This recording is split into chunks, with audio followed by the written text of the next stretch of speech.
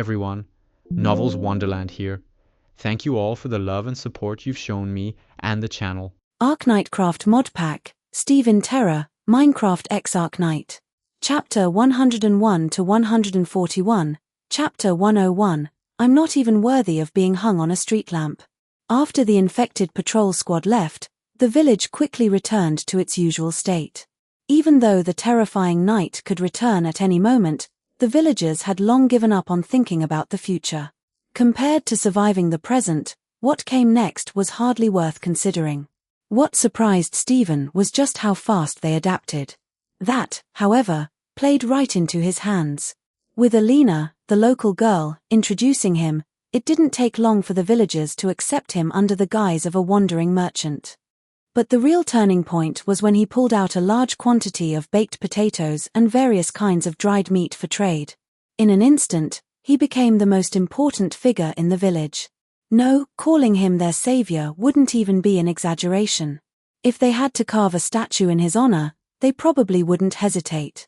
After all, the infected patrol squad had already stripped them of nearly everything. The only reason they even had enough rations to survive a little longer was because that night's arrival had driven the squad away. But making it through the harsh winter was still an uphill battle. Stephen's arrival changed everything. His bag seemed to hold an endless supply of food, and the conditions he set for trade were ridiculously simple. So simple, in fact, that some of the villagers began to wonder if he was some kind of living saint because all he asked for in return was wood. 12 hours of chopping trees per day could earn a 3-person family enough potatoes to last 3 days or a small portion of beef or lamb. To these villagers, this was nothing short of a miracle.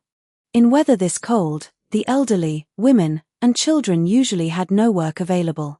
Their only option was to huddle together in their drafty homes, hoping to survive the season. Now, as long as they worked, they wouldn't go hungry. How could they not be grateful? Man, they actually think this work schedule is a blessing. Did I set my prices too high? No wonder capitalists are on another level. I can't even begin to comprehend their lack of conscience. Stephen himself was shocked. He had only come up with this deal because he was too lazy to chop wood himself, and yet, he had unintentionally mobilized the entire village into working for him. He had even raised the workload to make it more demanding, 996, the bare minimum of what he considered acceptable for laborious, and yet, these villagers jumped at the chance. I don't get why you need so much wood. Didn't you say you were a doctor? What are you planning to build with this much lumber? After spending the past few days together, Talula had gotten used to Stephen. Both were outsiders, and while neither was particularly easy to get along with, at least they weren't at each other's throats like he was with Calcit. With Alina, the gentle, warm-hearted girl who was like a walking central heater acting as a buffer, Talula was at least willing to acknowledge this slightly deranged guy as her friend. And not just any friend, but one who had a ton of secrets and was absurdly strong. Not at all, I'm just making charcoal. Charcoal? What do you even need that for? The villagers have gathered so much wood for you over the past few days that it's practically burying your front door. Talula was even more confused. Why would a doctor need that much charcoal? Was he planning to burn down his own house? At this rate, he had enough wood to set the entire village on fire. Ah, that's where you don't understand. Charcoal is for making steel, of course.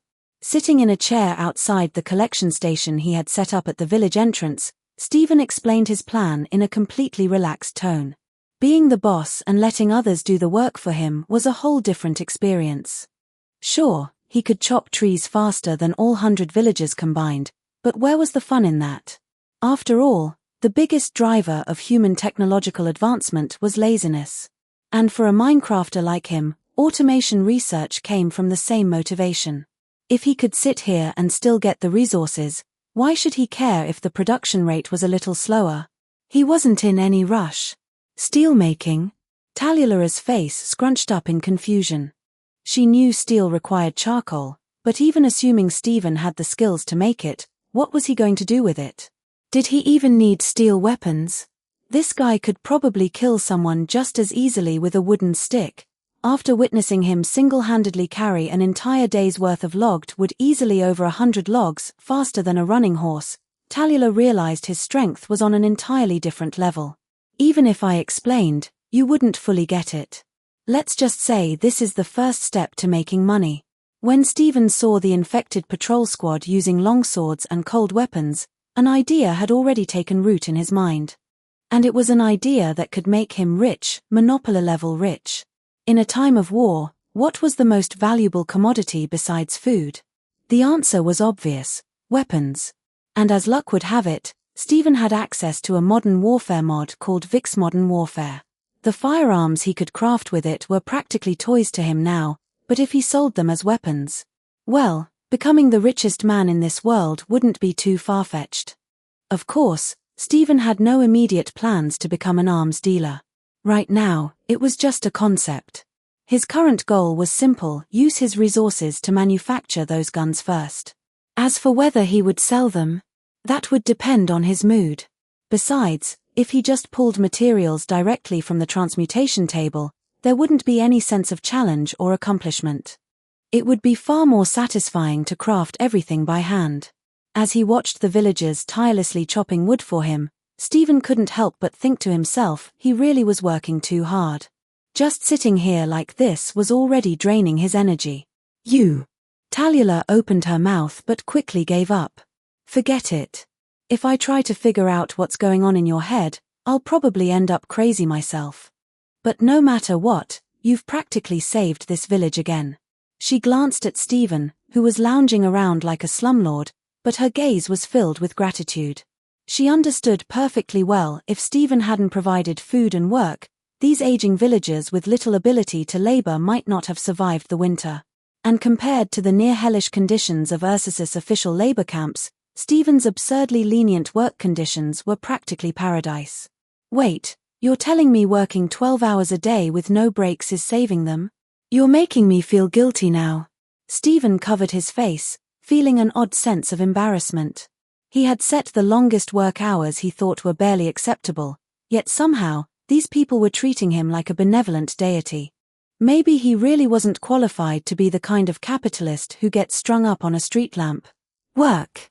No, what you're doing is charity. Tallulah responded seriously. To the villagers, this was nothing less than a lifeline.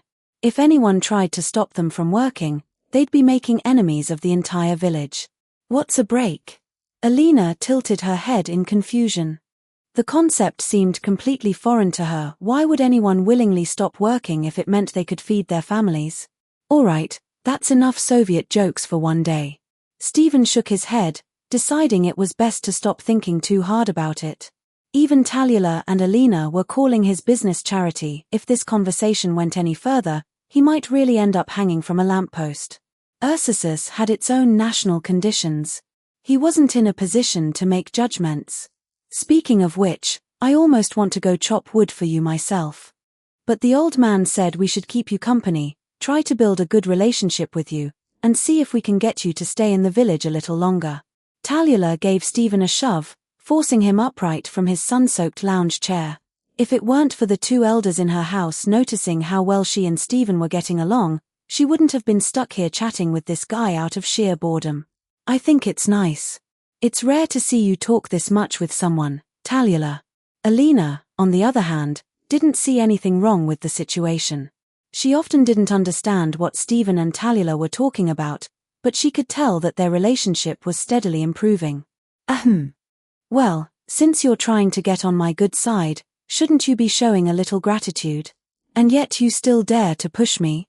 Raising an eyebrow, Stephen reached into his inventory and pulled out an empty glass bottle, setting it down on the table in front of him. You know the drill. Get lost. Plus, if you want to see more chapter of this story and don't mind spending $5 monthly to see till the latest chapter, please go to my Patreon one. Latest chapter in Patreon, chapter 137, he just enjoys watching you suffer one. Link to the latest chapter, https://www.patreon.com/posts/Arknightcraft-1223272381. https://www.patreon.com/thatsnakegirl1. Chapter 102, Not Going Easy on Her. 1,666 words. Stephen's charcoal burning plan was a great success. With the entire village, over 100 people, mobilized to chop wood for him, he quickly produced a full chest of charcoal blocks. Sure, if he had done it himself, it probably would have taken only half a day, but the joy of getting things done without lifting a finger was simply too satisfying to pass up. However, when it came to iron for steel making, he couldn't rely on the villagers anymore. According to Tallulah, mining in this world was no simple task. Most cases of erypathy infection seemed to stem from working in the mines. Besides, mining was far more complicated than chopping wood. Cutting down trees was straightforward, just chop and be done with it. But mining required planning tunnels, handling waste and debris, and transporting materials, each step more troublesome than the last. If he left it to the villagers, who knew how long it would take? Of course, Stephen had no doubt that if he offered enough potatoes and steaks, they'd still be willing to do it. But after thinking it through, he decided against it. Not everyone could be like him, able to carry a bit of wood in his inventory, dig hundreds of meters underground, and mine minerals effortlessly. This kind of hassle was better handled by himself. Besides, he hadn't forgotten his true reason for coming to Ursus. Extracting originium ore, that was his top priority. If I remember correctly, Alina once mentioned that her father used to work in the mines. She often brought him food, so she must know how to get to the mining area. Waking up early in the morning, Stephen stroked his chin, already setting his plan for the day. His relationship with Alina and Tallulah had grown quite strong. In such a small village, they were the only ones of similar age. And since both girls were shunned by the villagers due to their status as infected, Stephen, who didn't care about that at all and even knew their secrets, naturally became their regular conversation partner. Tallulah even enjoyed bickering with him every few days, treating him more and more like a close friend. As for Stephen, he was easygoing by nature. As long as people got used to his occasional odd ideas and sudden outbursts of weird thoughts, even Alina had to admit he had a strange kind of charm. So, Stephen figured that if he went to Alina with his request, she had no reason to refuse. However, when he entered the village as usual and informed the enthusiastic villagers that he wouldn't be buying any more wood for the time being, he spotted a familiar figure standing at a doorway like she had been waiting for him for a long time. "Why are you here alone? Where's Tallulah?" Stephen glanced around. The village wasn't that big, and the two girls were practically inseparable. He could hardly remember a time when they weren't together. But this time, Alina stood there alone, looking like an abandoned wife, pitiful in a way he couldn't quite describe. As Stephen stepped closer to the girl, he noticed that she didn't look too well. His brow furrowed slightly.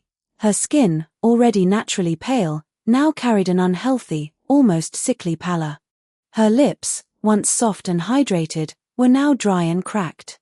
With just one glance, Stephen understood what was happening. Without waiting for her to respond, he grabbed her hand and led her into the house behind her. Fortunately, the villagers were already aware of the close bond between the three of them. None of them seemed to find it inappropriate, and surprisingly, there wasn't even anyone gossiping about it. That alone saved Stephen quite a bit of trouble. Pulling Alina's small hand, he guided her inside and gently pushed her onto the bed. Then, after rummaging through his inventory for a moment, he pulled out a bottle of plain water. With a casual flick of his fingers, he summoned a small flame and began heating the water right then and there. Alina, however, remained as passive as a ragdoll, letting Stephen do as he pleased. Even when she saw him conjure fire out of thin air, she didn't react like Tallulah would have, demanding an explanation. Despite her evident weakness, the same gentle smile he was familiar with still remained on her face. "Is your erypathy worsening?" After retrieving a chair from his inventory, Stephen placed it beside the bed and sat down. As he observed the small room, clearly belonging to Alina, he also kept his gaze on the frail girl before him. The house was old, but surprisingly clean and well organized. It's a typical girl's room, at least in terms of tidiness. However, it lacked warmth. Aside from a small desk with a few scattered books on it, there was nothing in the room that gave it a real homey feel. As for Alina, Stephen had seen her condition countless times back at Rhodes Island. Erypathy didn't usually show obvious symptoms when it wasn't flaring up, But once it did, things could get troublesome. At least Rhodes Island had medication to suppress it. But in this impoverished village, that kind of medicine was clearly out of reach. That's what Tallulah said, but to be honest, I'm not entirely sure myself. The girl sitting on the bed first nodded, then shook her head. So Tallulah went to get medicine for you? Didn't I tell you guys that I'm a doctor? If anything happens, you can come to me. I might not be great at everything, but erypathy, I've seen it plenty of times on Rhodes Island. It wasn't difficult for Stephen to figure out why Tallulah wasn't here. Given how much she valued Alina, she had likely rushed off to a distant nomadic city in search of medicine. From the looks of it, she was probably the only one in the village capable of making the trip alone. But what confused Stephen was that, logically, coming to him first would have been the best course of action. Given Tallulah's personality, she wouldn't normally hesitate when it came to such decisions. She said, "You don't seem all that reliable when it comes to this," and she was worried you might make some unreasonable demands. So, she figured it'd be safer to get medicine from a proper hospital. Alina pursed her lips, giving a reason that neither of them truly believed. And the real reason? Stephen wasn't buying it. There was no way Tallulah would gamble with Alina's health like that. Given how she had the guts to kiss him out of nowhere before, it was clear she was a decisive person. Alina blinked. She said that if she came to you, then she wouldn't have a reason to go to the city. And either way, she knew you'd come by today. There was no way you'd ignore me in this condition. If Tallulah could see through that, there was no reason she couldn't either. TSK, she really thinks she's got me all figured out, huh? What if I just up and leave, let you fend for yourself, and make her regret it when she gets back? Stephen rolled his eyes. Tallulah had clearly seen right through him. She knew that with his carefree personality, if she wanted to go to the city, he'd definitely follow, meaning her little secret would be exposed. But now that Alina was sick, getting medicine was unavoidable. At the same time, Stephen would definitely stay behind to take care of her. A win-win situation for Tallulah. I think you should totally do that, Mr. Steve. We shouldn't spoil her, right? Alina covered her mouth, stifling a chuckle as she playfully echoed his words. Exactly, we shouldn't let her off so easily. The more she doesn't want me to go, the more I want to see what kind of interesting secret she's hiding. Despite what he said, Stephen still reached over to remove the now boiling water from the fire. He gently shook it, letting some of the steam dissipate before glancing at the frail girl beside him. There were no visible signs of erypathy on her skin, at least, none on the parts that were exposed. She still looked clean. But Stephen knew better. Even though she kept smiling like always, the pain she was enduring was something most people couldn't even imagine. But I can't just sit here and watch you suffer. You didn't do anything to deserve this. With Tallulah, Stephen often joked around, teasing her whenever he could. But with Alina, it was different. She was like an angel, gentle, understanding, and endlessly kind. Even he, someone who prided himself on being a carefree trickster, couldn't bring himself to make light of her situation. There was no complicated reason behind it. Simply put, being around her just felt nice. She always listened quietly, always responded with a soft voice filled with warmth. It was as if she could embrace all the sins of the world without judgment. Maybe this was what a true angel was like. If he had to put it into words, he genuinely enjoyed spending time with her. And that was exactly why he couldn't just stand by and watch her suffer. That being said, my treatment isn't exactly free. You'll have to do me a favor afterward. As he spoke, Stephen retrieved a healing potion and a bucket of milk from his inventory, lifting them slightly to show her. For example, how about taking me to that mine you mentioned before? That shouldn't be too hard for you, right? It was barely even a request, certainly not something that could be considered payment. But as he made the offer, he returned her smile with one of his own. Plus, if you want to see more chapter of this story and don't mind spending $5 monthly to see till the latest chapter, please go to my Patreon one. Latest chapter in Patreon, chapter 137, he just enjoys watching you suffer one. Link to the latest chapter, https://www.patreon.com/Arknightcraft-12232723881 https://www.patreon.com/thatsnakegirl1 Chapter 103 Chapter 103 Don't Jinx It. 1439 words. When it came to treating erypathy, Stephen's methods hadn't changed, just the usual routine. First, he had Alina drink as much milk as possible. Then, depending on her condition, he would give her a healing potion. After that, it was up to fate.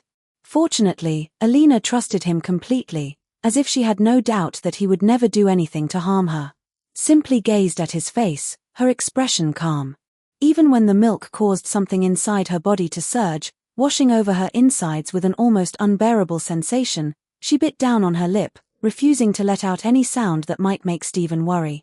By the time he took out a strange-looking potion, one that emitted an eerie pink glow, she was already on the verge of losing consciousness from the pain. If it had been Talula instead, the moment she saw the color of the potion, she definitely would have had major doubts about what exactly she was being given. Thanks to Alina's cooperation, the treatment process went by quickly. Practically in real time, Stephen could see her once pale complexion regain a healthy flush, and her dry, cracked lips return to a soft, hydrated state. Gone was the sickly, frail girl from before. Now, she looked just like an ordinary girl next door, someone who had never suffered from illness at all. In reality, Stephen had already cured most of her erypathy symptoms with just the milk treatment. Given that her infection had only been mild to begin with, this one session was probably enough to keep her free from the disease's torment for a long time. If it weren't for the fact that Talula would no doubt make a big deal out of Alina's sudden recovery and pester him endlessly, Stephen would have completely cured her on the spot. But something told him that Talula was hiding something important. If she found out about this, it might become even more troublesome than dealing with Rhodes Island. For now, Alina had him around, so she didn't have to worry. He figured he might as well wait until he finished his business in Ursus before curing her fully. Once he did, he'd just leave immediately, so even if Talula wanted to come after him with questions, she wouldn't get the chance. It's only natural for Talula to be curious sometimes. Even I, after witnessing your incredible techniques firsthand, can't help but feel an urge to uncover the secrets behind them. Wiping the sweat from her forehead, sweat that had come from enduring the pain of the treatment, Alina tilted her head slightly and looked at Stephen with a mix of awe and contemplation. She knew exactly what kind of disease she had. Erypathy wasn't something that could be cured so easily. Her parents had died from it. The infected patrol squads despised people afflicted with it. And yet, with just 2 mysterious potions from Stephen, she now felt as if she had been reborn. The crushing fatigue that erypathy had inflicted on her body was completely gone. In fact, she felt even healthier than she did before she got sick. If Stephen were willing to share these potions with the world, they would undoubtedly cause a massive uproar. No, don't even start. It's already exhausting enough dealing with just her. I don't need you adding to the trouble. Stephen shook his head. Talula was already like a living embodiment of 100,000 whys. She had an endless supply of questions and absolutely no hesitation in asking them. The woman had perfected the art of being shamelessly inquisitive, and it was downright exhausting. In that sense, she was actually quite similar to him. But just because they were alike didn't mean he could handle it. But Mr. Steve, isn't that precisely what you like about her? At the very least, you don't dislike her, do you? Alina tried to sit up, but Stephen immediately pushed her back down, pulling the blanket over her once more. I wouldn't say I like her, exactly. I just find her interesting. She's got a good heart, and I don't dislike people who have the courage to be themselves. Stephen waved his hand dismissively. There was no way he could ever be into someone like Talula. Her personality was, well, a little too stubborn for her own good. On top of that, she was an idealist, one of those people who would go to great lengths for their cause. Just like that time when she forced a kiss on him. If he ever actually fell for a girl like her, he'd be in for a world of trouble. So you see it too, Mr. Steve? Alina sighed, shaking her head. With the way Talula is, It's only a matter of time before she runs into serious problems. Having spent far more time with Tallulah than Stephen had, Alina understood her flaws well. Tallulah was, without a doubt, a good person. She was also a noble idealist. But that was exactly what made her most vulnerable. Idealists like her tended to back themselves into a corner. If her beliefs were ever shattered, she would start to question herself. And if no one was there to pull her back, she might end up taking things to a dangerous extreme. Not my problem. Stephen shrugged. Anyway, you should be feeling a lot better now. Rest up for today. I'm gonna go see what exactly she's trying to keep hidden from everyone. I'll check in on you tomorrow. Don't forget that favor you promised me. Whether Tallulah ended up going off the deep end was up to her. Her choices were hers to make. He had no interest in steering someone else's destiny. She could walk whatever path she wanted. He wasn't about to play the role of a guide. But I wanted to ask you for a favor, Mr. Steve. Nope. You don't. You're fine now. Don't even try the whole final request thing on me.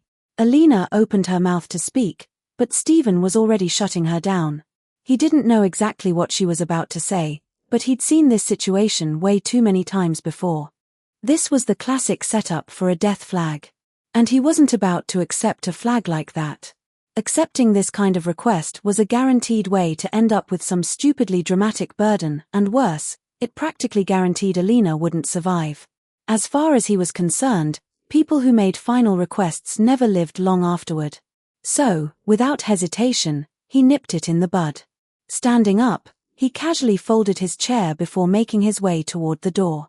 You're right, it was selfish of me, Alina murmured, watching his retreating figure. She shook her head apologetically. Asking you to do something like that would only trouble you further. I'm sorry. Yeah, just focus on getting better. Besides, she's not dumb. It's not like she's gonna screw up that easily.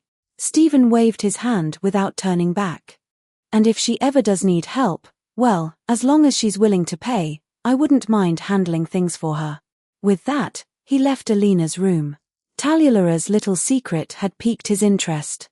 Forget whether or not her idealism would lead her into trouble, just the fact that she had gone to a mobile city alone was intriguing enough. Stephen had never seen one of those so-called mobile cities before. Aside from Rhodes Island's mobile fortress, he had no real concept of what they looked like. Calcit had mentioned that they were built as a means to survive catastrophes, but he still couldn't fully picture them without seeing one firsthand. So, he had already been thinking about visiting a mobile city at some point. And now, thanks to Tallulah, he had the perfect excuse.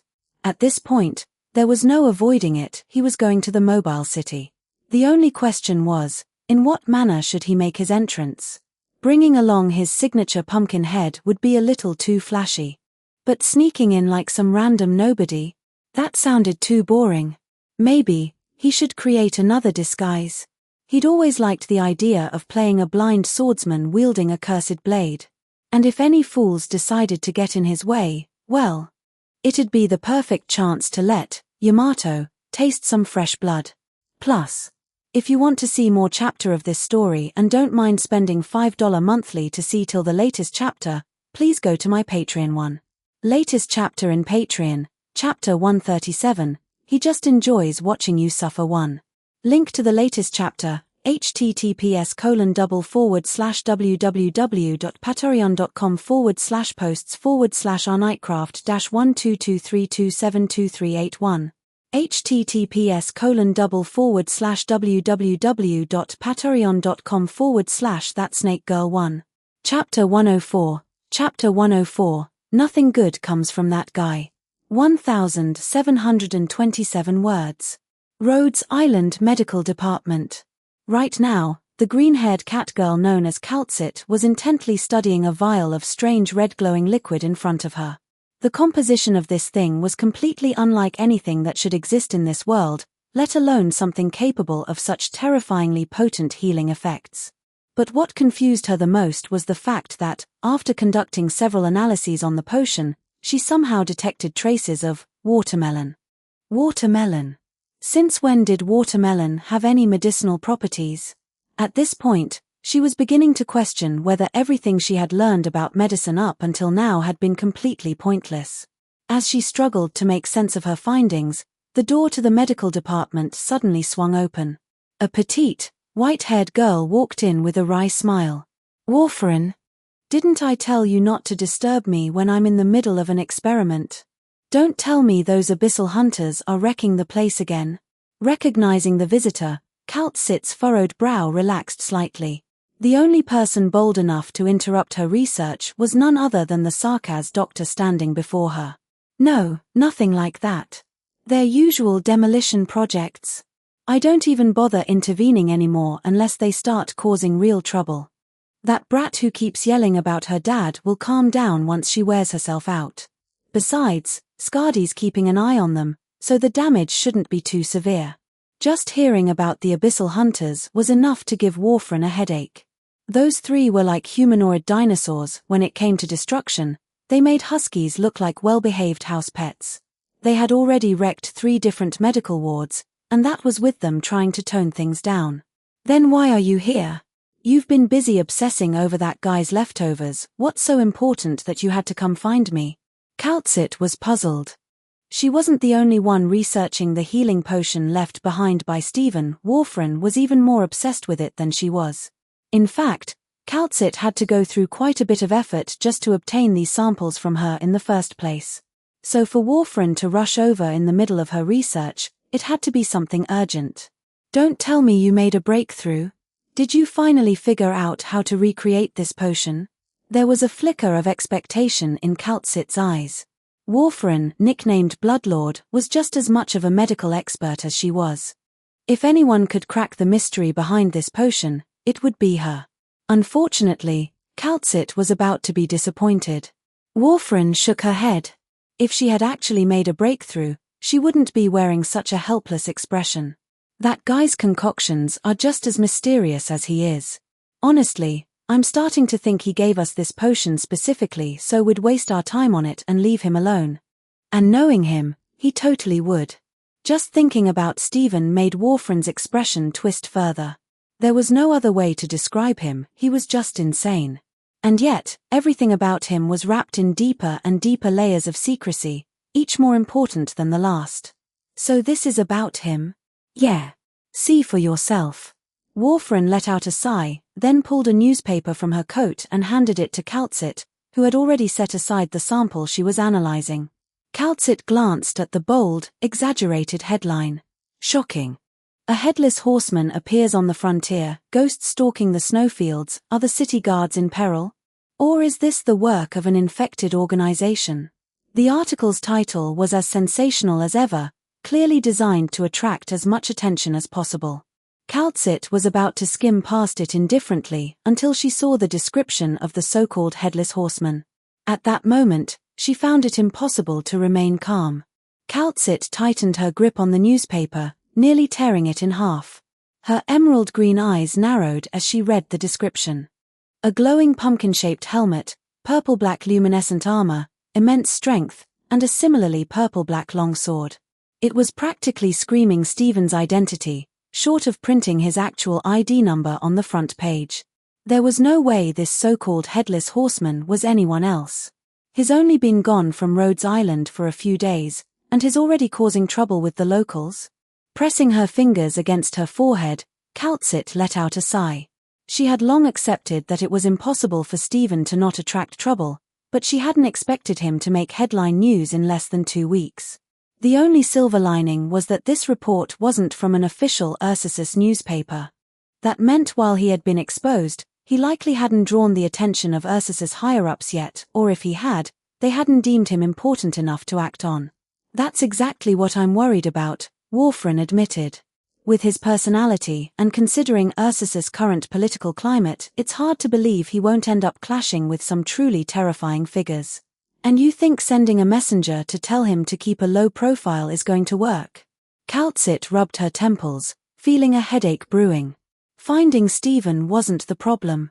The real issue was who could possibly stop him if they did. That man was simply not the type to follow orders. Chance of success? Pretty much zero, Warfarin sighed. So, for now, All we can do is pray that when he does come back, he hasn't turned the entire Ursus Empire against him. To be honest, Warfren hadn't expected Calcit to have a solution. She came here to share the information, not because she thought Calcit could do anything about it. After all, misery loves company. If she had to deal with this headache, she might as well make sure Calcit had to suffer with her. I see, Calcit muttered, her cat ears drooping slightly. So, you must have other news, right? Hopefully, something good. Her tone was half hopeful, half exhausted. Well, if I told you this next piece of news also involves him, do you think it'd be good or bad? Warfren smirked slightly. It was rare to see Calcit looking so defeated. In fact, the only time she ever looked this utterly helpless was when Stephen was involved. It was almost poetic. Just tell me. I can handle it. Calcit's expression had already crumpled the moment Warfren mentioned Stephen again. She knew better than to expect anything good when it came to him. The Iberian Inquisition sent word. They requested that we ensure his safety at all costs and stated that they will be dispatching a team to personally escort him back to Iberia for negotiations. Calcit's eye twitched. Warfren wasn't finished. From what I can gather, it seems he made some kind of deal with them before leaving Iberia. And now, those old fossils practically worship him. If we tell them he ran off days ago, what kind of reaction do you think they'll have? Warfren smirked slightly, remembering the desperate expression of the Iberian messenger who had practically begged to have Stephen returned to them immediately. Honestly, what the hell did he even do in Iberia?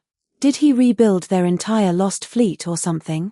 However, Calcit just shook her head and covered her entire face with her hands. Tell them the truth. Just say that when that guy is done playing around, he'll come back on his own. We'll notify them when that happens. The mere thought of dealing with Stephen's antics made her head throb. But she had to stay calm and handle the situation rationally. Rather than lying to the Iberians, it was better to be upfront. After all, Stephen's decisions had nothing to do with Rhodes Island. If the Iberians wanted to be angry, they couldn't blame Rhodes for it. At most, it would cause them some trouble later, but nothing they couldn't handle. All right then, Warfren shrugged. One last thing, this time, from the Outcast crew. They wanted me to ask you something. How should we fill out Stephen's profile in the terminal records? You're the only one who has some kind of grasp on his actual strength, right? Warfren blinked expectantly at Calcit. Everyone knew Stephen was strong, that much was obvious. But just how strong? That was still a complete mystery. I've never seen that guy go all out, Calcit admitted. And to be honest, I hope I never have to. She raised an eyebrow. Warfren had come to her with 3 different issues, and all 3 were about Stephen. Any good mood she had earlier, gone. She sighed, then finally gave her answer.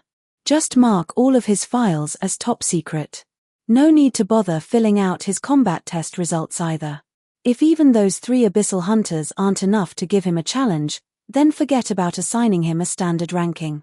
Having given her final verdict, Calcit practically collapsed into her chair. She felt even more drained than after pulling several all-nighters. That bastard. He's not even here, and he's still making my life harder. Plus. Meanwhile, at the Ursus border, the very same Stephen, who had been occupying Calcit's thoughts, was standing atop a massive boulder, gazing up at the towering mobile city in the distance. He casually ran a hand over his blade, Yamato, while adjusting the handcrafted straw hat resting on his head. His entire look had changed, now he was dressed just like a wandering swordsman. Honestly, even if he stood right in front of Talula, she might not even recognize him. He had considered going with his signature white hair gel look, but that would have meant sacrificing his second jump knee durability. So in the end, he settled for this outfit instead. Of course, he had no idea about the chaos he had already caused for Calcit back at Rhodes Island. Right now, his only concern was figuring out how to sneak into this mobile city and locate Talula. This world's a lot more developed than I expected, Stephen mused, taking in the city's skyline. I thought it'd be all post-apocalyptic wastelands, but this place actually looks pretty well built. From a glance, The city was about the size of a municipal district back in his old world. The only major difference: the heavily armed Ursus soldiers stationed at the gates, rifles at the ready. Chapter 105. Chapter 105. Do you just love crawling through sores? 1552 words. Seeing soldiers stationed at a city's entrance was something Stephen had only ever seen in period dramas and war films. But considering how this world was one that of a gacha game, he didn't dwell on it too much.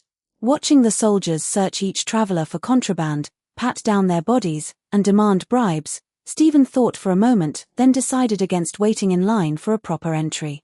He could tolerate a bag check, sure. But the idea of a 2-meter-tall, thickly furred brute running his hands all over him? Absolutely not. Downing an invisibility potion, Stephen casually strolled right through the main entrance, completely unnoticed. Once inside, he ducked into an empty alleyway, dispelled the potion's effect, and finally took a moment to soak in his surroundings. Up close, the city was nothing like he had expected. The roads weren't jammed with cars the way cities in his old world were, but to his surprise, this world actually had automobiles. They were few, but he could see several vehicles driving around that were mechanically similar to cars. Judging by their design, they were likely powered by originium energy. Stephen barely spared them a glance. Looks like another plaything for the rich, he mused. And since these vehicles could only operate inside mobile cities, their actual practicality seemed rather limited. As far as transportation went, Stephen still preferred something more magical like skeletal horses or dragons. It wasn't that he disliked cars. He just found them a little too basic for his tastes. If it were something like a goblin glider from Marvel, now that would be interesting. As for the city's residents, Stephen found them indistinguishable from ordinary urban dwellers. They dressed cleanly, their faces etched with exhaustion, weighed down by the burdens of daily work. They looked exactly like the overworked corporate drones he used to see in his past life. The only difference: most of them had some degree of non-human traits, a pair of bear-like ears, thick fur, or clawed hands. In fact, the most common feature he had seen so far belonged to bear-type beastmen. Compared to Rhodes Island, which looked more like an actual zoo, the population here seemed much less diverse. To blend in, Stephen made a minor compromise: he stuck 2 feathers on his head. At the very least, this made him passable as a Liberi instead of whatever unidentifiable species people always mistook him for. He had been asked about his race so many times that even he was getting tired of it. With that issue resolved, his outlandish outfit and armed appearance barely drew any attention. After all, after just a couple of laps around the city, he had already seen that 8 out of every 10 people were carrying weapons. Truly, Ursus was a land of simple and wholesome customs. After casually wandering the city, Stephen confirmed that it had most of the basic infrastructures necessary for daily life. He scratched his head. He had originally thought this world was in a constant state of chaos and suffering. But now, things were starting to look a lot more complicated than he had expected. Wandering casually around the city for a while, Stephen confirmed that it had most of the basic infrastructure in place. He scratched his head. Originally, he had assumed that most people in this world lived in suffering. But now, things were turning out to be more complicated than he had expected. At least in this Ursus city, he hadn't seen much disorder. The people, apart from their usual work fatigue, didn't seem oppressed in any obvious way. Both their appearance and daily lives fit his general impression of ordinary civilians. The only thing that puzzled him was that after walking around the entire mobile city, he hadn't seen a single infected. But according to Calcit, infected individuals made up a huge portion of the world's population. So this superficial harmony in the city felt questionable. Thinking about it, Stephen leisurely strolled toward the hospital. Finding a specific location in a city without a proper map wasn't exactly easy. But it wasn't that hard either. As long as you had money, Stephen was sure that plenty of locals would suddenly become helpful, especially if all they had to do was point in a direction to earn some quick cash. Sure enough, it didn't take long for him to find the city's largest hospital. He stopped at the entrance, taking in the scene. The hospital was busy, even busier than Rhodes Island's medical facilities. But strangely, even here, Stephen still didn't see anyone displaying signs of erypathy infection. Most of the patients seemed to be suffering from regular illnesses or injuries. The flow of people coming and going reminded him of the hospitals from his old world. It felt almost too normal. Weird. This doesn't make sense. Is Calcit messing with me? Or is this place actually some kind of utopia? Frowning, Stephen rubbed his chin as he observed the hospital.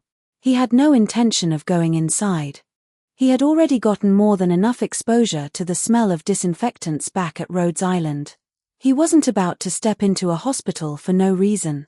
Thinking things over, Stephen figured there was only one person who could answer his questions. Opening his minimap, he scanned the city's layout. Within seconds, he spotted a silver-haired cartoon-style icon, one he had marked long ago. She went into the Saw district. Is she a dragon or a rat? Why does it feel like she's definitely up to no good? Scratching his head, Stephen couldn't understand why Tallulah would be in a place like that. From her clothing, demeanor, and overall style, she was clearly from a noble background. Someone like that sneaking around in a Saw. That just didn't fit her image at all. With that thought in mind, Stephen made his way toward Tallulah's location. Along the way, several police-like enforcers questioned him. But the moment they saw he didn't have exposed originium crystals, they let him go without issue. They had dealt with enough weird-looking wanderers to know that most of them were at least a little unhinged. As long as he wasn't causing trouble in front of them, they honestly couldn't be bothered. Stephen was more than happy to be ignored. It saved him from a lot of unnecessary trouble. Plus, looking up at what was clearly the sewage system entrance of this mobile city, Stephen wrinkled his nose at the odor drifting out from within. Why do underground organizations always like to hide in places like this? Or was it because they were called underground organizations that they had to set up their bases underground? From his minimap, Stephen could already tell that a large group of people was gathered ahead. That made him even more curious about what exactly Tallulah was up to. With that thought in mind, he dug open the sturdy iron gate blocking the entrance and stepped into the dimly lit Saw tunnels. Fortunately, the stench seemed to be mainly concentrated at the entrance, probably meant to discourage anyone from venturing inside. After walking a bit deeper, the smell faded away. However, what replaced it gave Stephen a sense of inevitable confirmation. It was the scent of blood, a mixture of fresh blood and originium dust from infected bodies. So this was where the infected had been forced to live. Hidden like rats, struggling to survive in the shadows. Stephen scratched his head. Sure, it was sad, but at the same time, this was getting interesting. Tallulah's reason for coming here intrigued him even more. Just as he was about to reach Tallulah's marked location on the minimap, a noise from ahead in the darkness made him stop in his tracks. Halt! Who goes there? A group of figures in eerie white masks suddenly emerged from a corner, blocking Stephen's path. At the same time, he noticed that the exit behind him had also been sealed off, more masked figures standing there, weapons in hand. From them, Stephen could clearly sense the presence of infected individuals. That alone confirmed his earlier suspicions. The infected in this city were indeed forced into hiding. And from the hostility in their eyes, it was obvious. Being backed into a corner had made them much less friendly. Seeing the cold glint of steel from their weapons, Stephen let out a soft chuckle and calmly stopped in his tracks. Relax, I'm just here to meet a friend. No need to be so tense, though even if you were, it wouldn't matter. He didn't even bother to put his hand on Yamato. Instead, he simply glanced over this ragtag group of infected. Aside from their matching masks, they barely looked different from common vagabonds. They weren't even as well equipped as the infected patrol squad he had encountered before. They were a little better than the helpless elderly and children from the village, but only barely. Honestly, even if he did nothing and just let them strike him, their arm would probably break after launching a punch once. Of course, these guys didn't know that. And they certainly weren't buying his words. The tension in the air didn't ease at all. None of them lowered their weapons. If anything, the moment he made a wrong move, they looked ready to stab him without a second thought. Chapter 106. Chapter 106. Am I wrong? 1,575 words. Just as the situation was growing increasingly tense, a familiar young woman's voice suddenly rang out, breaking the standoff. "Let him through. He's here to see me." A silver-haired girl in a formal dress stepped forward from behind the group of masked figures. After confirming the unmistakable presence of the young man standing in the middle of the encirclement, his indescribable aura and the voice that matched her memory, she furrowed her brows and spoke to the infected surrounding him.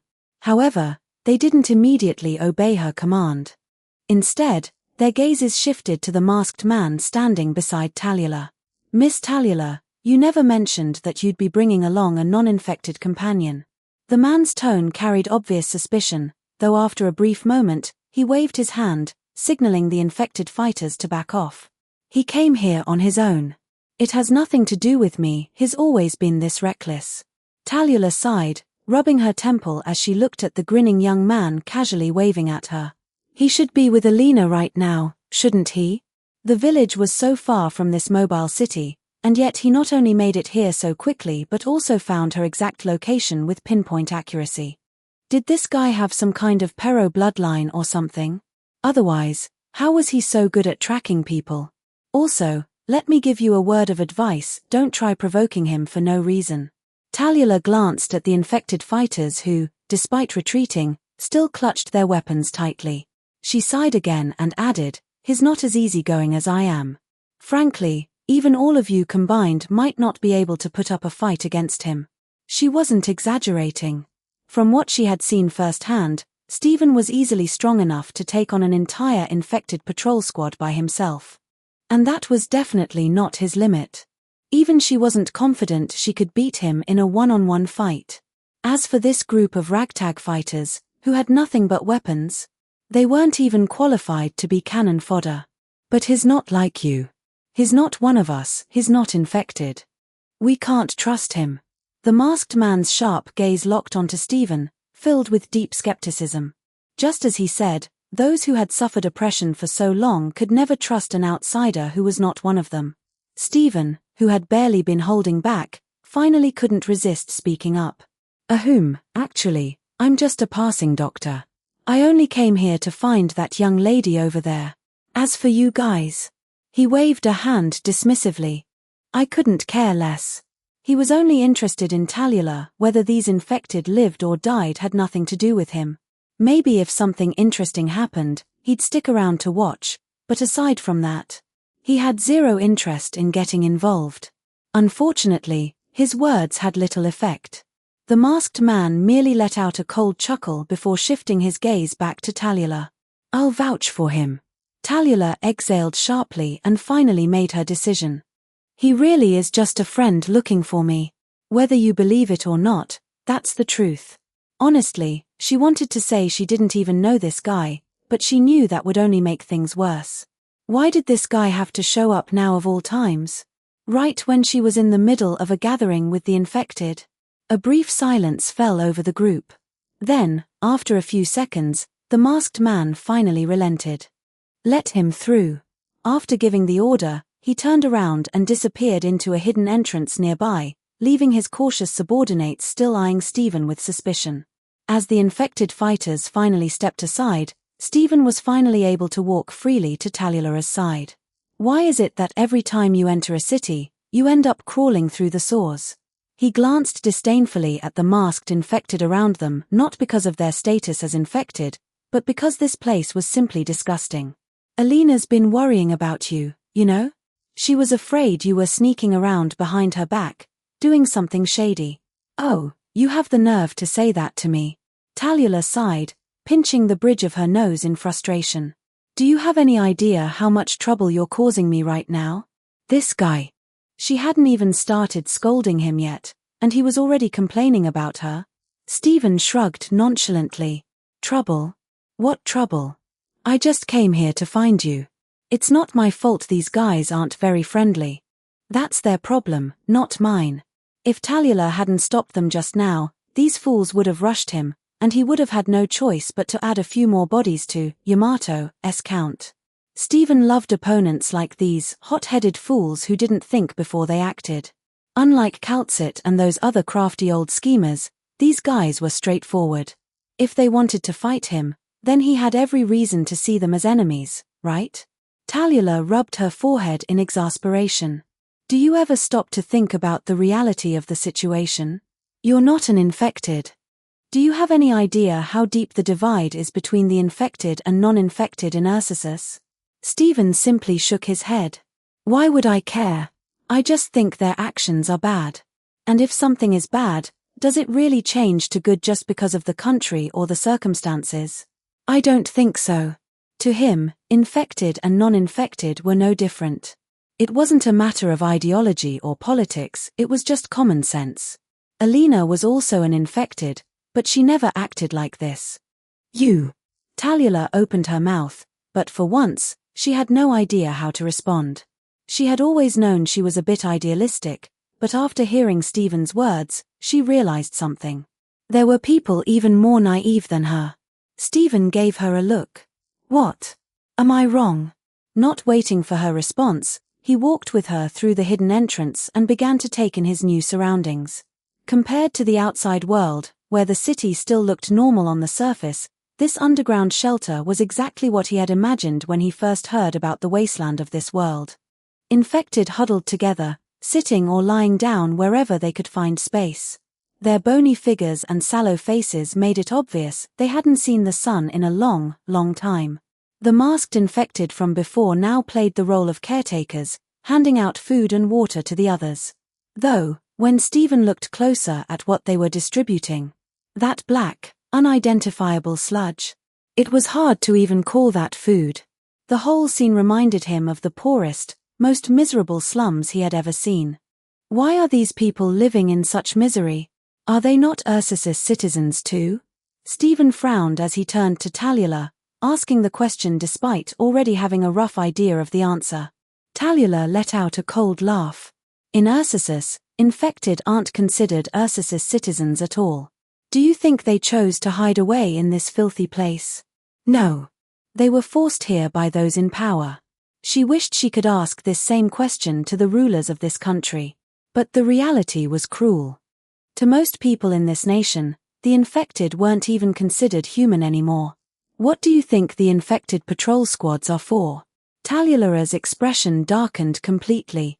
The lucky ones they capture get sent to work in the mines until they drop dead from exhaustion. The unlucky ones, they're executed on the spot. She gestured around at their surroundings. These people are the ones who managed to escape those patrols. They had no choice but to hide in this filthy sewer, clinging to life however they could. Stephen raised an eyebrow. And what does any of this have to do with you? Are you the leader of this underground shelter or something? Compared to the injustice Tallulah had just described, things he had more or less already guessed, Stephen was far more curious about her connection to these people. Because nothing about Tallulah, her clothing, mannerisms, or attitude matched the underground refugee leader type. If he had to guess, he'd say she had the bearing of nobility, not just any nobility, but someone from a high-ranking household, raised with privilege and power. In fact, rather than the princess of the underground, he was more inclined to believe she was the rebellious daughter of some Ursus Grand Duke or high-ranking official. After all, most movies and novels followed the same pattern. A villainous tyrant with a righteous, rebellious daughter, who eventually joins the protagonist's resistance. After many battles and dramatic conflicts, she finally slays her own father, earning the filial daughter title, and fully integrating into the protagonist's group. And right now, Tallulah perfectly fit that image in Stephen's mind. Tallulah glanced at him, half amused, half exasperated. You're overthinking it. She shook her head. I've saved a number of infected before, and some of them introduced me to the leader of this shelter. They invited me to join them, and that's all there is to it. Though she had some reputation in this underground shelter, she was hardly its leader.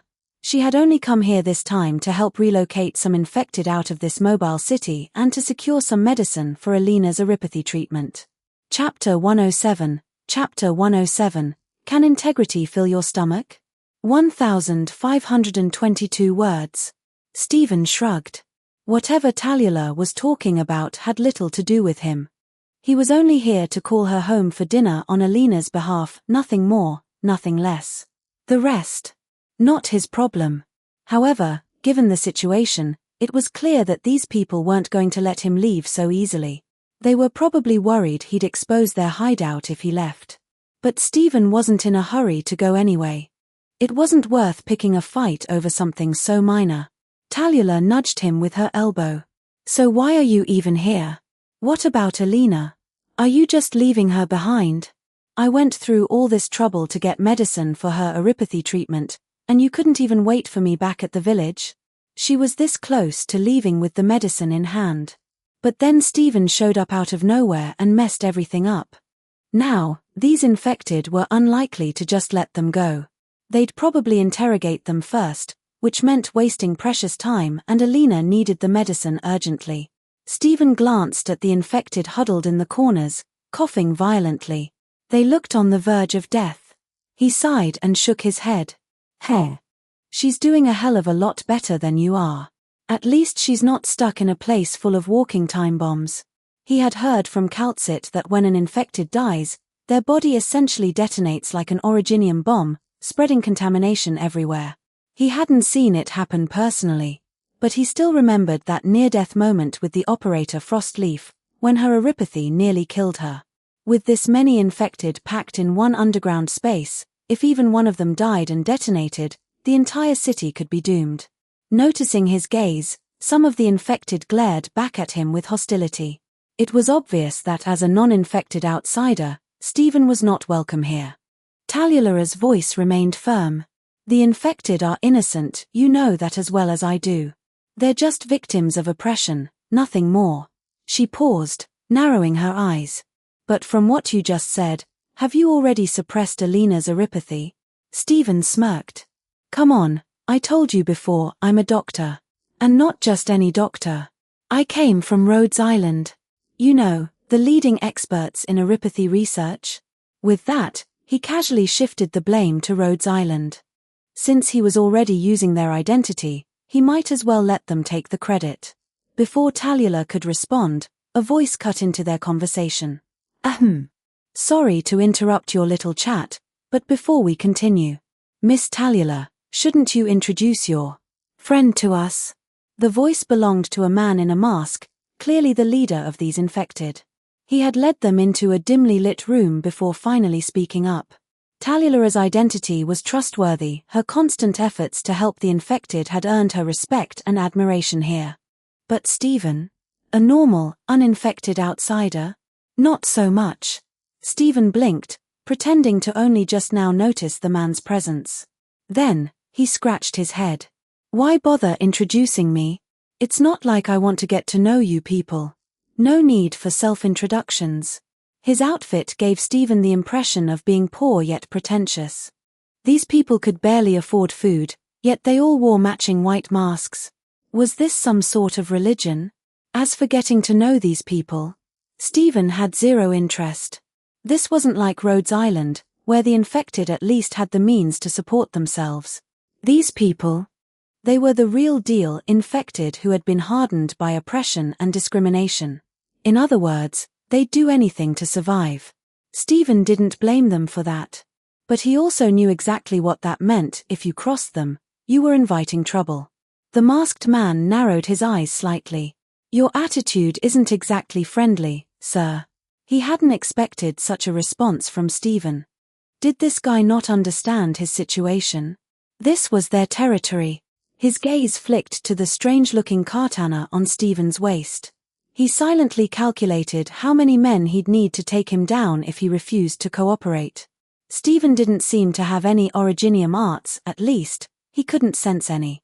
Physically, he looked weak, not too difficult to handle. After all, not everyone was like Tallulah, a walking, talking monster in human form. This guy, just some lungmen livery, nothing special. If it weren't for Tallulah's presence, the man would have already ordered his people to take Stephen away. Stephen snorted. Yeah. And why should I be friendly? We don't know each other. Did you treat me nicely? No, you had people pull weapons on me first. If anything, I should be the one asking you to make up for it. He sized up the masked man. Judging by his voice, he was probably in his late 30s or early 40s. His muscular build suggested he was physically strong. The black originium crystals embedded in his arms confirmed he was a veteran infected. But after hearing his dumb remark, Stephen wondered. Had the originium infected his brain too? Stephen had no issue playing nice, but only if the other person is nice too. And from the very beginning, this guy hadn't planned on being nice at all. Stephen grinned lazily. Tell you what, why don't you apologize first?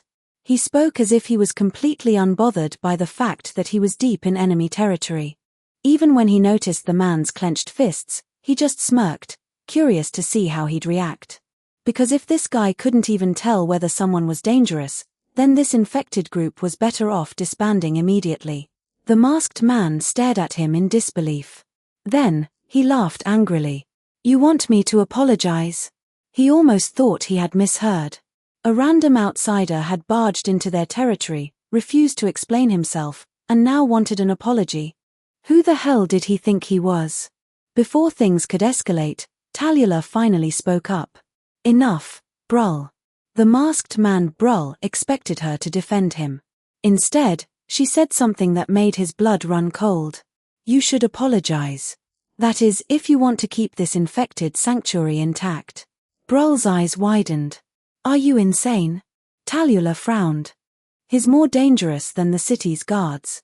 And let me make this clear, neither you nor your men stand a chance against him. Brull froze. Tallulah wasn't the type to exaggerate. Which meant, this random outsider was actually that dangerous. Tallulah sighed. Brull might be a great leader for the infected, but his blind hostility toward outsiders could be a problem. It was understandable, but it didn't mean he had the right to pick fights he couldn't win. Tallulah had no control over this guy's temperament. Who knew if he'd snap and tear this whole place apart just for fun? Stephen casually added. Just to clarify, it's not just you. All of you together still wouldn't be enough. Forget these infected. Even if Tallulah and the entire Ursus garrison joined forces, he wouldn't break a sweat dealing with them. Stephen crossed his arms, exuding the exact aura of a tyrant. Which, to be fair, wasn't far from the truth. He simply stared at the masked man, waiting. Would he ignore Tallulah's warning? If so, Stephen wouldn't mind teaching him a lesson in basic manners. But if he swallowed his pride and backed down, then maybe, just maybe, Stephen might think slightly better of him.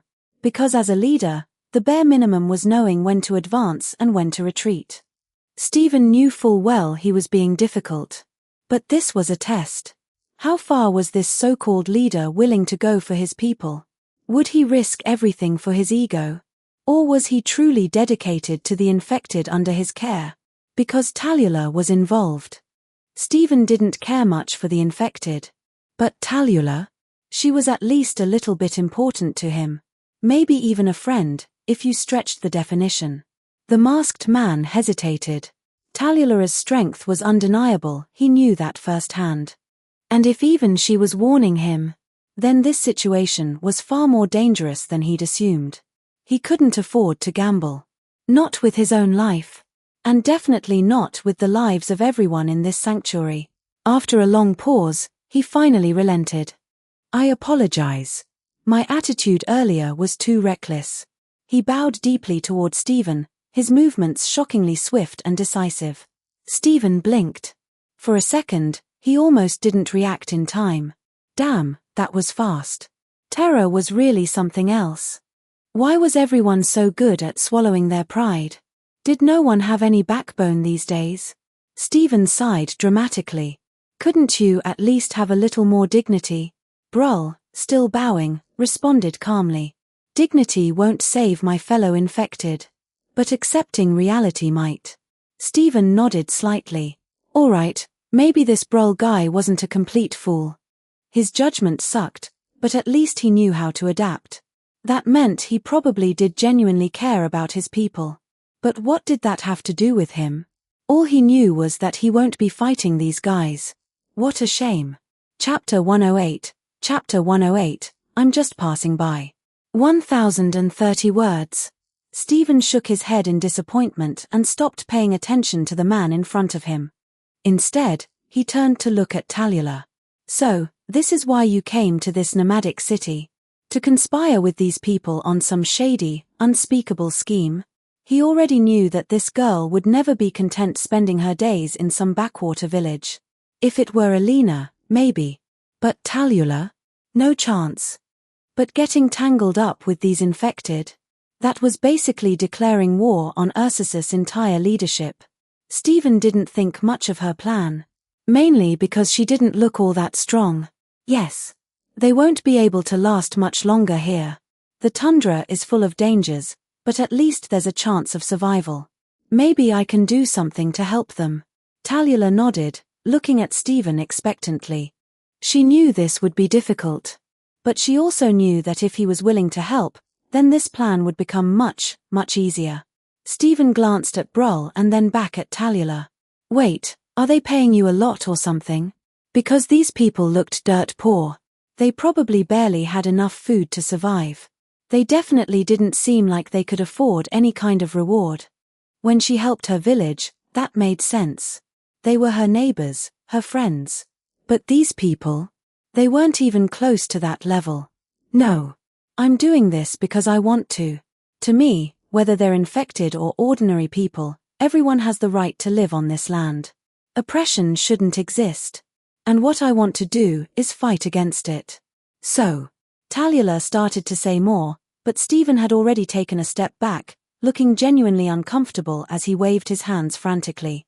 Whoa, hold on, this has nothing to do with me. If you wanna be a saint, I won't stop you. But don't drag me into it. I'm just a simple, innocent boy passing by, here to call you home for dinner. Stephen now looked at Talula like she was a walking bundle of trouble. His instincts screamed at him. Stay away. People like her only brought misery to those around them. It wasn't that Stephen disliked people like Talula. Quite the opposite. He admired her selflessness. Her determination. Her love for the world. But did he want to be like her? Hell no. That was a one-way ticket to suffering. You can do whatever you want. It's your life, your choice. But don't try to involve me. No matter how much you're willing to pay, this kind of thing is a hard pass. Idealists either died for their ideals or got betrayed by them, lost in the very cause they pursued. Stephen had never experienced that pain himself. But he'd read plenty of stories about it. He enjoyed watching drama unfold. But a tragic ending? That was something he'd rather not see. Hey, I haven't even said anything yet. Why are you shutting me down before I even get a word in? Now what am I supposed to say next? Talula let out a sigh. She felt a little helpless at Stephen's response, but at the same time, she knew exactly how difficult the path she had chosen was. Then don't continue the conversation. You do your thing, I'll just head back. Stephen shook his head. In reality, what Talula wanted to do wasn't that hard. Getting these people out of the city was difficult. Sure, but it wasn't impossible. The real challenge? What to do with them afterward. Once she helped them for free. Once she showed them kindness. They would start seeing it as an expectation, not a gift. Not that Stephen wanted to think too poorly of people, but even he had to admit. That's just human nature. And that's why, no matter what, he always demanded payment for his help. Sure, he could be charitable sometimes. But only when he chose to be. Not because it was his responsibility. Maybe Talula understood this too. Maybe she knew that sooner or later, these people would turn on her. Not because they were evil, but because people simply took things for granted. And when that betrayal finally came, that would be the beginning of a tragedy. Stephen wanted nothing to do with that. So he did the smartest thing possible. Run. He couldn't help them. But he sure as hell could avoid them. With a quick farewell, Stephen vanished. A gust of wind whipping through the room as he disappeared in an instant. Talula could only watch helplessly, her expression a mix of exasperation and amusement. That guy had bolted like his life depended on it. Was she really that scary? Did he really need to run that fast? But if Talula was just mildly surprised, then Brull was completely shocked. Stephen's speed was beyond anything he had ever seen. His eyes couldn't even track how the guy moved. Even the guards at the entrance were confused. Something had just shot past them, but they had no idea what it was. It was just too fast. Your friend, that speed is a little. Brol's voice was filled with disbelief. I already told you. You should be grateful you didn't piss him off. Talula's mood wasn't great after being rejected. So she simply responded coldly before walking away.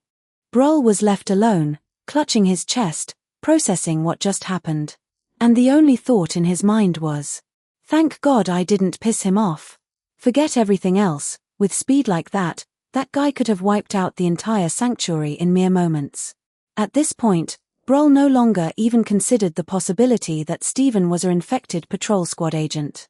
If he was, then no one in this sanctuary would have made it out alive. But then, why? Why would such a powerful person, after talking with Talula, run away like that? Could it be that Talula was actually stronger? Could it be that the savior of the infected was actually their greatest hope? With completely the wrong idea, Brol made a firm decision in his heart. No matter what, he had to convince Talula to stay. Chapter 109, Chapter 109, Are you teaching me how to do things? 1,379 words. Walking along the road leading from the mobile city back to the village, Steven frowned, lost in thought about Talula. Right now, he was feeling conflicted. Which was odd. Because, logically speaking, his mindset shouldn't even allow for things like conflict. After all, as the saying goes, a madman has no worries, right? And yet, here he was. Irritated. To be precise, he felt like there was something stuck in his mind, like a knot he couldn't untangle. Talula was pushing herself deeper into the fire, step by step. And he had the power to pull her out. Or, he could give her one last shove, and send her plunging straight into the flames of her so-called ideals. But either choice would piss him off. It wasn't that he looked down on idealists. In fact, it was the opposite. Because he could never be one, he had a deep respect for those who could. If he helped Talula, that meant getting dragged into the mess of the infected. And staying an uninvolved bystander would become impossible.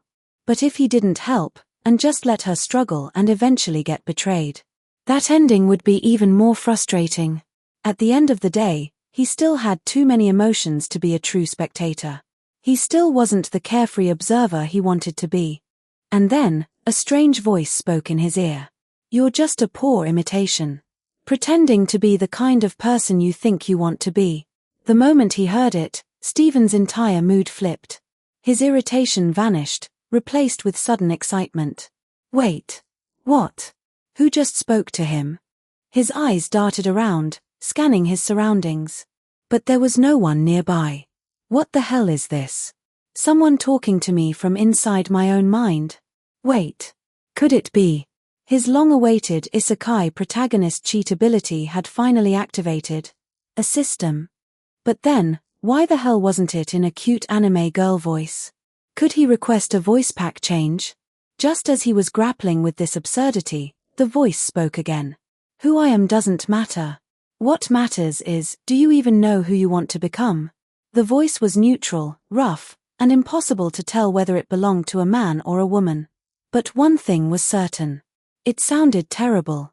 Steven clicked his tongue. What the hell is this? Some cryptic nonsense. What, did I accidentally unlock the male version of Calcit voice pack or something? Can I change it to that instead?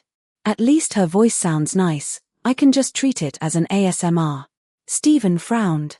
After confirming that the voice was indeed coming from his own consciousness, he took one last glance at his status screen. Black Snake Consciousness. Duration Infinity. Oh. Well. That explained it.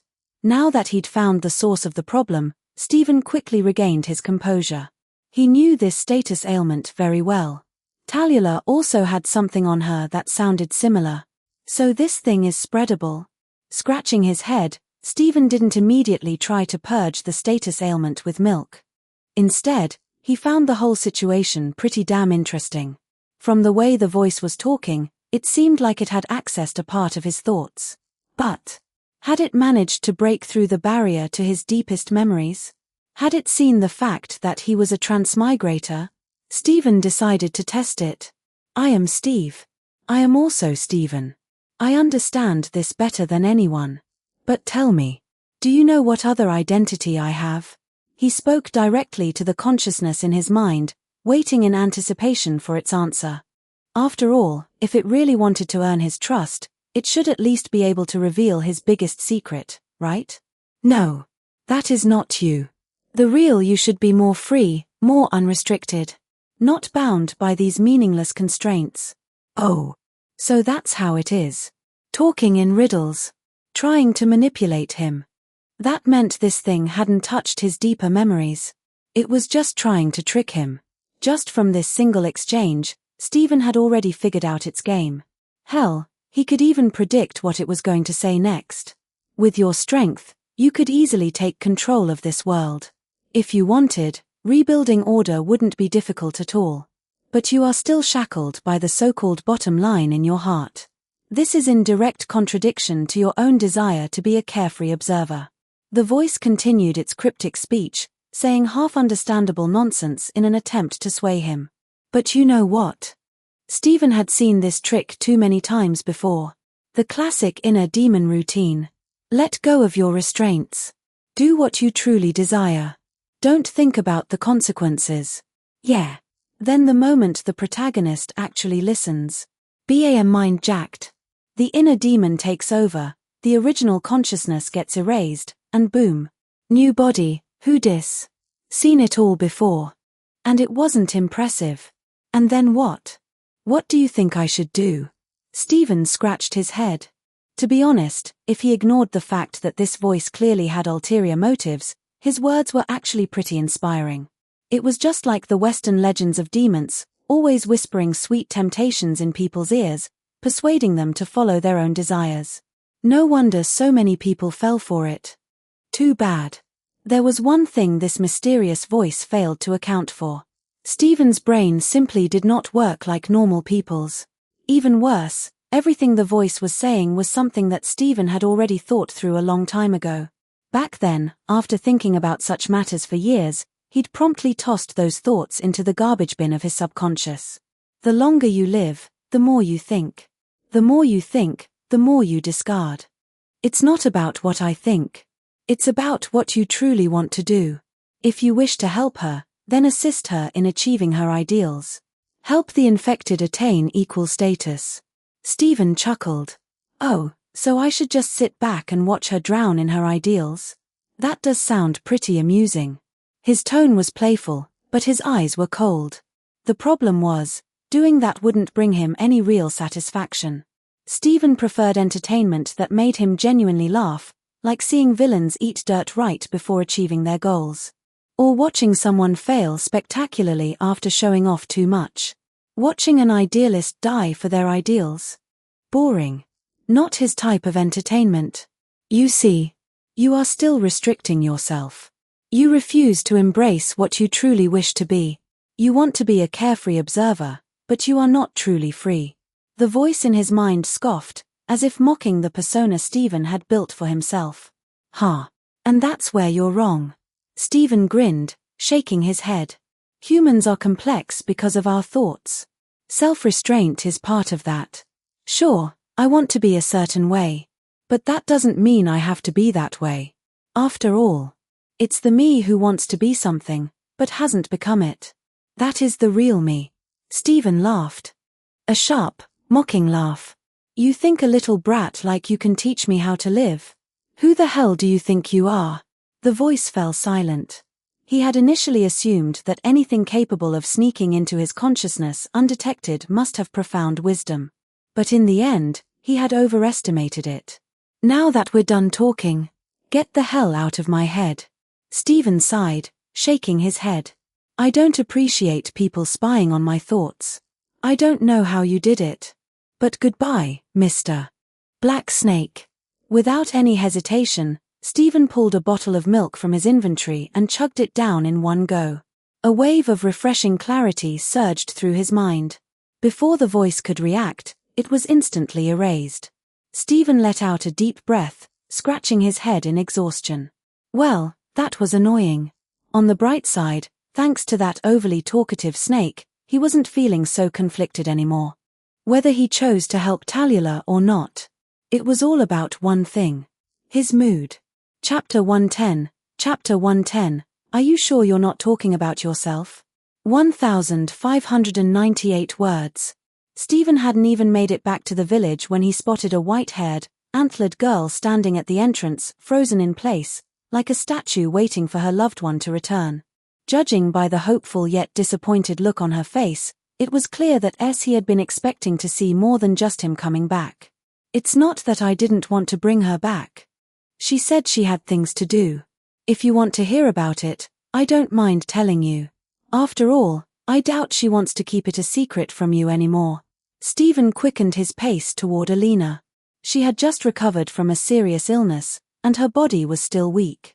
Yet here she was, waiting at the village entrance for who knows how long. Even just holding her arm for support, Stephen could feel the cold radiating from her. Without another word, he helped her back inside and started a fire, boiling water like he had done 100 times before. As the flames flickered to life, warmth finally began to seep into the chilly room. Alina simply smiled softly, watching him move around. She didn't resist as he gently pushed her back onto the bed. So, what exactly is Tallulah hiding from us? You saw her. Watching Stephen busy himself on her behalf, Alina's smile deepened. It was a rare feeling, having someone take care of her like this. Aside from Tallulah, only Stephen had ever made her feel this way. If I told you she's planning to make a big scene, that she wants to rebel against Ursus, would you believe me? Stephen poured 2 cups of hot water. Handing one to Alina, he casually glanced around her home. This place was practically falling apart. Cold air leaked in through every crack. I should fix this place up for her. No way a frail girl like her could survive in such a freezing home. Once that thought settled into his mind, it was hard to ignore. Even as he spoke of something that would get him arrested on the spot if an Ursus official overheard, his attention was already drifting to how he should remodel Alina's house. Rebellion. No matter which country you were in, it was always a dangerous word. Yet, Alina only hesitated for a moment before nodding her little head. I believe you. And I believe Tallulah. If it's her, then this is exactly the kind of decision she would make. She recalled the things Tallulah had once told her. Her dreams of changing Ursus. Her determination to fight for the infected. Her unyielding ideals. Alina never doubted that Tallulah was someone who followed through on her words. And more than that, she had the strength to make it happen. Stephen sighed, pulling up her thin, shabby blanket. But realizing it wouldn't do much to keep her warm, he simply tossed it aside. Instead, he pulled out a thick wool blanket from his inventory. With a few quick shakes, he draped it over her. The moment it wrapped around her, Alina sank into its warmth, looking like a tiny, fluffy ball buried in soft wool. She blinked in surprise, gently running her fingers over the plush fabric. This kind of softness and warmth is something that she had only ever felt on Tallulah's high-end dresses. Where do you even get these things? She wondered to herself, watching Stephen in quiet amazement. But she wouldn't ask Stephen about these things. Since he didn't want to say, she wouldn't press him. You and I both know that even if we tried to convince her, she wouldn't give up. That's just the kind of person she is. As for getting caught up in it, well, that's what being friends is about, isn't it? A true friend should stand by her side when she's fighting for her ideals. Alina pressed her small face against the soft, pure white wool. Stephen had brought so much wool that it's enough to make 2 or 3 blankets. Later, she could send one to the 2 elderly and one for Tallulah. You're spoiling her, you know that. Forget it, though. Not like I have any right to criticize. Stephen sighed. Alina was clearly indulging Tallulah, letting her do whatever she wanted. But what could he say? That's just how Alina was. And, well, he liked that kind of soft-hearted girl. Anyway, I've done everything you asked me to. She should come back once she's done with her business. So, when are you finally going to tell me where the nearest mine is? Stephen stared at Alina's still pale face. Clearly, she had lost some blood from waiting outside too long. After thinking for a moment, He reached into his inventory and pulled out an apple and a small knife and began to peel it. He didn't know why movies always showed people peeling apples when taking care of the sick, but somehow, it just felt like the thing to do.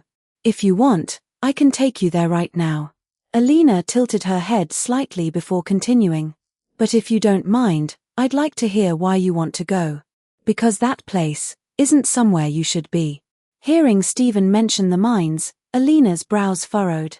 For a moment, an indescribable emotion flashed across her normally gentle face, but it was quickly replaced by concern for him. Unlike Talula's plans, which she barely understood, she knew all too well what the mines were like. After all, her parents had been sent to the mines. And that was how they got infected with erypathy. She herself had suffered the same fate because of it. If she had to describe what kind of place the mines were, then there was only one phrase that fit. A living hell. For every Ursus citizen, the mines were a place to stay far, far away from. Because once you entered, there was an overwhelming chance you'd come out as a despised infected. Why else would I go to a mine? To mine, of course. Stephen handed the peeled apple to the girl. Then, without wasting anything, he started chewing on the apple peels he had carefully collected. He hadn't forgotten why he came to Ursus in the first place. The most important thing was getting his hands on some free, wild originium ore. You. Mining. Do you even know what you're saying? Alina's brows knitted even tighter. It was the first time she had ever heard someone voluntarily want to go to that hellhole. And by the look on Stephen's face, he wasn't joking. That was an Ursus mine. Once you went in, you almost never came back out. Even Ursus regular citizens avoided it like the plague. And the ones who oversaw the mines were some of the worst kind of people. Because no one in their right mind would willingly spend their days around a bunch of infected prisoners who could explode at any time. Yet, Stephen just shrugged nonchalantly. Yeah, there's a mine. So I'm going to mine. It's really that simple. What's the problem? Stephen scratched his head, puzzled by Alina's strong reaction. To him, mining was the safest thing in the world. Just dig all the way down to level 11, then start a fishbone branch mine. As long as you didn't break into a natural cave, there was basically zero danger. But that's an Ursus government-controlled mine. Without permission from the local authorities, individuals aren't allowed to mine there. Alina looked at Stephen helplessly. This boy's every decision was unexpected. No wonder Talula was always wondering what on earth was going through his head. Sigh. Who really owns anything on this land? Isn't it just whoever digs it up, owns it? Stephen scratched his head. It was buried underground, so who cared? If those officials were really so capable, they should have dug it up themselves. Then he'd acknowledge that it belonged to them. After hearing his logic, Alina stopped arguing. She simply gave him the directions to the mine. Then, she started getting up, intending to go with him. Not because she thought he'd get lost, but because she was worried about what might happen. Sure, Stephen's strength seemed far beyond what the mine's guards could handle, but she still couldn't feel at ease. Unfortunately, the moment she lifted the blanket, Stephen pushed her back down with one hand. You're not going. It's not some fun adventure. Instead of worrying about that, answer a question for me. It's about Talula. Stephen's tone was unusually serious. For once, he wasn't joking around. Alina, sensing the shift, stopped trying to get up. Instead, she met his gaze, listening intently. That girl. Does she ever talk to herself? Like, as if she's talking to someone else? A sudden thought had hit him, that maybe the status ailment he got was something he caught from Talula. So he figured why not ask Alina, who knew Talula better than anyone? At the same time, Stephen carefully examined the girl in front of him. After confirming that her name display didn't have any strange suffixes, he was fairly certain she hadn't been infected by that black snake thing. So this thing was picky about who it latched onto? Weird. Stephen stroked his chin, but then, he noticed that Alina was looking at him with an indescribable expression. It was the kind of look that said, "Are you even hearing yourself right now?" And then she asked, "Are you sure you're not talking about yourself?" Chapter 111, I'm here, mine shaft. 1,622 words. He couldn't get any useful information out of Alina. Even though Alina was the person who had spent the most time with Tallulah, she still had no idea what kind of life Tallulah had experienced before. The only thing she knew was that Tallulah had been taken in by those two elderly individuals and that, when she first appeared, she was injured, seemingly showing signs of having been in a fight. As for anything else, like showing signs of a second personality or talking to herself, Alina had never seen such behavior. If anything, Stephen himself, with his occasional bouts of insanity, exhibited such traits more often. Tallulah, while stubborn, had never shown such behavior. This left Stephen somewhat puzzled. In the end, he could only attribute it to the possibility that the so-called black snake consciousness inside her had not yet awakened. He also didn't mention anything about the black snake in Tallulah to Alina. As far as he was concerned, if that thing was just some kind of status ailment, he wouldn't even bother looking at it. After all, 1 bucket of milk would probably be enough to cleanse it completely. Whether or not that would have any effect on Tallulah's memories was not something Stephen cared about. But that was a matter for when Tallulah returned. Right now, Stephen had something else to do, heading to his zero-cost shopping site. Compared to the road leading to the mobile city, the path to the mine was far more difficult to traverse. Stephen twisted and turned through the snowy plains for what felt like half a day. No wonder Alina wanted him to bring her along. This route was easy to get lost in. If it weren't for his minimap, he might have actually lost his way. And Stephen was well aware that the reason this path was so difficult wasn't because the villagers deliberately wanted to make his life harder. It seemed more like they didn't want the people from the mine to be able to find them. The reason for this was fairly easy to guess. According to Alina, the death rate in the mine was consistently high. If people kept dying, where would they find new miners? That was something worth thinking about. Furthermore, why was that village only filled with the elderly, weak, and sickly? Where had all the strong men gone? That, too, was an interesting question. Stephen figured that if he really wanted to find the answers, he would have to enter the mine himself. Since he had left in a hurry, Stephen hadn't even changed his clothes. He simply put away his straw hat and Yamato. After all, he was just here to mine. What was the point of dressing so mysteriously? Before long, following the route he had mapped out, Stephen arrived at the location Alina had mentioned. Fortunately, judging by the black smoke rising from behind the barbed wire fence, the mine didn't seem to be abandoned. Walking at a leisurely pace, Stephen reached the mine's entrance, where the first thing he saw was a group of well-equipped guards. Their gear appeared even more advanced than what he had seen in the mobile city. Clearly, in the eyes of those in power in Ursus, the economy and energy were far more important than the so-called citizens. However, this time, Stephen had no intention of sneaking in. With so many people around, his outfit clearly didn't make him look like a miner. As for getting into a conflict with the mine's guards, he had even less interest in that. He had no deep-seated grudges against them, and he was only here to mine. Fighting them would be quite rude, wouldn't it? So, after thinking for 2 minutes, Stephen decisively made a decision. Since he wanted to mine and the other side clearly needed laborers, why make things so complicated? Wasn't this a perfect exchange of needs? Without hesitation, Stephen stopped concealing himself and confidently strode toward the heavily guarded entrance of the mine. Stop! Who goes there? The guards on duty immediately spotted Stephen and shouted to stop him, quickly calling for reinforcements. Captain, don't shoot. It's me. Stephen's response was completely out of context, leaving the guards momentarily baffled. However, after quickly subduing him and pressing their weapons to his neck, they realized that he didn't seem like someone trying to invade the mine. Rather, he looked more like a regular person with some mental issues. After all, they could tell at a glance that he showed no signs of a ripathy infection, and after searching him, they didn't find any weapons or anything remotely threatening. Simply put, he was no different from the villagers they usually captured from nearby settlements. The only difference was that this guy seemed unusually cheerful. What are you here for? Initially suspecting he might be affiliated with the guerrilla fighters, the guards lowered their vigilance after ruling out the possibility of him being infected. He's just an unarmed liberi, Without even a trace of originium arts, wasn't he just a piece of clay in their hands? Reporting, sir. I'm here to mine.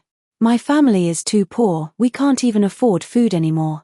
At least if I work here, I can still get something to eat. Stephen casually made up a reason, assuming these guys wouldn't overthink it.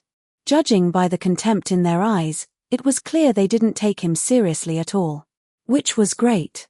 He was indeed just here to get a job, so there was no reason for them to reject him, right? What Stephen didn't expect, however, was that his words ended up being very convincing to the guards. After all, what he said was entirely in line with the current situation in the surrounding villages. In the harsh winter, countless desperate villagers, with no other options, sold themselves to the mine in exchange for a single meal.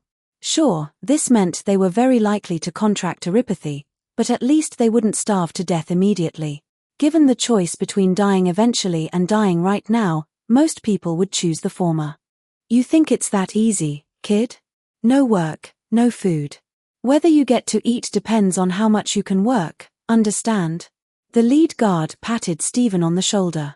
This kid wasn't exactly a burly, muscular man, but at least he felt solid enough when touched.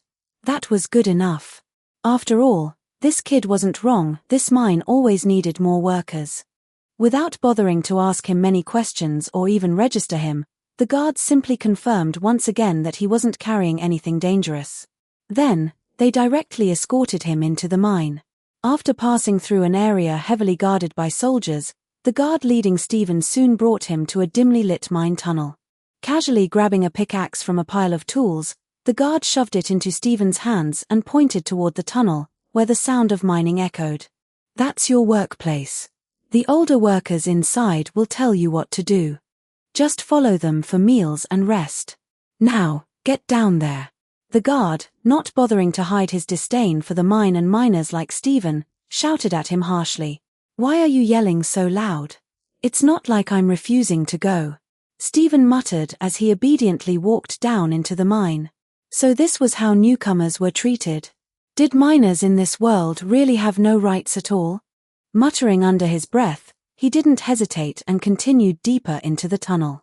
The guard simply memorized the number of this mine shaft before returning to his post. All he needed to do now was update the roster to reflect one more worker. Whether Stephen actually worked properly or not wasn't his concern. If a mine shaft didn't meet its quota, everyone in it would go hungry. If the kid didn't behave, there were plenty of others who would make sure he did. As Stephen walked further inside, he took in his surroundings. The tunnel was about 2 meters high, and he advanced cautiously.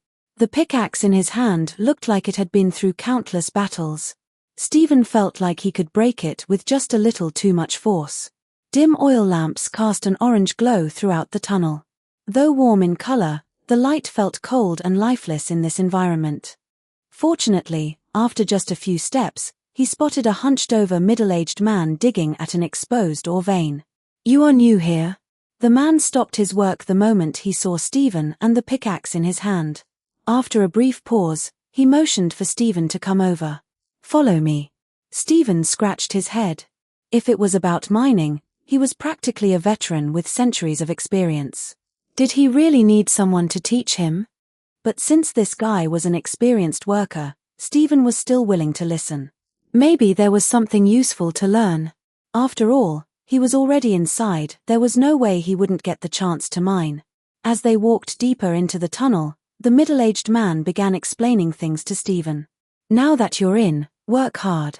Don't think about slacking off. If the mine's output doesn't meet the quota, none of us get to eat. You'll learn that lesson soon enough. You'll have to haul the mined ore and rocks out yourself. Keep an eye on the oil lamps. If they start to go out, it means you need to head back and get more fuel. And most importantly, if you want to stay alive, don't dig too deep. If you hit originium, be extra careful not to get cut. Don't say I didn't warn you. Chapter 112, Chapter 112, what kind of grinding maniac is this? 1,470 words. After leading Stephen to a mining vein with no other workers, the middle-aged man turned and left, returning to his work. From start to finish, he behaved like a soulless machine, merely repeating the rules as if reading from a script. There was no hint of hope or ambition in his voice or eyes, just a lifeless husk going through the motions. As for the things he warned Stephen about, the Minecrafter didn't listen to a single word of it. He had expected something important, but all the man said was don't dig too deep. Did they think he was like them? What kind of Minecrafter doesn't dig deep? Stephen had no idea if this world had bedrock, lava, or the kind of ores he was familiar with, diamonds, emeralds, and the like, but now that he was here in this massive mine, he could dig however he pleased. After scanning the surroundings and confirming that the other workers were stationed far away, Stephen casually tossed aside the rusty iron pickaxe in his hand. What kind of garbage tool is this? Even an ocelot would turn its nose up at it. Reaching into his transmutation table, he pulled out a diamond pickaxe with efficiency V. Now this was more like it. That shimmering blue glow, iconic and familiar. Sure, netherite tools were objectively better, but Stephen never liked their color. Diamond was the true classic. Testing it out, he carved a 2-meter-high square section out of the rock in front of him. The results were immediate. His pickaxe worked perfectly in this world. And more importantly, the mined blocks were directly stored in his inventory. This made his mining far more efficient than the others, no need to haul debris outside. Switching into grinding mode, Stephen held a torch in his left hand while his right swung the pickaxe at high speed. In mere seconds, his mining area transformed into a deep, pitch-black tunnel. Then, just as quickly, he poked his head out, checked his surroundings, and, seeing no one nearby, pulled out 2 dirt blocks to seal off the entrance. Almost forgot to close this off.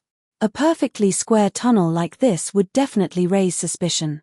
He didn't want anyone disturbing his mining, so for safety's sake, sealing it up was the best option. With that, silence returned to the mine. No one knew that deep underground, a relentless mining machine had been unleashed. Plus, in less than half an hour, Stephen's inventory was already filled to the brim with raw ores. And that was after he had compressed dirt and stone into EMC inside his transmutation table. Otherwise, he wouldn't have even needed 30 minutes. A Minecrafter miner never had to worry about cave-ins or oxygen shortages. As long as he had a pickaxe, the whole world was a mine. But Stephen wasn't done. As if he wanted to tempt fate, he set up several furnaces right there in his completely sealed-off tunnel and began smelting ores. If it were anyone else, they'd probably pass out within minutes from lack of oxygen. But Stephen? He just casually watched as his raw ores were gradually refined into various metal ingots. One thing puzzled him, though. Despite the transmutation table allowing him to convert stone and dirt into EMC, and metal ingots into exchange points, it refused to accept raw ores directly. They had to be smelted first. Annoying, but on the bright side, it added to the mining experience. After all, smelting ores was an essential part of every Minecrafter's mining routine. It had to be done.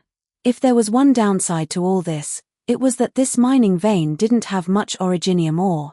Instead, it was filled with common materials, lead, copper, iron, and coal. Even the few originium ores he did find, once refined, only gave him tiny originium shard, barely half the size of the ones he got from closure. Half an hour of mining, and I only got a few dozen pieces. The spawn rate is basically the same as vanilla Minecraft diamonds, and it doesn't even benefit from fortune. Stephen sighed. If only I had some kind of ore distribution chart, like how diamonds always spawn around Y level 11 to 12. Stephen muttered in disappointment. Truthfully, this mining speed was still within his acceptable range. If he could gather this much in half an hour, that meant he could easily mine a few hundred by the end of the day. But humans were greedy creatures. They never settled for what they had, they always wanted more. Stephen decided he would dig even deeper later. After all, that man had mentioned that the deeper you go, the more dangerous it gets. But wasn't greater danger also a sign of greater rewards? After making sure the furnaces were running smoothly, Stephen unsealed the entrance, casually whistling as he placed a chunk of iron ore onto a nearby minecart. Then, he sealed off his private tunnel again. He couldn't stay hidden the whole time, that would be too suspicious. He had to at least pretend to be working. After all, he planned to mine here for several days, and the last thing he wanted was anyone disturbing him. Pushing the minecart to the deposit station, Stephen finally saw the other miners working in the same mine. He was puzzled. Why were they all gathered here at this time? As he got closer, he realized why. It was mealtime. And in their hands, Stephen instantly recognized it. Black, coal-like bread. He let out a sigh. Figures. No one even bothered to call me over. Newcomers really had zero status in this place. Not that it mattered. Stephen wasn't remotely interested in this thing that barely even qualified as food. So after pushing his cart to the deposit area, he turned to leave. But a deep voice called out to him. "Hey, new guy. You're not eating. If you don't fill your stomach, you won't have the strength to work." Stephen turned around. Among the group of miners, one man stood up and waved him over. Unlike the others, his eyes still held a faint glimmer of hope. Stephen hesitated. Since someone had invited him, it felt rude to ignore the gesture entirely. So instead of leaving, he walked over and took a closer look at the man. Just like the others, the man was dressed in tattered rough-spun clothing, his body hunched from years of mining. But compared to that first man Stephen met, this one was different. His eyes still had life in them. "Don't be stubborn, newbie. Everyone's like this at first. This stuff may taste awful, but at least it keeps you going. If you don't eat, you might slip up later and then you risk infection." The man tore off a piece of the blackened bread and offered it to Stephen. Stephen shook his head. "I appreciate the thought, really. But I'm not hungry right now. Food's hard to come by here, you should save it for yourself." Not wanting to owe anyone favors, Stephen turned around and resumed pushing his minecart back to the tunnels. As far as he was concerned, he just needed to clock in and show he was working. Nothing else mattered. Why eat that garbage when he had steak and potatoes? He'd have to be insane. Plus, forget it. Newbies are always like this. Yeah. Just let him starve for a meal, he'll learn. Some of the other miners shook their heads, no longer bothering with Stephen. But then, one of them pointed at Stephen's minecart, trying to stir up a little entertainment in this dark, monotonous cave. How much do you think the newbie mined? Looking at his cart. Probably not even a few dozen kilos.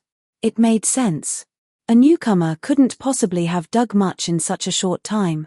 Even veteran miners could only manage half a ton of ore in an entire day. And after smelting, that barely amounted to anything. That was why the mine needed so many workers grinding day and night. But then, one of the miners walked over to check Stephen's deposit. And immediately froze in place. "What's wrong?" Another miner shouted over. "Don't tell me he didn't mine anything. Was he just pretending to work? If that's the case, he's not getting any food later."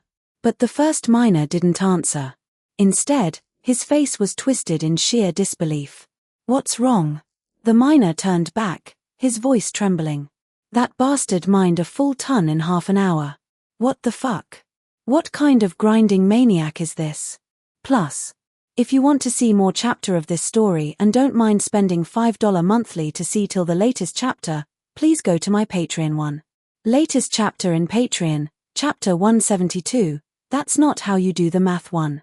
Link to the latest chapter, https://www.patreon.com/posts/124724465?collection=5573131 https://www.patreon.com/thatsnakegirl1. Chapter 113, Chapter 113, It's Just a Little Originium Radiation. 1,703 words. Stephen had no idea that simply taking out a block of raw ore would make the others label him as an overachiever. After all, he could mine this stuff casually with little effort, so he naturally didn't think much of it. What he really cared about at the moment was determining which chunk and coordinates had concentrated originium veins. Without knowing the y-axis position, even the most efficient branch mining technique would feel a bit off. Do I really have to enable an ore tracker? That would be kind of cheating, wouldn't it? Of course, Stephen had mods for that, but he avoided using ore trackers, X-ray mods, and similar cheats because, to him, they weren't much different from outright hacking. Besides, plenty of mods had features that achieved the same effect in a more balanced way. Sure, they might require some energy or resources, but that just made it more engaging, right? For example, the Botania mod had the Orchid, and the Thorncraft mod had similar magical tools for locating ores. These sorts of pay-to-cheat mechanics were much easier for Stephen to accept. Unfortunately, he didn't have enough WAP, World Acknowledgement Point, to activate large-scale mods like these.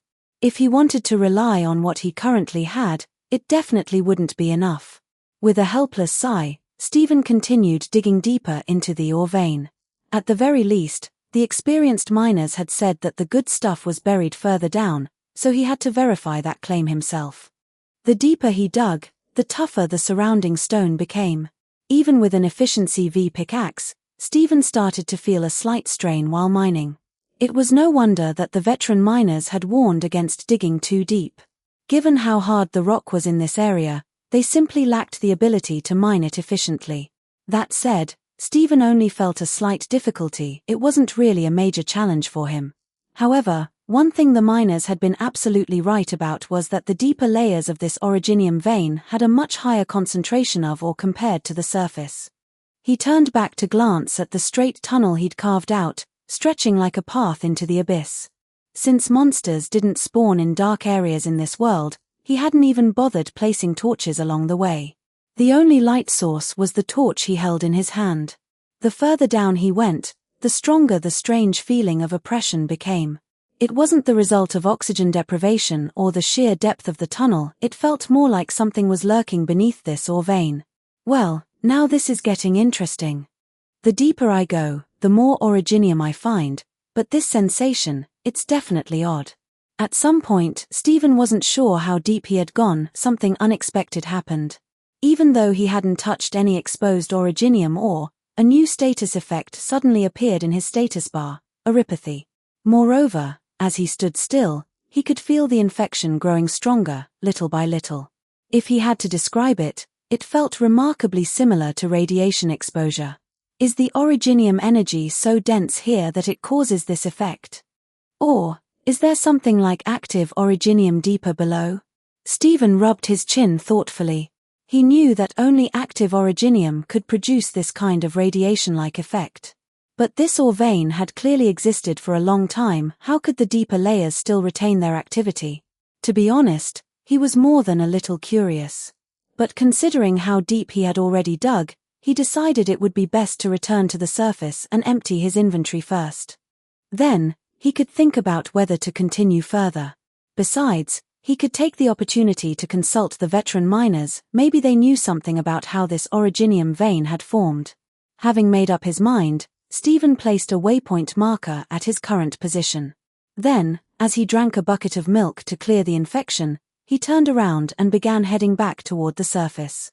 To be fair, the depths of this mine were practically a forbidden zone. With radiation this intense, it was no wonder ordinary miners couldn't handle it. Ordinary people would probably get infected within seconds, and for those already infected, judging by the rate of catalysis, it wouldn't take long before the originium inside them fully activated. But that didn't matter. Stephen was not an ordinary person. What was an unbearable level of originium radiation for most Terrans was nothing more than a mild inconvenience to him. At worst, it was just a one bucket of milk problem. Even if the originium inside him were to fully activate, Stephen doubted it would be enough to kill him. TCH, just a little oripathy. No big deal. Back at his furnace station, Stephen dumped all the ore from his backpack into the furnace.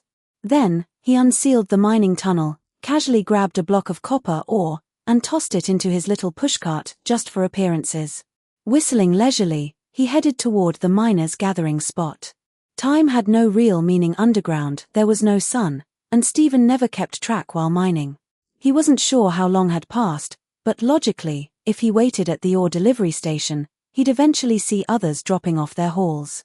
Sure enough, when he arrived at the delivery point, pushing his fully loaded cart of raw ore, he spotted several miners taking a break. Among them was the same guy who had kindly suggested he go eat earlier. But the way they were staring at him made Stephen pause. What's with these guys? Why are they looking at me like I'm some kind of monster? Before he could even push his cart all the way in, a few miners hurried over and helped him push it. What's up with you guys? Why so enthusiastic all of a sudden? Stephen scratched his head, completely clueless as to why they were acting this way. Holy crap, where the hell did you dig up all this ore? How did you do this? One of the miners gawked at Stephen's cart, which was once again filled to the brim with raw ore. Their minds were blown. Sure, it wasn't as absurd as his half-a-ton in 30 minutes stunt from earlier, but this was still just half a day's work. How had he managed to haul another full load already? And the strangest part? No one had seen him dumping out any waste rock. Where was all this ore coming from? Stephen coughed lightly. If you put in enough effort, there's nothing you can't accomplish, right? I'm new here, so of course, I'm stronger and have more energy than you guys. It makes sense that I can mine a bit more, doesn't it? He shrugged, pretending like this was just normal. Honestly, he had no idea how much an average miner dug up per day. He just assumed they could mine a few tons. But judging by their reactions, clearly, he had been mistaken. Really? The miners exchanged skeptical glances. Technically, his explanation was plausible. If he happened to strike a rich vein, and considering that new workers usually had more stamina and strength, it wasn't completely impossible for him to produce these kinds of results. Still, they couldn't shake the feeling that something was off. But that would mean working himself to death. He was just a newcomer. Was it really necessary to work this hard? Isn't this just what I should be doing? Besides, our performance is linked together anyway, right? The more I do, the more you guys can rest. That's a good thing. Stephen scratched his head. Lying wasn't his strong suit, so he could only hope they'd buy into his reasoning. Fortunately, what he said did make some sense. The miners glanced at each other, and their expressions softened. He was right, there was no point in competing in this mine. Their output was measured collectively, and only by working together could they secure more food. Having someone like Stephen who worked so efficiently was undoubtedly a good thing for them. Kid, you're a good one. Come, have some water. A middle-aged man sitting nearby waved Stephen over and handed him a cup of water, its surface covered in a thin layer of limescale. Stephen took it, gave it a glance, but didn't drink. Instead, he just smiled and sat down beside the man, taking the opportunity to rest. The other miners also gathered around. With Stephen's cart full of ore, they could afford to relax for another 10 minutes or so. How long have you guys been working here? Holding the cup, Stephen looked at the group of sweat-drenched workers. He didn't mind their smell. Instead, he casually struck up a conversation like an old friend. No idea. Ever since we were captured and thrown into this mine, we've lost all sense of time. We just dig until we're too exhausted, sleep for a bit, then wake up and start again. If you slack off even a little, you don't get to eat. Who has the energy to keep track of time? An old man, likely the eldest among them, let out a weary sigh. His thin, frail frame made it clear he had been here for a long time. You shouldn't push yourself so hard either, another miner added. It's pointless. Those bastards aren't gonna reward us for turning in extra. Down here, just staying alive is already a blessing. Several others chimed in, offering similar words of caution. Though Stephen's work benefited them, they couldn't just sit by and watch a young, strong newcomer burn himself out so quickly. I get it now, Stephen nodded. By the way, does anyone know how this mine was formed? I heard someone say that we shouldn't dig too deep. Why is that? Wouldn't there be even richer ore deposits further down? Plus, if you want to see more chapter of this story and don't mind spending $5 monthly to see till the latest chapter, please go to my Patreon one. Latest chapter in Patreon, chapter 172, that's not how you do the math one. Link to the latest chapter, https://www.patreon.com/posts/posts/124724465?collection=5573131 https://www.patreon.com/thatsnakegirl1 Chapter 114, Chapter 114, A Boss Fight? 1,495 words. You seriously don't even know this? Seeing Stephen's apparent ignorance of what should be common knowledge for any Terra native, the miners frowned. Still, they took the time to explain. All originium veins are formed as a result of catastrophes. This particular one, from what we've heard, was created decades ago when a meteorite catastrophe hit this region. The entire tundra was leveled, and it wasn't until over a decade later that this originium mine was established here. The oldest miner among them spoke while recalling the past. But suddenly, as if remembering something important, his expression turned serious, and he gave Stephen a stern warning. So whatever you do, don't take any unnecessary risk. You weren't digging in the deeper parts of the vein, were you? If you get infected with erypathy, it won't be worth it. We've lost too many good men to that damn disease already.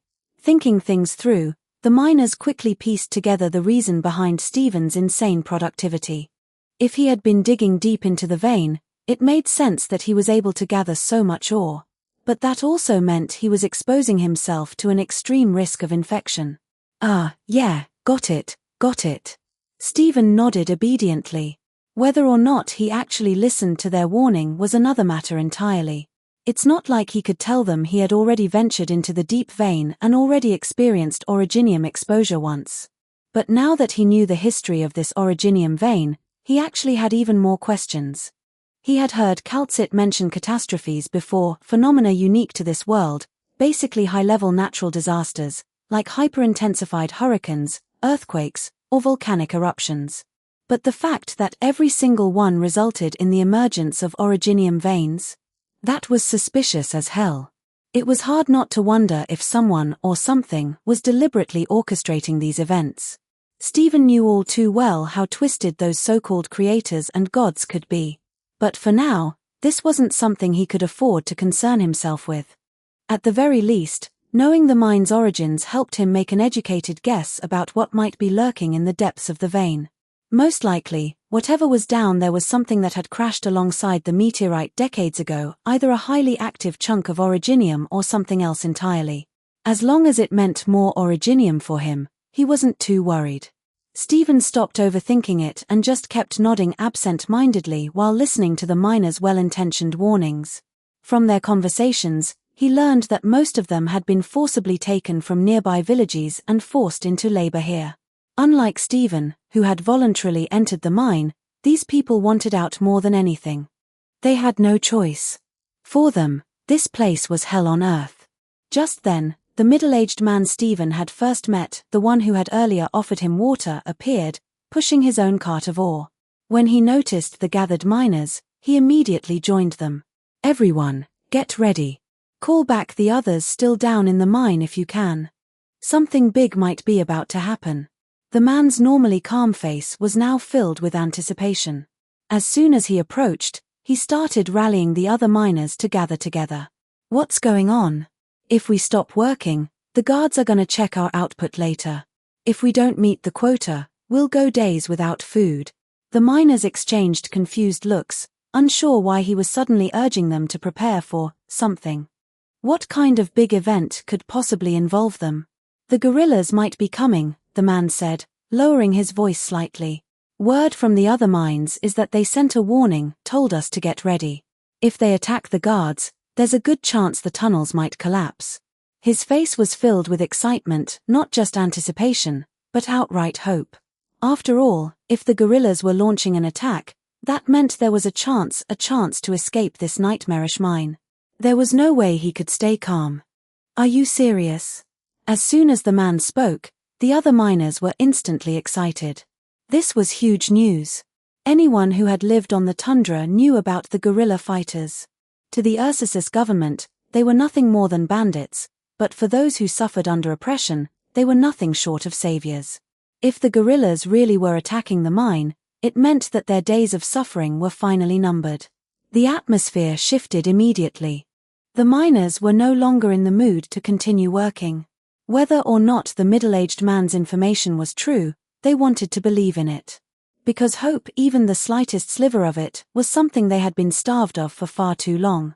Why would I lie to you? The man let out a bitter chuckle. And even if I wanted to, what would be the point? Look at us, we're nothing more than tools to the mine, treated worse than stray dogs. There's nothing to gain from tricking each other. He wasn't wrong. They were prisoners in all but name, their only purpose being to extract ore until their bodies inevitably gave out. The only people who saw them as humans, as people, were the guerrilla fighters. The fact that they had risked exposure just to pass this warning along was proof of that. You're right. We should start gathering the others. The rest of the miners quickly came to the same conclusion. Without hesitation, they dispersed to inform the others still working deeper in the tunnels. No one noticed that Stephen was the only one who remained completely unaffected by the news. As if he hadn't even heard them, he simply turned around and walked back to his usual workspace. The guerrillas? He was curious about them, sure. But if they were only going to fight the mine's guards, then it really didn't concern him. He wasn't here to rebel. He wasn't here to take sides. He was here to mine. Whether the mine was controlled by the Ursus government or the guerrilla fighters didn't matter to him. As long as they didn't stop him from digging, they were equally irrelevant. That said, if this really was a chance for the miners to escape, then good for them.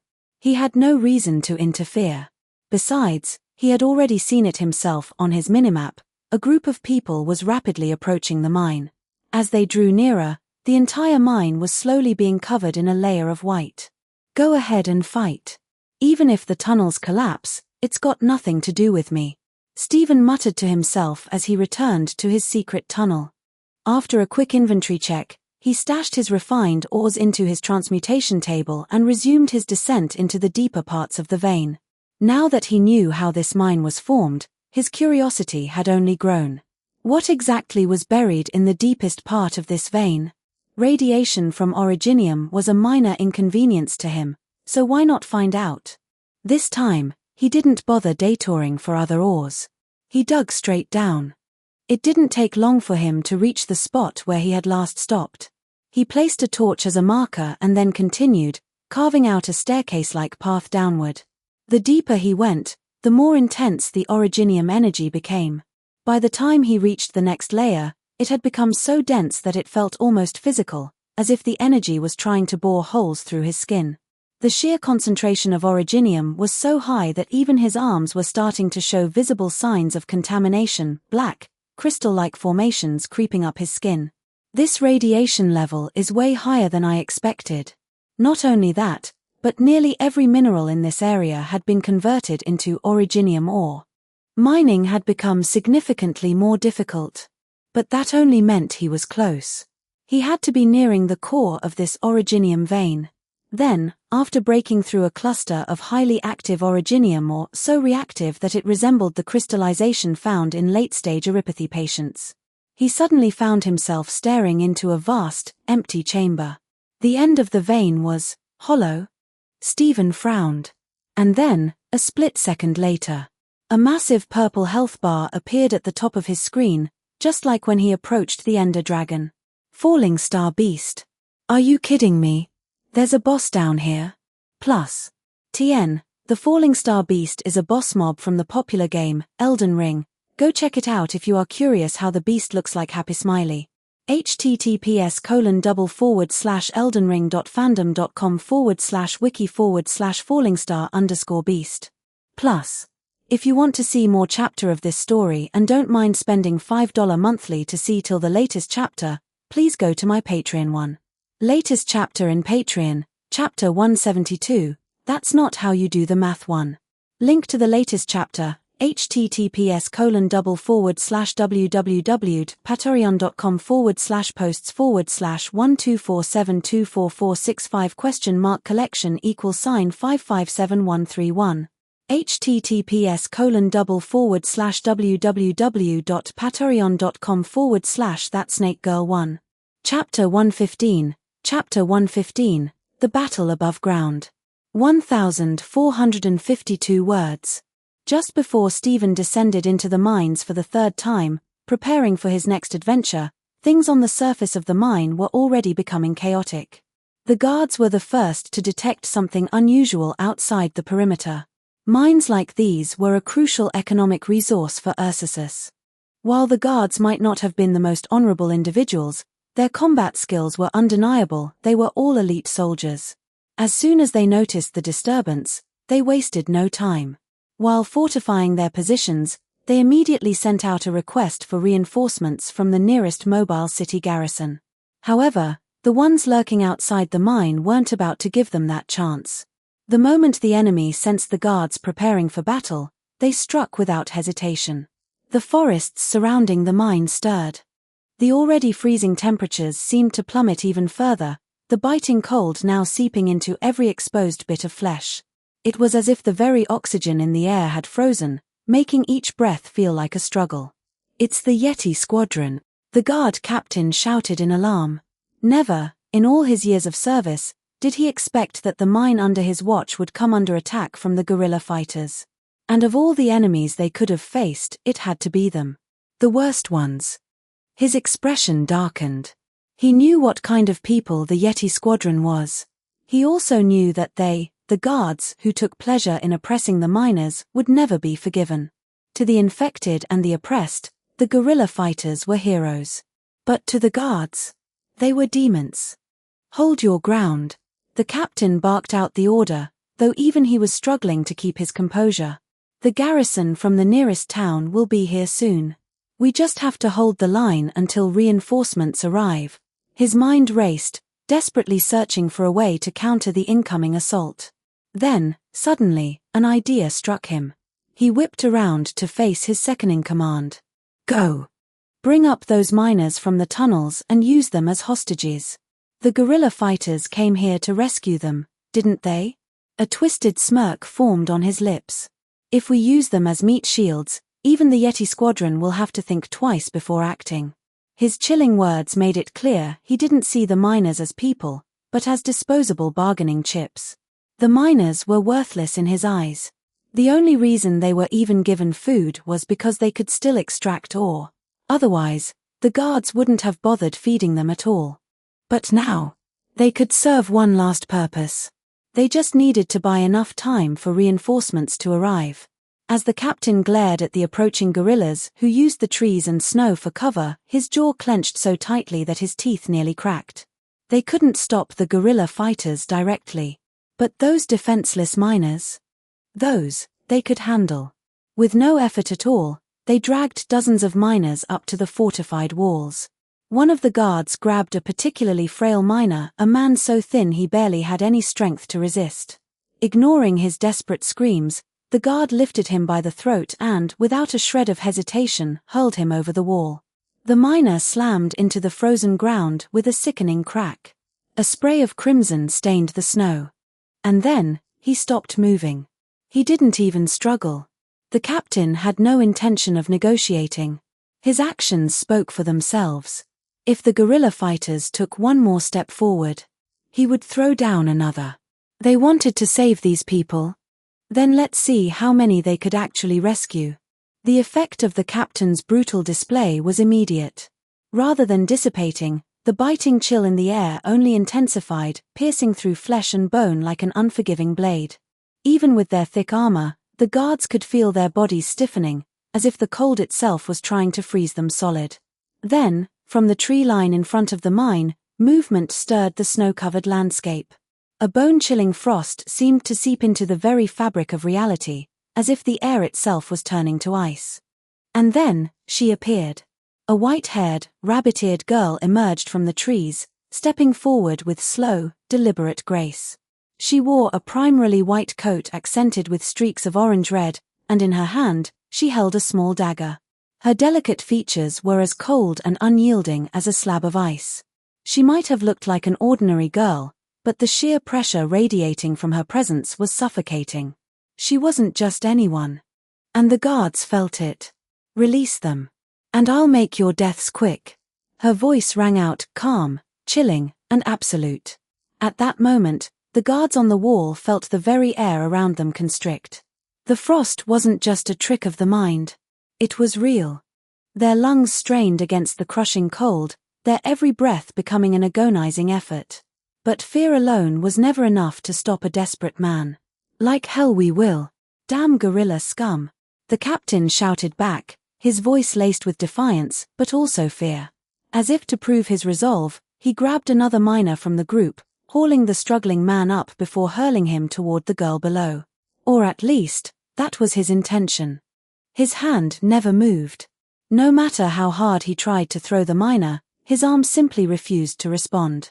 In fact, nothing did. His entire body was numb. And when he looked down, he understood why. A layer of ice had completely engulfed his limbs, his torso, his entire being. The other guards noticed it as well. But before they could even react, the overwhelming cold had already stolen control of their bodies. Like statues carved from pure ice, they stood frozen in place, unable to move, unable to scream. The girl's gaze swept over them, her expression unreadable. Then, with a simple lift of her hand, a path of solid ice formed beneath her feet, stretching seamlessly from the ground all the way to the fortified wall. And she was not alone.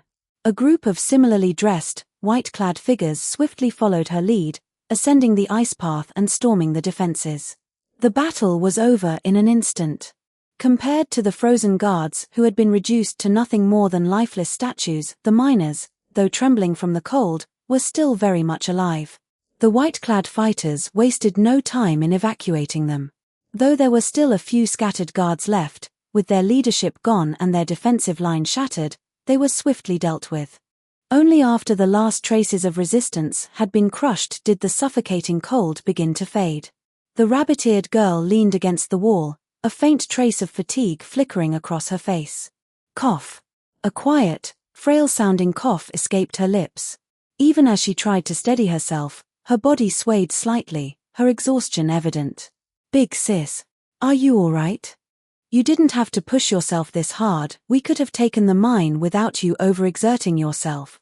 One of the white-clad warriors rushed to her side, concern clear in his voice. The others quickly followed, their expressions filled with worry. "If we did it your way, it would have cost us more lives," she murmured. "I'll be fine. Just focus on helping the miners." Her gaze flickered downward toward the lifeless body of the miner who had been thrown from the wall. Her eyes darkened. Anger and regret flashed within them. She had underestimated the guards. She hadn't expected them to be so ruthless, to kill their own hostages just to prove a point. Her frustration simmered beneath her exhaustion, her grip tightening slightly. Then, she turned her gaze toward the frozen guards. Her expression hardened. And without a word, the ice surrounding their bodies shattered. One by one, they crumbled not into mere shards of ice, but into blood-stained fragments. It was over. Or at least, that's what they thought. Because just as they began to catch their breath, a deep, earth-shaking tremor erupted from beneath their feet. The ground rumbled, as if something massive was stirring from within. A pulse of originium energy surged through the air, so intense that it was visible to the naked eye. The girl's expression immediately shifted. "Get the miners out of here, now." There was no hesitation. Whatever was coming, it was something they weren't prepared to face. Plus, if you want to see more chapter of this story and don't mind spending $5 monthly to see till the latest chapter, please go to my Patreon one. Latest chapter in Patreon, chapter 172, That's Not How You Do the Math 1.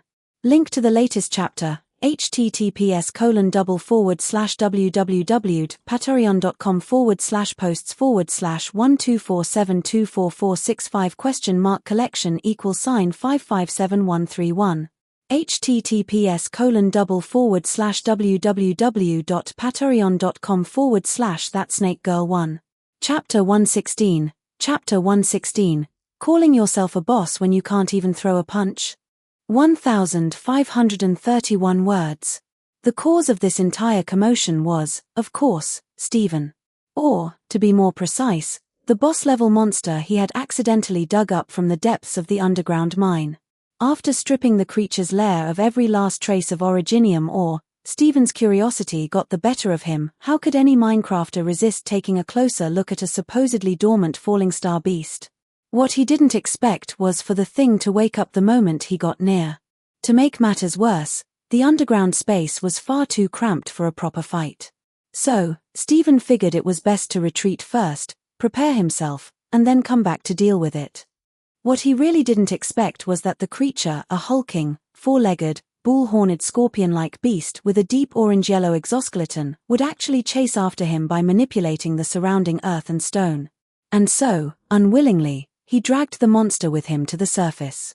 Fortunately, Stephen had checked his minimap and confirmed that the miners had already been evacuated. That meant no major casualties, at least, not yet.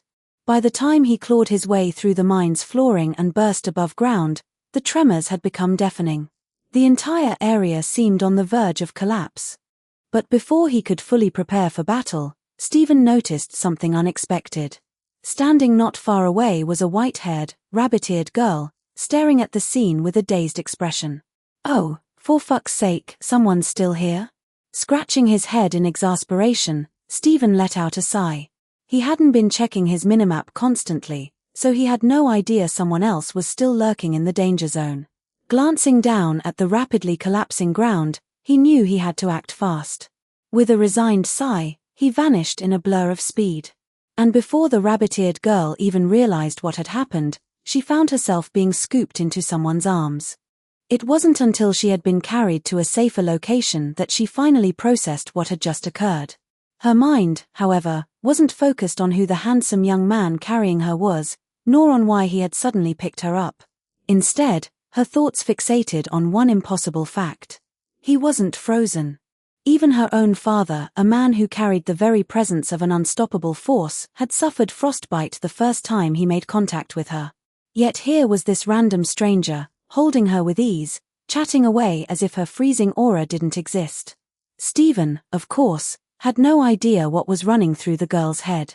Once he was certain they were a safe distance away from the collapse, he finally set her down. Under normal circumstances, he wouldn't have bothered to intervene at all. But since he was the one who had pulled the monster up, it wouldn't sit right with him if some random bystander got caught in the crossfire. At the very least, Stephen didn't like taking the blame for things that weren't his fault. "All right, stay put and don't do anything stupid." Then, just as he turned to leave, "Oh, and by the way, you seriously need to watch your diet. You're a bit on the heavy side." He tossed the remark over his shoulder as casually as one might comment on the weather. Unaware, of course, that he had just stepped into a forbidden land. The white-haired girl in Stephen's arms looked tall and slender, but surprisingly, she had some weight to her. That said, Stephen had to admit she felt a lot better to carry than those stick-thin girls who felt like dried bean sprouts. Shaking his head to clear away those unnecessary thoughts, Stephen turned back toward the spot where he had emerged from underground. There was still a boss waiting for him to deal with. He didn't know what it was, or why it was here, but a creature with a visible health bar. Not fighting it would be an insult to his gamer identity. Reaching into his inventory, Stephen pulled out his netherite sword. As a sign of respect for this boss fight, he even equipped his full netherite armor set. And just as he was considering whether to take it a step further, maybe max out his speed, strength, and resistance buffs, the monster that had been chasing him finally revealed its full form. The once solid ground of the mining site collapsed inward like quicksand. The rubble and debris were instantly ground into fine dust, forming a swirling vortex that seemed to carry the monster upward. It had two massive, razor-sharp horns sprouting from its human skull-like head. Its entire body was a solid mass of orange-red originium crystal, and a long, scorpion-like tail hovered menacingly behind it, blade-sharp and poised to strike. The moment sunlight touched its body, the monster roared a deafening, sky-splitting cry of fury. Then, its obsidian-black compound eyes locked onto Stephen. The sheer killing intent in that gaze was so intense it felt tangible, like a spear attempting to impale him on the spot. Okay, no need to get that mad," Stephen muttered, scratching his cheek awkwardly. "I just took apart your nursery. It's not like you were actually using it, right? If looks could kill, the one the monster gave him would have vaporized his soul." A second, even more furious roar shook the air. Its tail tip glowed orange, and in the next instant, a searing laser blast shot toward Stephen. His reflexes kicked in. Raising his netherite sword, he calmly blocked the incoming beam, stopping what should have been a devastating attack in its tracks. But the monster wasn't done. Its tail twitched again, and this time, an even stronger blast erupted from its tip, completely engulfing Stephen in raw originium energy. The entire mining site trembled under the sheer power of the attack. The surrounding air was soon filled with crystallizing originium dust, forming dense clusters across the battlefield. At the very epicenter of the explosion, Stephen's figure was nowhere to be seen. The only thing left was a massive pillar of pure energy, still burning away at the same spot where he had been standing. Finally, the monster seemed satisfied. Convinced that Stephen had been obliterated, it stopped its attack. Where the young adventurer had stood was now a gaping crater, its surface covered in a thick layer of solidified originium crystals. And Stephen? He was nowhere in sight. As if instinctively driven by a hatred for all living things, the monster shifted its gaze to the other survivors nearby. Its tail glowed once more, preparing for the next round of slaughter. But just as the monster turned around, its tail aiming directly at the nearest white-haired girl. A sharp, shattering sound echoed through the battlefield. Everyone watched in shock as the thick originium crystals within the crater began to crack apart on their own. And from beneath the fractured remains, a young man clad in eerie purple-black armor slowly crawled out, his movements a little sluggish but very much alive. "You call yourself a boss, but you can't even hit hard. What, did you skip breakfast or something?" Stephen coughed twice, shaking off the dust from his now misshapen netherite sword, which had been warped by the energy blast into something resembling a giant originium slab. His tone was mocking, filled with nothing but disdain for the monster before him. In truth, he had deliberately taken the hit just to test the creature's strength. And sure enough, the boss bar hovering over its head wasn't for show. This thing was definitely one of the strongest enemies he had encountered since arriving in this world. But that was all it was. He hadn't even bothered using his shield, and yet the monster's ultimate attack had barely shaved off 2.5 hearts from his health bar. He didn't even need a potion, just a couple of deep breaths, and he'd be back to full health. Having confirmed what he wanted, Stephen lost interest in further experimentation. Abandoning his defensive stance, his figure instantly blurred into motion, becoming a streak of purple-black lightning as he charged directly at the colossal monster. The beast reacted immediately. Turning its massive, skull-like head, it leveled its gigantic crystalline horns straight at Stephen. Then, with the force of a rampaging truck, it charged forward to meet him head-on. Boom! The air exploded from the sheer impact as the two forces collided. Stephen's human-sized frame looked insignificant compared to the towering beast, like a lone mantis trying to stop an oncoming semi-truck. But against all odds, the tiny mantis did not break. Instead, Stephen held his ground completely, forcing the gigantic monster into a deadlock, neither side giving an inch. Plus, TN, the Falling Star Beast is not really one with the original Falling Star Beast, it has been changed to better fit the Arknight world. One notable change is the beast's original purple glow has changed to orange glow. Plus, if you want to see more chapter of this story and don't mind spending $5 monthly to see till the latest chapter, please go to my Patreon one. Latest chapter in Patreon, chapter 172, that's not how you do the math one. Link to the latest chapter, https://www.patreon.com/posts/12472445 $?collection=557131 https://www.patreon.com/thatsnakegirl1 Chapter 117 Chapter 117 I'm the storm that is approaching. 1676 words. Gripping the netherite sword with one hand, Stephen felt the immense impact coming from the blade. The monster before him, with its horns larger than those of an ordinary person, was pressing firmly against his sword, yet it couldn't budge him in the slightest. Your strength is commendable, but unfortunately, it's still not enough. Silently giving the creature a rating in his mind, Stephen was about to exert force and send the monster flying when he suddenly felt a chilling wind rise behind him. The next moment, a thick layer of frost formed over the body of the falling star beast in front of him. The force pressing against his sword lessened significantly, but Stephen wasn't concerned about that. Instead, he turned around, puzzled, and looked at the white-haired girl behind him, who was raising her hand and manipulating the cold air to freeze the monster. This girl is trying to steal my kill. A hint of confusion flashed in his eyes. Stephen couldn't understand why a bystander, someone unrelated to the fight, would step in like this. She wouldn't gain any experience points from slaying this creature like he would, so why suddenly interfere? Could it be for the originium embedded in the beast? But considering the sheer power she displayed enough to control a monster like this, Stephen felt that the situation probably wasn't that simple. Fortunately, the white-haired girl seemed to sense his questioning gaze. While still focusing on controlling the cold currents in an attempt to freeze the monster completely, she took a moment to respond to his doubts. If we let it go, everyone nearby will be in danger. Let's take it down together. Just as Stephen had guessed, the girl originally had no intention of getting involved. However, the monster's sheer hostility toward all living beings was too obvious to ignore. She had never encountered a creature this dangerous before, and if it escaped, the entire snowy plains could be at risk.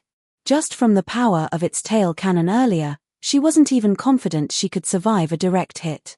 She didn't know who Stephen was or how he managed to withstand the monster's attack, but for now, the enemy of her enemy was her ally. If she helped him, there might be a chance to eliminate the creature.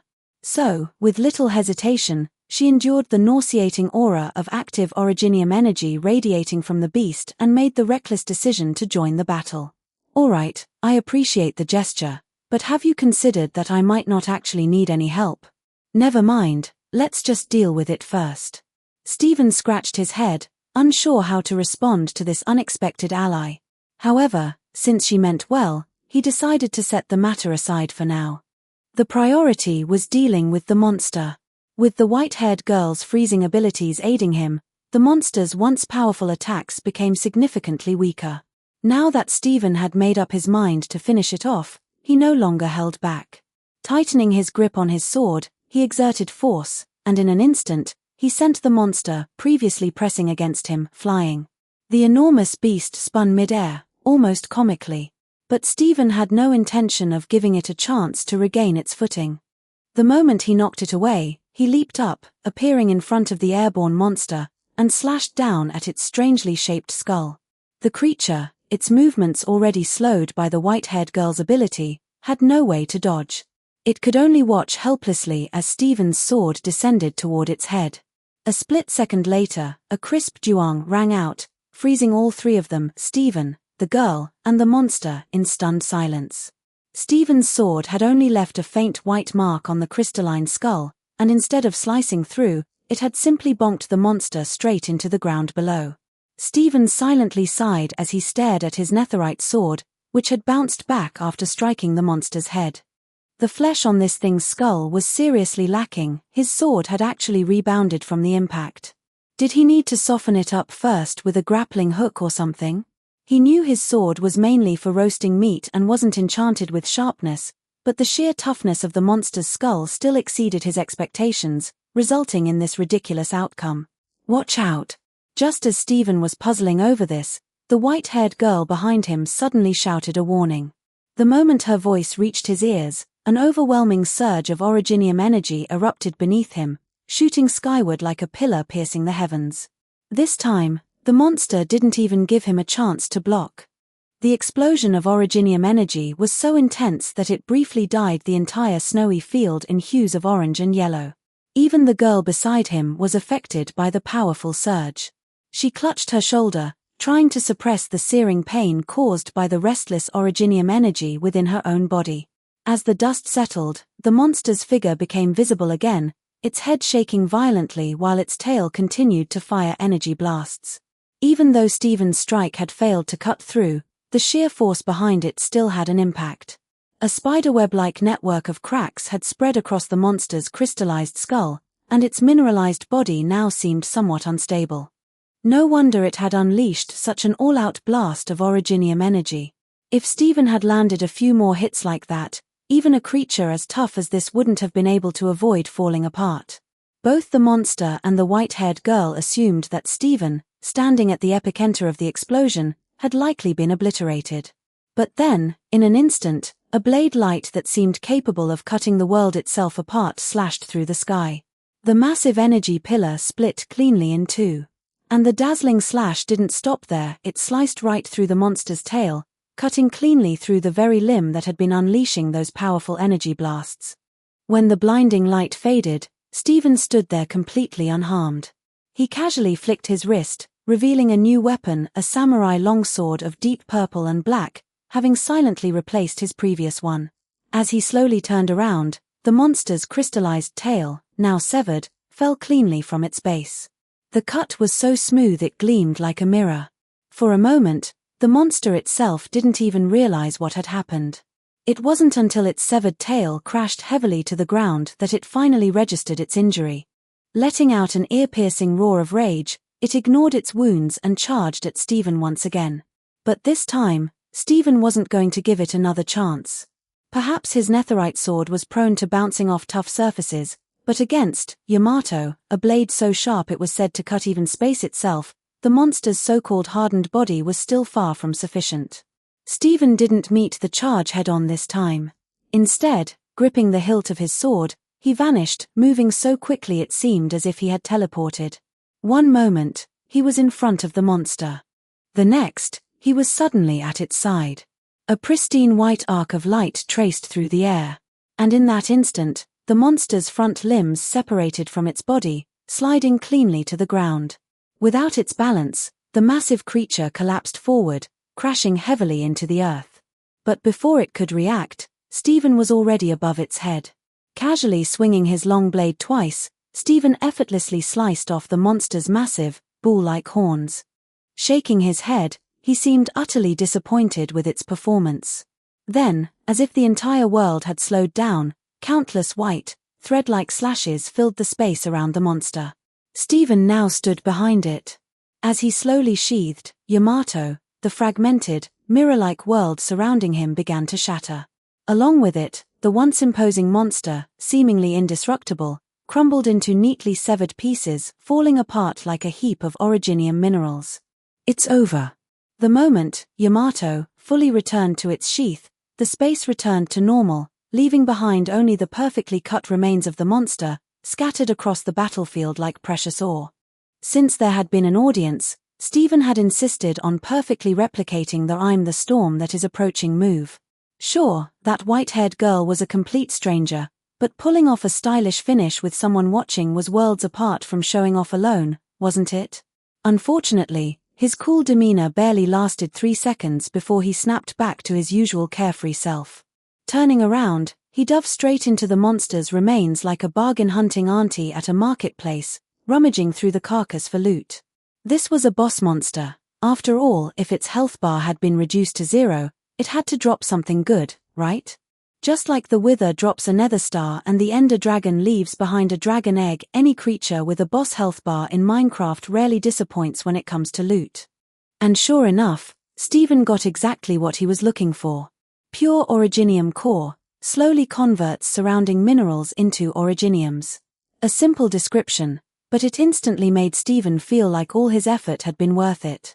Since killing the creature hadn't awarded him any WAP, World Acknowledgement Point, it likely wasn't a monster that had appeared in the game's main storyline. However, with this item in hand, at least he wouldn't have to worry about running out of originiums in the future. As for the conversion speed, Stephen wasn't concerned at all if it was too slow. He'd just kill more of these monsters and farm multiple cores to speed up the process. After all, there had to be plenty of originium mines in this world, right? Plus, if you want to see more chapter of this story and don't mind spending $5 monthly to see till the latest chapter, please go to my Patreon one. Latest chapter in Patreon, chapter 172, that's not how you do the math one. Link to the latest chapter, https://www.patreon.com/posts/12472445 collection =$5573131 https://www.patreon.com/thatsnakegirl1. Chapter 118. Chapter 118. How long are you going to rub? 1695 words. After collecting the loot dropped by the monster, even gathering the scattered fragments of its corpse, Stephen finally remembered that there should have been an onlooker who had fallen to the ground. Surveying the mining site, which had now turned into a deep crater, Stephen finally spotted the white-haired girl lying on the ground, her face contorted in pain. She had witnessed everything he had done before, but at this moment, none of that mattered as much as the agony brought on by the originium in her body. Already struggling to withstand the damage from her infection, her body had been further ravaged by the radiation from the highly active originium aura released by the monster. Now, she felt as though she had been thrown into an icy abyss, unable to sense even the slightest warmth. The cold, accompanied by waves of searing pain, assaulted her consciousness. But she knew that if she passed out now, she might never wake up again. No, she couldn't die here, not yet. There were still so many things she hadn't done, so many dreams left unfulfilled. She hadn't even experienced the true taste of candy, the kind she had always imagined. So, she gritted her teeth, enduring the tormenting pain and cold, trying to hold on until her father arrived. But to her surprise, it wasn't her father who came for her. Instead, a somewhat familiar figure lifted her up. A faint but nostalgic warmth radiated from the person supporting her. Though it was only a small trace, it was enough to keep her conscious. Summoning her last bit of strength, she forced her eyes open. The first thing she saw was Stephen's face, handsome enough, and wearing a slight smile. "Geez, you're really in bad shape," he clicked his tongue. "I told you to stay back, but you just had to get involved. Good thing it was me you ran into." In a good mood after scoring some nice loot, Stephen supported the girl with one hand while retrieving a healing potion from his backpack with the other. Without hesitation, he pried open her lips, already stained with blood from biting down in pain, and poured the potion into her mouth. To prevent her from spitting it out, he pressed a hand over her lips. Fortunately, the girl seemed to have lost the strength to resist. She only weakly struggled for a moment before going limp, as if resigning herself to her fate. With a casual expression, Stephen reached out and rubbed the pair of fluffy white rabbit ears atop her head. After all, he had just saved her life, surely rubbing her ears a little wouldn't be a big deal, right? Back on Rhodes Island, Stephen had always been intrigued by Amaya's fluffy rabbit ears. Unfortunately, Calcit had guarded her like a hawk, always watching him as if he were a thief. Whenever Amaya was around, Calcit was never far behind. As a result, though Stephen had always wanted to touch them, he never got the chance. But now, with such a perfect opportunity right in front of him, how could he possibly refuse? He was rarely in the mood to be kind, taking a little reward for his good deed wasn't too much to ask, right? The girl's ears were soft yet bouncy, and rubbing them felt like kneading a fluffy little furball. There was an indescribable stress-relieving sensation to it. Just as Stephen was thoroughly enjoying himself, the girl he had just propped up finally absorbed the effects of the healing potion. As the excruciating pain subsided, she turned her gaze toward the boy who was apparently unfamiliar with the concept of personal space, now happily playing with her ears. Their eyes met. Stephen's fingers, which had been rhythmically rubbing, gradually came to a stop. You what? Keep drinking." Before she could say anything, Stephen raised his hand and pulled out a bottle of milk from his backpack, unceremoniously pouring it into her mouth. The healing potion had only pulled her back from the brink of death, it couldn't do anything about her infection. Back when they had faced the monster together, the radiation from its originium energy had nearly activated the dormant originium inside her body. She had gone out of her way to help him, and while her assistance had been limited, Stephen still acknowledged the gesture. Since that was the case, he figured he couldn't just stand by and watch her condition worsen. Helping treat originium infections was no big deal for him, just a flick of the wrist. But more than that, Stephen was curious. The girl's body seemed to be emitting a faint chill. Even though her ears were covered in soft white fur, his fingertips, as he rubbed them, gradually felt an unusual cold creeping in. That was odd. Normally, he was incapable of perceiving temperature at all, yet he could clearly sense the cold now. That likely meant the girl in his arms had an abnormally low body temperature. Even when he had encountered Frostleaf, another rabbit-eared girl, she had erupted with originium energy while on the verge of death, but he had never felt cold from her. Still, none of this was enough to stop him from rubbing those soft rabbit ears. Who wouldn't enjoy something so fluffy? While Stephen was indulging in the delightful texture of the bunny ears, the girl in his arms was in complete shock. If the potion he had forced down her throat earlier had alleviated her pain and replenished her strength, then the milk he had just poured into her mouth was having an entirely different effect. She could feel the heavy burden that had been weighing down her body, seemingly destined to remain with her forever, gradually lifting. Though the process came with a searing, flesh-cutting pain, it was insignificant compared to the relief of her infection being suppressed. More than that, for the first time, she felt her body temperature slowly rising. The warmth from Stephen's fingertips against her ears, as well as the heat radiating from his body, was something she simply couldn't forget. What the hell had this guy just made her drink? There was no time to question why he was treating her like a pet and rubbing her ears so freely. Her head was swimming with confusion, but with her mouth still full of milk, she couldn't say a word. And so, despite the undeniably awkward nature of the scene, a strange sense of harmony settled between them, one that neither side seemed eager to break. But, of course, this kind of thing couldn't last forever. As the last traces of milk were absorbed into her body, the girl, who now felt as if she had been reborn, gradually regained both her strength and consciousness. "How long do you plan on rubbing them?" She blinked at him, her silver-grey eyes carrying a hint of weakness, but the deathly aura that had made her seem on the verge of passing away just moments ago was completely gone. Not only that, but she had never felt so healthy before. It was as if she had returned to her childhood, back to a time before she had been infected with erypathy. If I told you I was helping with blood circulation and aiding in the absorption of the medicine, would that be a reason you could accept? Now that she had directly pointed it out, Stephen couldn't just keep rubbing her ears without a shred of shame. Awkwardly chuckling, he reluctantly withdrew his hand and met the gaze of the silver-eyed girl. He hadn't taken a good look at her before, but now that he had the chance, he realized she was stunning. Or perhaps it was just par for the course for a character from a Chinese mobile game. After all, out of all the girls Stephen had encountered in that world, there were hardly any who couldn't be called beautiful. Even Kaltsit, that cat girl who is likely older than all of Terra's current nation, was an undeniable beauty in terms of appearance. Yet, despite all that, Stephen found this girl particularly captivating. It was as if every one of her features aligned perfectly with his aesthetic preferences, making her presence feel inexplicably pleasant to him. That was also part of the reason why he had chosen to save her. Sure, the previous justification still stood, but the fact that he found her pleasing to the eye was another factor that couldn't be ignored. He had wanted to help. He didn't want to see her suffer and die from her illness. That was why he had gone to such lengths to treat her. And in return, he felt an inexplicable sense of fulfillment. Perhaps this was what they called peace of mind. If I don't accept it, will it erase what you just did? If not, then it really doesn't matter whether I accept it or not.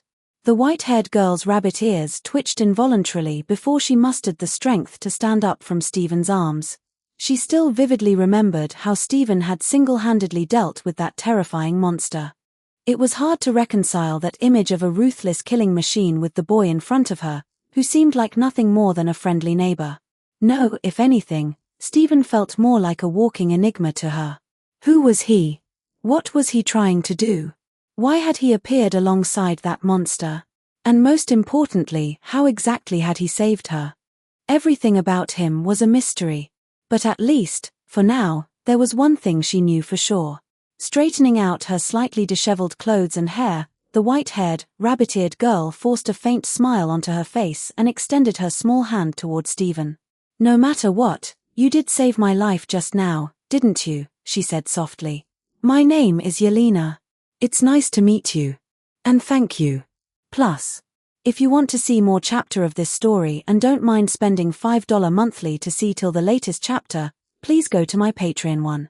Latest chapter in Patreon, chapter 172, that's not how you do the math one. Link to the latest chapter, https://www.patreon.com/posts/12472445 collection =$557131. https://www.patreon.com/thatsnakegirl1. Chapter 119, Chapter 119, Leave It to Fate. 1,721 words. Steve, just a passing minor.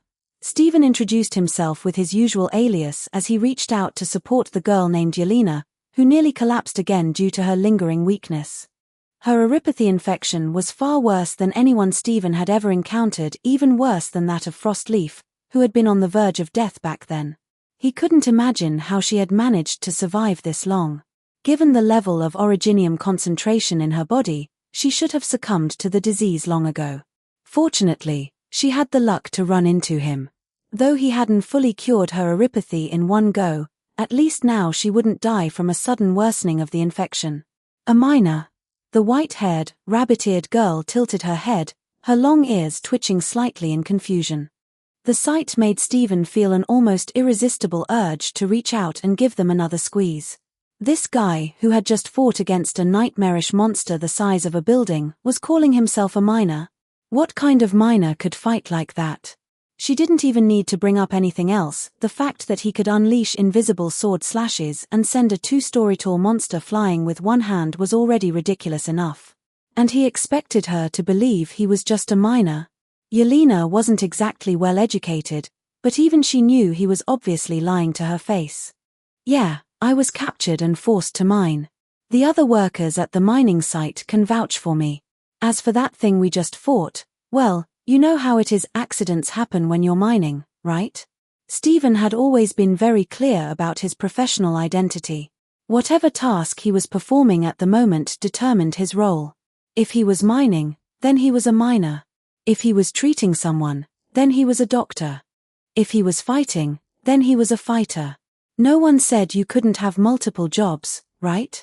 Do you have some kind of misunderstanding about the word accident? Yelena's expression darkened slightly. That monster, do you really think it can be described as just an accident? She instinctively turned to point at the corpse of the terrifying creature they had just fought, only to realize, in stunned silence, that it was gone. She had only been distracted by pain for a short while, but now, the enormous body of that monster had vanished without a trace. How?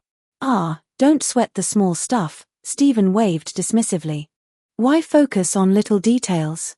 As a patient, you should be worrying about getting some rest. Looks like your companions are on their way, anyway. That means our business here is done.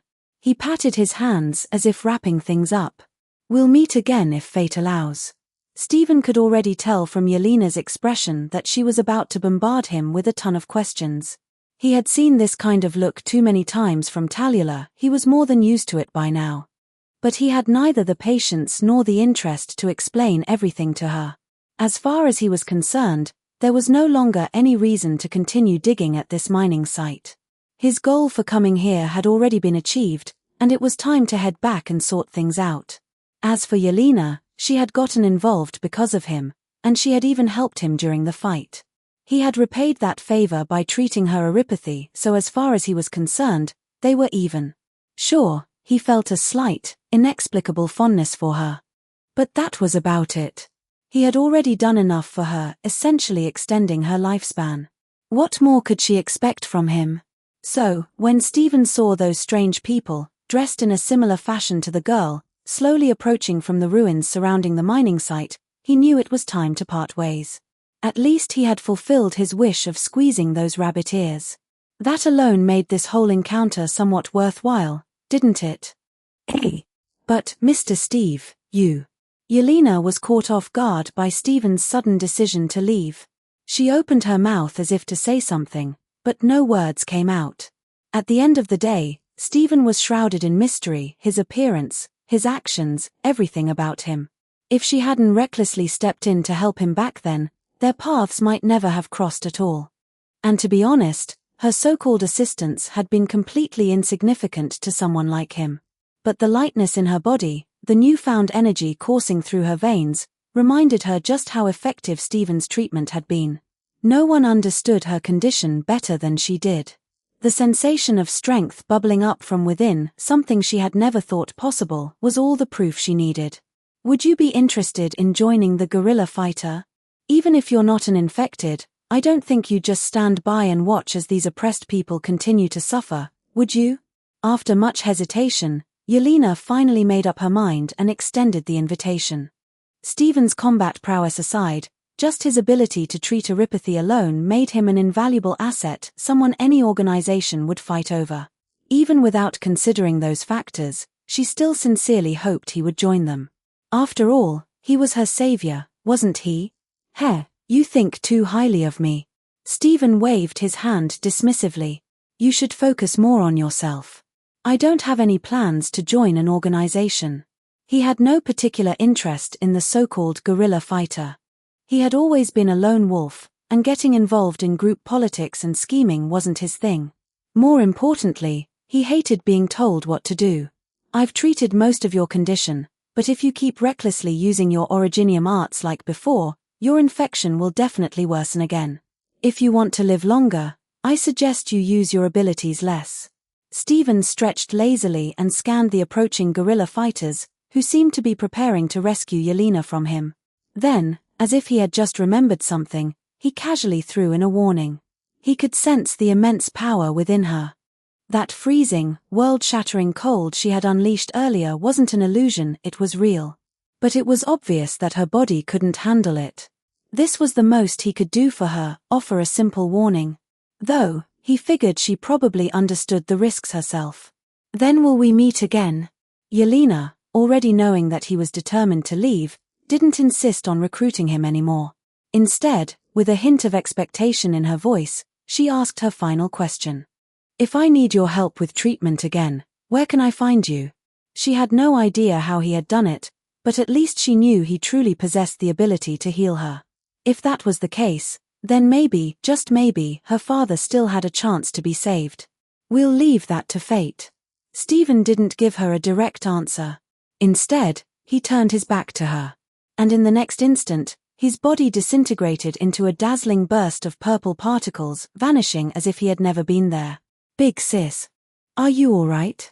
It was only then that the guerrilla fighters, clad in their signature red and white outfits, finally rushed to Yelena's side, their faces filled with concern. They had only been able to observe the situation from a distance. The mere residual originium energy waves emitted by that monster had been enough to worsen their Aripathy, which was why Yelena had ordered them to retreat in the first place. All they could see were the towering beams of originium light piercing the sky and the relentless, earthquake-like shockwaves that followed. It wasn't until the turbulent originium energy finally subsided that they dared to approach and investigate what had happened. But by then, the terrifying monster was nowhere to be found. All that remained was their leader and a mysterious stranger who had appeared out of nowhere. For a moment, they had no idea how to react. And just as they arrived, that man had vanished into thin air. If they wanted answers, it seemed only their leader could provide them. I'm fine. In fact, I've never felt better. Yelena clenched her fists slightly, feeling the unfamiliar sensation of health radiating from within her body. It was almost too surreal, as if she were trapped in a dream. Big sis, as long as you're okay, that's all that matters. But who was that guy? And what happened to that monster? Hearing Yelena confirm that she was unharmed, the guerrilla fighters collectively sighed in relief. As long as she was safe, they could ask about everything else later. They had always known about her fragile condition, yet looking at her now, she didn't seem to be forcing herself to appear strong. After all, they had rarely seen her with such a healthy flush on her face, like a normal person. That guy. He's probably someone really powerful. Anyway, he helped me out a lot. But it looks like this mine is no longer viable for resource extraction. Let's head back, we still need to take care of the miners. As her comrades brought up Stephen, Yelena couldn't help but smile slightly. She didn't know why, but when she thought of that somewhat handsome young man and the warmth he radiated, a strange and indescribable emotion stirred in her heart. Regardless, she had to report everything to her father. Setting aside the matter of uncovering Stephen's true identity, there was still the issue of that monstrous being hidden beneath the mine. She had never even heard of such a creature before, let alone encountered one with such overwhelming originium energy. If Stephen hadn't intervened, she would have stood no chance against it. When had such terrifying monsters begun lurking beneath Ursus's lands? If she wanted answers, there was no one better to ask than that stubborn old Sarkaz captain, her father. Plus, If you want to see more chapter of this story and don't mind spending $5 monthly to see till the latest chapter, please go to my Patreon one. Latest chapter in Patreon, chapter 172, that's not how you do the math one. Link to the latest chapter, https://www.patreon.com/posts/124724465?collection=55731.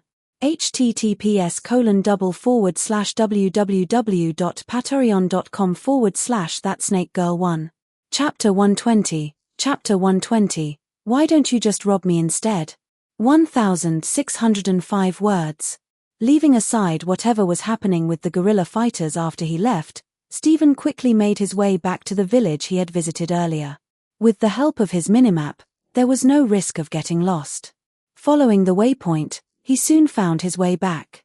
He had no real sense of how long he had been gone. The mines were dark and endless, making it impossible to track time. Even while mining, he hadn't paid much attention to it. But thinking about it, he figured he hadn't been gone for too long. Most of the time was likely spent digging up high-purity originium in that monster's den. As for the battle afterward, that wasn't even worth remembering. Just another routine encounter, nothing special. Having satisfied his urge to mine, Stephen walked with a noticeably lighter step. His haul this time was quite bountiful. Forget the piles of originium, or just the loot from the final boss alone was enough to make him ecstatic. Not to mention the side products like copper, iron, lead, and coal. At the very least, with all these materials, he wouldn't have to worry about resources when working on new technology. All in all, this mining trip was a great success. As for whether he would continue raiding other mines in Ursus, that was a matter for another day. But knowing himself, Stephen figured he would eventually go back underground. He was particularly curious whether the deeper parts of other mines also hid strange creatures like the falling star beast. Of course, his main interest was still their loot. For now, though, it seemed that this was the only mine in the area. Without another target, he lost the urge to keep mining. It was time to head back and mess around with some of Vic's Modern Warfare mod stuff, see if he could craft a few guns first. Seriously, what kind of era was this? Why were people still using melee weapons? It was time to teach these primitive folks a lesson. The times have changed. With that in mind, Stephen considered skipping the village entirely and heading straight for his cabin. But just as he was about to leave, he suddenly stopped. A familiar scent of blood drifted past his nose, making him frown and glance toward a nearby grove of trees. Blood wasn't an unusual sight in the snowy plains. But for it to be this thick, Stephen immediately thought of something he had encountered before. Sure enough, as he walked into the grove, following a trail of trampled snow, he found a mutilated corpse. It wasn't human, rather, it appeared to be a grey wolf, a canine native to the tundra. Its entire abdomen had been hollowed out, and blood had painted the entire grove red, a sight chilling enough to make anyone feel uneasy. Stephen already knew what had caused such a gruesome scene. This time, though, he wouldn't be stupid enough to inspect it up close. There wasn't any worthwhile loot anyway. The last one he killed only dropped a piece of collapsal flesh, which barely had any EMC value. Not worth his time. Cleaning up the scene and erasing his scent would be too much trouble, better to just pretend he was never there. So, before the corpse had a chance to transform into a monster, Stephen turned on his heel and ran straight back toward the village without looking back. Let the professionals deal with this so-called collapsal. He had no interest in wasting his energy on something pointless. But even as he dismissed the matter, a thought nagged at him. The last time he tracked the monster, it had fled away from the village. So why was there a fresh kill this close? Did it change directions halfway through and circle back? Given its cunning nature and tendency to lay traps, it wasn't impossible. That was concerning. Stephen turned his gaze toward the village in the distance, falling into deep thought. The creature clearly wasn't a normal beast. To him, it wasn't a threat at all. But to ordinary people, that was a different story. The village was full of elderly, women, and children, not exactly warriors. The only one who might stand a chance against that thing was Talula, that little dragon girl. If the creature did approach the village, it could be a huge problem. Stephen pursed his lips. After spending days with these simple, honest villagers who had practically worshipped him just for giving them food, he had grown quite fond of them. Hell, even he felt like he was being too much of a capitalist, but these people still thought he was kind-hearted. He couldn't really bring himself to call them ungrateful. And if a monster really was lurking nearby, these kind-hearted fools might be in serious danger. Stephen's main concern, however, was Alina. He knew these villagers liked to wander into the surrounding forests and tundras to forage for mushrooms and wild vegetables. Alina included. Guess I'd better go give Tallulah a heads up. And check how Alina's doing while I'm at it. With that decision made, Stephen changed course and headed toward the village. It wasn't long before he spotted the small settlement, warm yellow lights glowing from its homes and thin trails of smoke rising into the snowy sky. At the very least, the collapsal hadn't attacked yet. Stephen's status in the village was practically god-tier at this point. Even the village chief would bow and scrape when he saw him, probably wouldn't hesitate to drop to his knees if Stephen asked. After all, a man who provided jobs and food was practically their lifeline. How could they not worship him? So the moment he stepped into the village, he was swarmed by enthusiastic villagers. Their sheer enthusiasm made even Stephen feel a little embarrassed. After much effort, he finally escaped their clutches and made his way to Alina's house. Even before he entered, he caught a faint whiff of medicine in the air. Frowning slightly, he knocked on the door. But instead of Alina's voice, he heard Tallulah coughing from inside.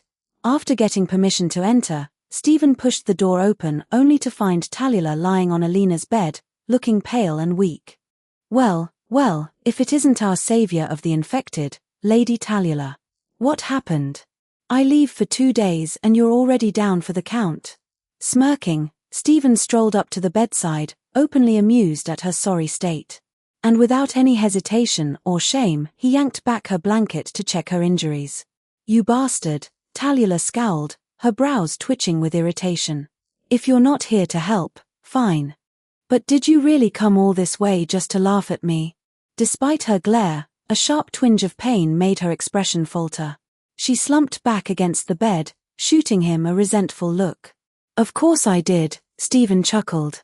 Watching someone drown in their ideals is way too entertaining to pass up. But his playful grin faded as he got a closer look at her injuries. On her shoulder, there was a wound. It looked like she had been hit by some highly corrosive energy, leaving burns across her skin. And more concerningly, the lingering aura around the wound felt eerily similar to the collapsal remains he had collected earlier. Did she actually run into that monster?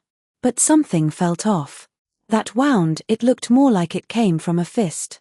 Cough, I wouldn't say I drowned in my ideals, Tallulah retorted with a light cough, covering herself up as she noticed her blanket had slipped slightly. Even though she knew Stephen was technically a doctor, she still had some sense of shame. And besides, I already accomplished what I set out to do. This wound. Just a little accident during my retreat, she added casually. She wasn't lying. Her mission had been a success. She had helped the infected escape from the sores of that mobile city. The only unexpected factor was running into someone she should never have encountered there. To this moment, she still couldn't understand why an emperor's blade had appeared in such a remote city. Could it have been because of the nearby guerrilla activity? But that shouldn't have been enough to attract those monsters. Even as she pondered over it, she refused to admit she had screwed up. She had achieved her goal. And besides, the royal guard she encountered hadn't seemed all that interested in her. After knocking her back, he didn't even bother chasing her. So, technically, she was still progressing toward her ideals, not drowning in them like Stephen claimed. That's really a shame, Stephen sighed dramatically. I thought that after going through all this, you might have actually learned something. Guess I was expecting too much. Still, seeing that her injuries weren't life-threatening, he casually pulled a bottle of potion from his bag. Open your mouth. Without explaining what it was, he simply gave her a look before tilting the oddly pink, glowing liquid toward her lips. I have hands, you know. Rolling her eyes, Tallulah snatched the potion from his grip and downed it without hesitation. She trusted Stephen at least enough to know he wouldn't poison her. Much appreciated, Stephen grinned. That'll be 500,000 LMD per bottle. So tell me, miss, will you be paying cash or card? Tallulah nearly choked. Why don't you just rob me instead?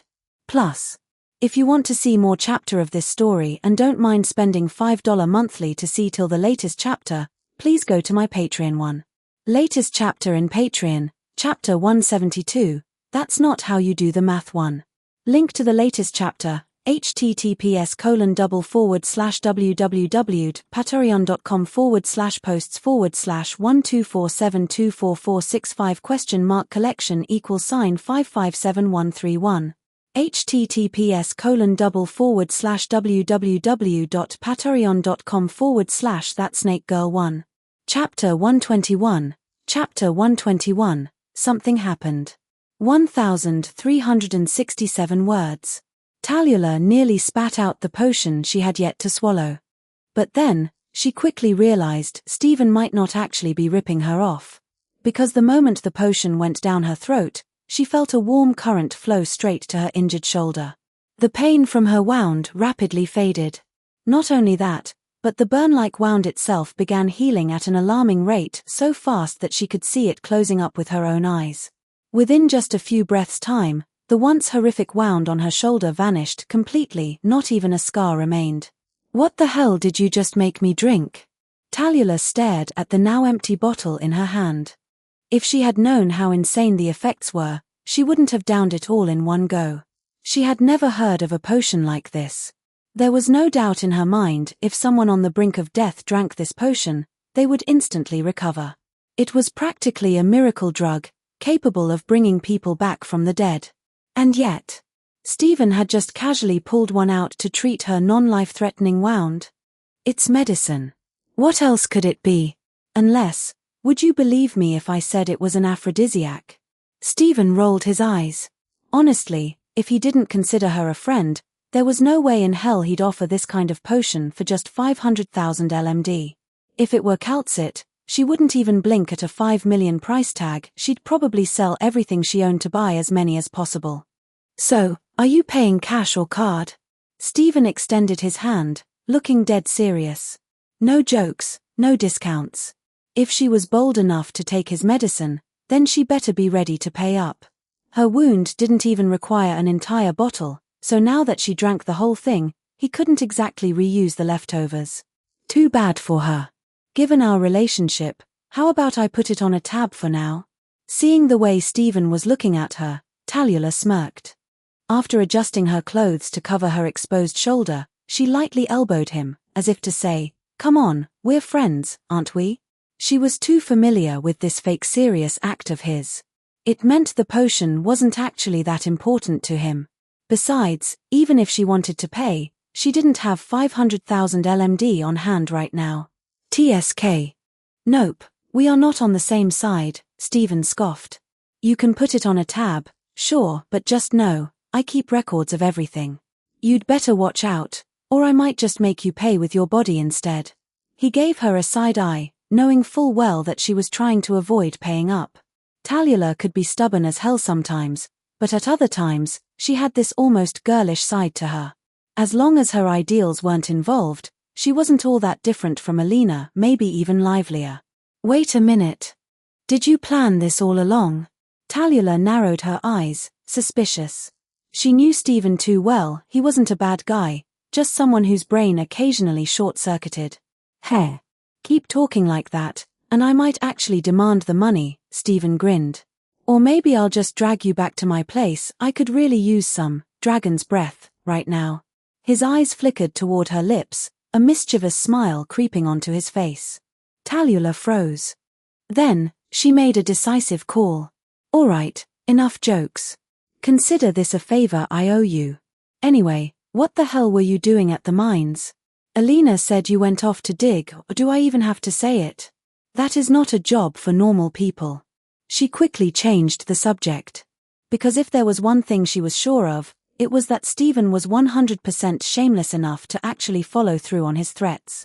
Alina's recovery was far beyond Tallulah's expectations. The medicine she had brought back was now completely unnecessary, even more surprising, Alina looked even healthier than before.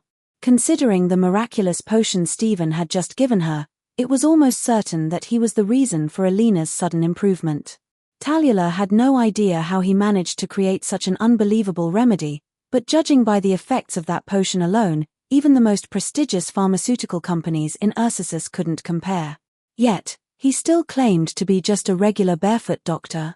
If that were true, then every other doctor on this land might as well kill themselves out of shame. I already told you, I just went to mine some ore. And now I'm back. Stephen waved his hand dismissively. Why should he need anyone's approval for what he wanted to do? The only reason he even bothered explaining himself was that he knew Tallulah was genuinely concerned about him. Otherwise, he would have snapped back at her without hesitation. No, it's just you don't look like someone who just came back from a mine. If you told me you were some old man out for a casual evening stroll, I'd believe it. Tallulah eyed him up and down, noting his clean appearance and empty hands. There wasn't a single sign that he had been doing any kind of hard labor, let alone something as exhausting as mining. The way I mine isn't what you're thinking of. Stephen didn't bother explaining further. Instead, he glanced around the small house with a slight frown. Where's Alina? She just recovered, shouldn't she be resting here with you? He had passed through the village earlier and hadn't seen her anywhere. It was already getting dark, where could she have gone? She said she was going to check if you were back yet, Tallulah replied. After all, you're the only person in the entire village who can be called a doctor. The moment she said that, she noticed Stephen's expression suddenly darken. What's wrong? She immediately tensed up. You said you cleared out the wild beasts in the area, there shouldn't be any danger, right? A bad feeling surged through her chest. Without hesitation, she threw off the blanket and began reaching for her clothes. I'm not sure, but she shouldn't be that unlucky. Stephen's tone was uncertain, which only made her more anxious. In any case, I'll go find her, it'll be faster.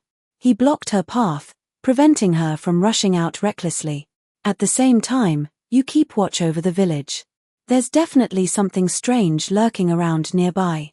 Stay on guard, especially for any villagers or animals acting off. With that, he turned toward the door, ready to move. The collapsal from before was still lurking nearby. There was no guarantee that it wouldn't set its sights on this village. Now that Tallulah was here, she could at least look after these clueless villagers. As for finding Alina, that was clearly a job better suited for him after all, he had a minimap. Tallulah furrowed her brows, locking eyes with Stephen for a brief moment before nodding solemnly. When it came to matters like this, she trusted him completely. He had never let her down before. And no matter how reluctant she was to admit it, the truth was Stephen surpassed her in every aspect, speed, strength, reflexes, everything. If anyone was going to find Alina quickly and safely, it was him. As for the strange entity Stephen mentioned, Tallulah was curious, but for now, she had no choice but to wait for his return. Alina's safety took top priority. The moment she nodded in agreement, Stephen vanished like a bolt of lightning. Even with her trained reflexes, Tallulah could barely track his movements. In an instant, he was gone. Her brows furrowed slightly, but she quickly grabbed her long sword and started making her way toward the village. Whether or not that strange entity had already approached, she would never allow something like that to harm the people she cared about. Plus, if you want to see more chapter of this story and don't mind spending $5 monthly to see till the latest chapter, please go to my Patreon one. Latest chapter in Patreon, Chapter 172, That's Not How You Do the Math 1. Link to the latest chapter, https://www.patreon.com/posts/12472445 collection $5573131. https://www.patreon.com/thatsnakegirl1.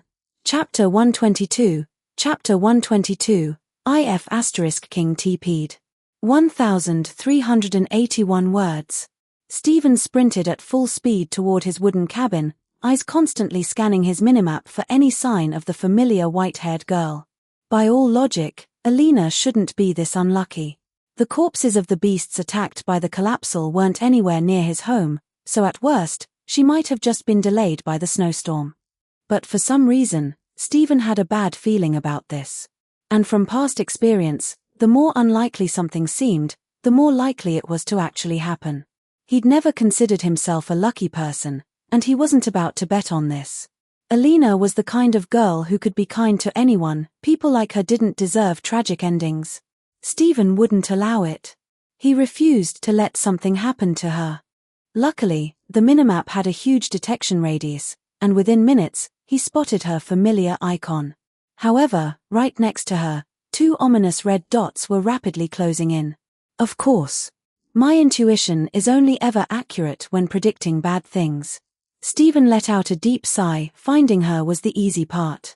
But getting to her in time? That was another issue entirely. Based on the distance, no matter how fast he was, there was no way he'd reach her before those red dots did. Stephen narrowed his eyes. He won't allow himself to be a protagonist who shows up too late and end up dramatically cradling a lifeless body in his arms. That wasn't happening. So, there was only one option left. Without hesitation, Stephen opened his chat bar and typed in a command. TP Alina. Ding. Forcibly using a command will deepen the world's rejection of you. A red warning popped up. He ignored it completely. If this shitty world wanted to kick him out, it'd have to try harder than that. Right now, he was too busy saving someone to care about the system's rules. As for the world's rejection, who cares? Worst case scenario, he'd just pay off his debts later. It wasn't like the system's point system wasn't meant for situations like this. Sure, maybe he was spending first, paying later, but who cared? The moment that thought crossed his mind, the invisible resistance trying to stop him from using the command suddenly vanished. It was as if the world's will had reluctantly given in, begrudgingly accepting his forceful demand. A new notification popped up, looking almost pitiful. TP command used. Minus 100,000 WAP, World Acknowledgement Point, deducted. The red text barely had time to register before Stephen's entire body vanished from where he stood. It was beyond instant teleportation. It was as if Stephen had been cut out of one location and pasted into another.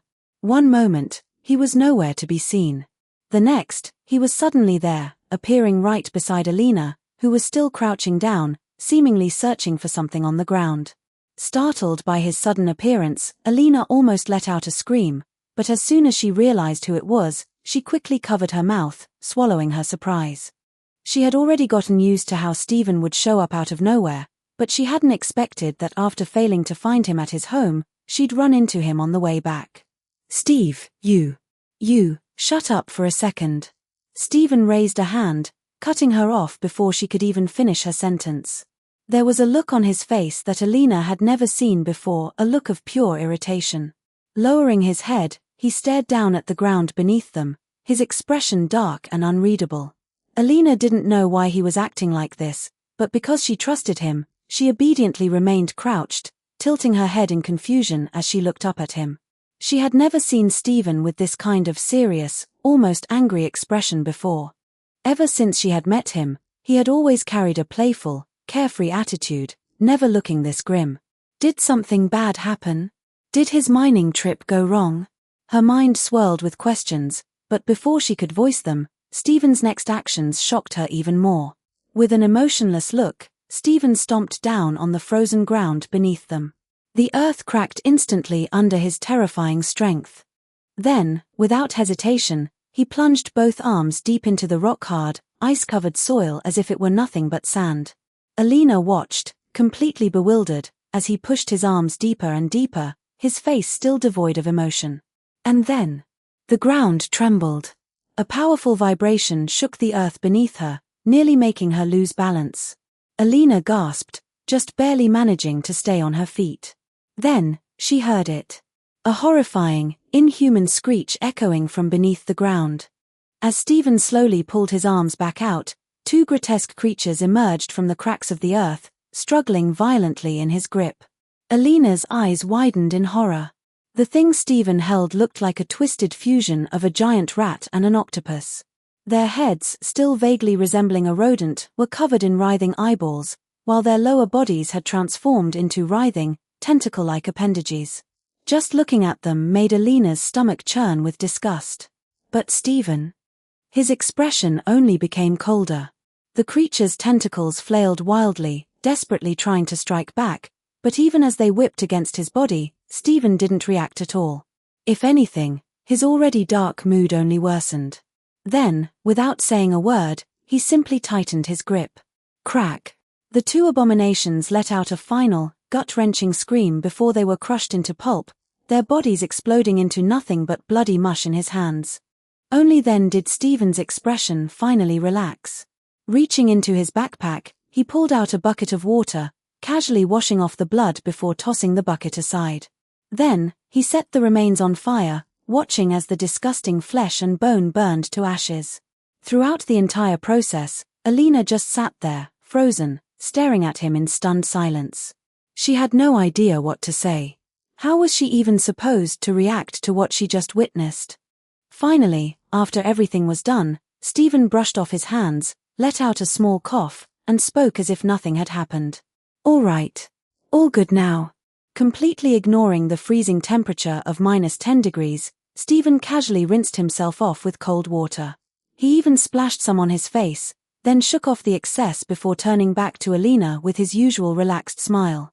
"Were you just angry?" Alina asked hesitantly, her voice uncertain. She still wasn't sure what exactly had set Stephen off, but judging by his actions, he was definitely not in a good mood earlier. "A little, yeah," Stephen admitted, rubbing the back of his neck. "I just lost something, but don't worry, it's not that big of a deal. It was only 100,000 WAP, World Acknowledgement Point, after all. He could earn that back eventually. But still, just thinking about how close he had been to being too late made his heart clench a little. Those disgusting creatures, he had ignored them before, thinking they were too insignificant to bother with. And yet, they had dared to get involved with someone he cared about. Stephen had no intention of denying it. Alina was someone important to him. She was a good friend, someone he genuinely liked having around. Losing a few WAP, World Acknowledgement Point, wasn't the problem. The real problem was, what if he had been late? That thought alone had been enough to piss him off earlier. But now that the crisis was over, he had already adjusted his emotions. At the end of the day, he had saved her. That was all that mattered. Seeing Alina's gentle, worried gaze, Stephen felt his earlier frustration fade a little more. Yeah, this was good enough. At least, he could rest easy knowing she was safe. As for completely clearing his mind, well, that would have to wait until he had a proper chat with this so-called collapsal. Plus, if you want to see more chapter of this story and don't mind spending $5 monthly to see till the latest chapter, please go to my Patreon one. Latest chapter in Patreon, chapter 172, that's not how you do the math one. Link to the latest chapter, https://www.patreon.com/posts/124724465 collection =$557131 https://www.patreon.com/thatsnakegirl1 Chapter 123, Chapter 123, Can't You Care More About Yourself? 1703 words. Mr. Steve, are you doing this because you're worried about me? It wasn't until this moment that Alina finally understood why Stephen had suddenly appeared behind her with such a serious expression.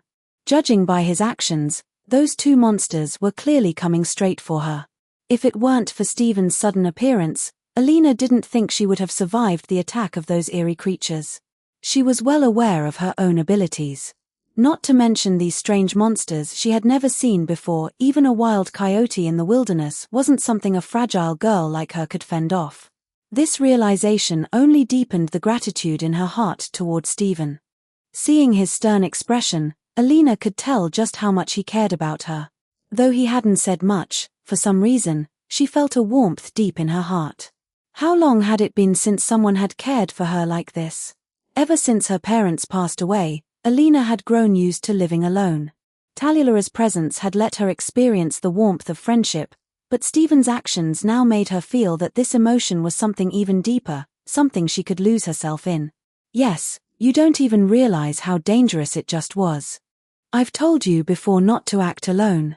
You know how dangerous this snowy land is. Was it really worth it to go this far for that girl? Stephen couldn't hold back anymore after hearing Alina speak. He liked her gentle nature, sure, but she cared too much about others and not enough about herself. A personality as selfless as hers was bound to lead to trouble. So, as if to make sure she learned her lesson, Stephen raised his hand and lightly tapped her on the head with the side of his palm like a karate chop. She shrank back slightly, a pained expression appearing on her face. Can't you care more about yourself? Do you really need others to worry about you? While knocking on Alina's head, Stephen reminded her sternly. This wasn't just an empty warning, he really didn't want to see such a kind girl meet a tragic fate. It was lucky he was here today.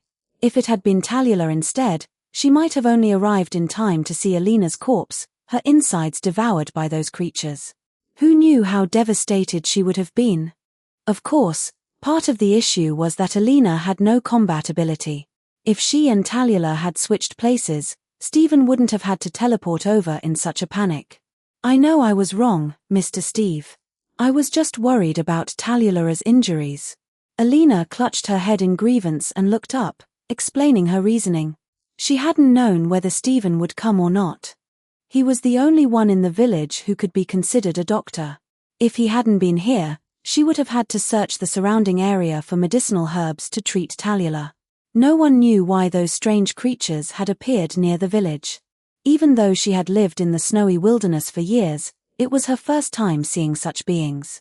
If you're worried about her, have you considered that others are worried about you too? Seriously, there better not be a next time. If I catch you running off on your own again and getting into trouble, just see how I'll deal with you.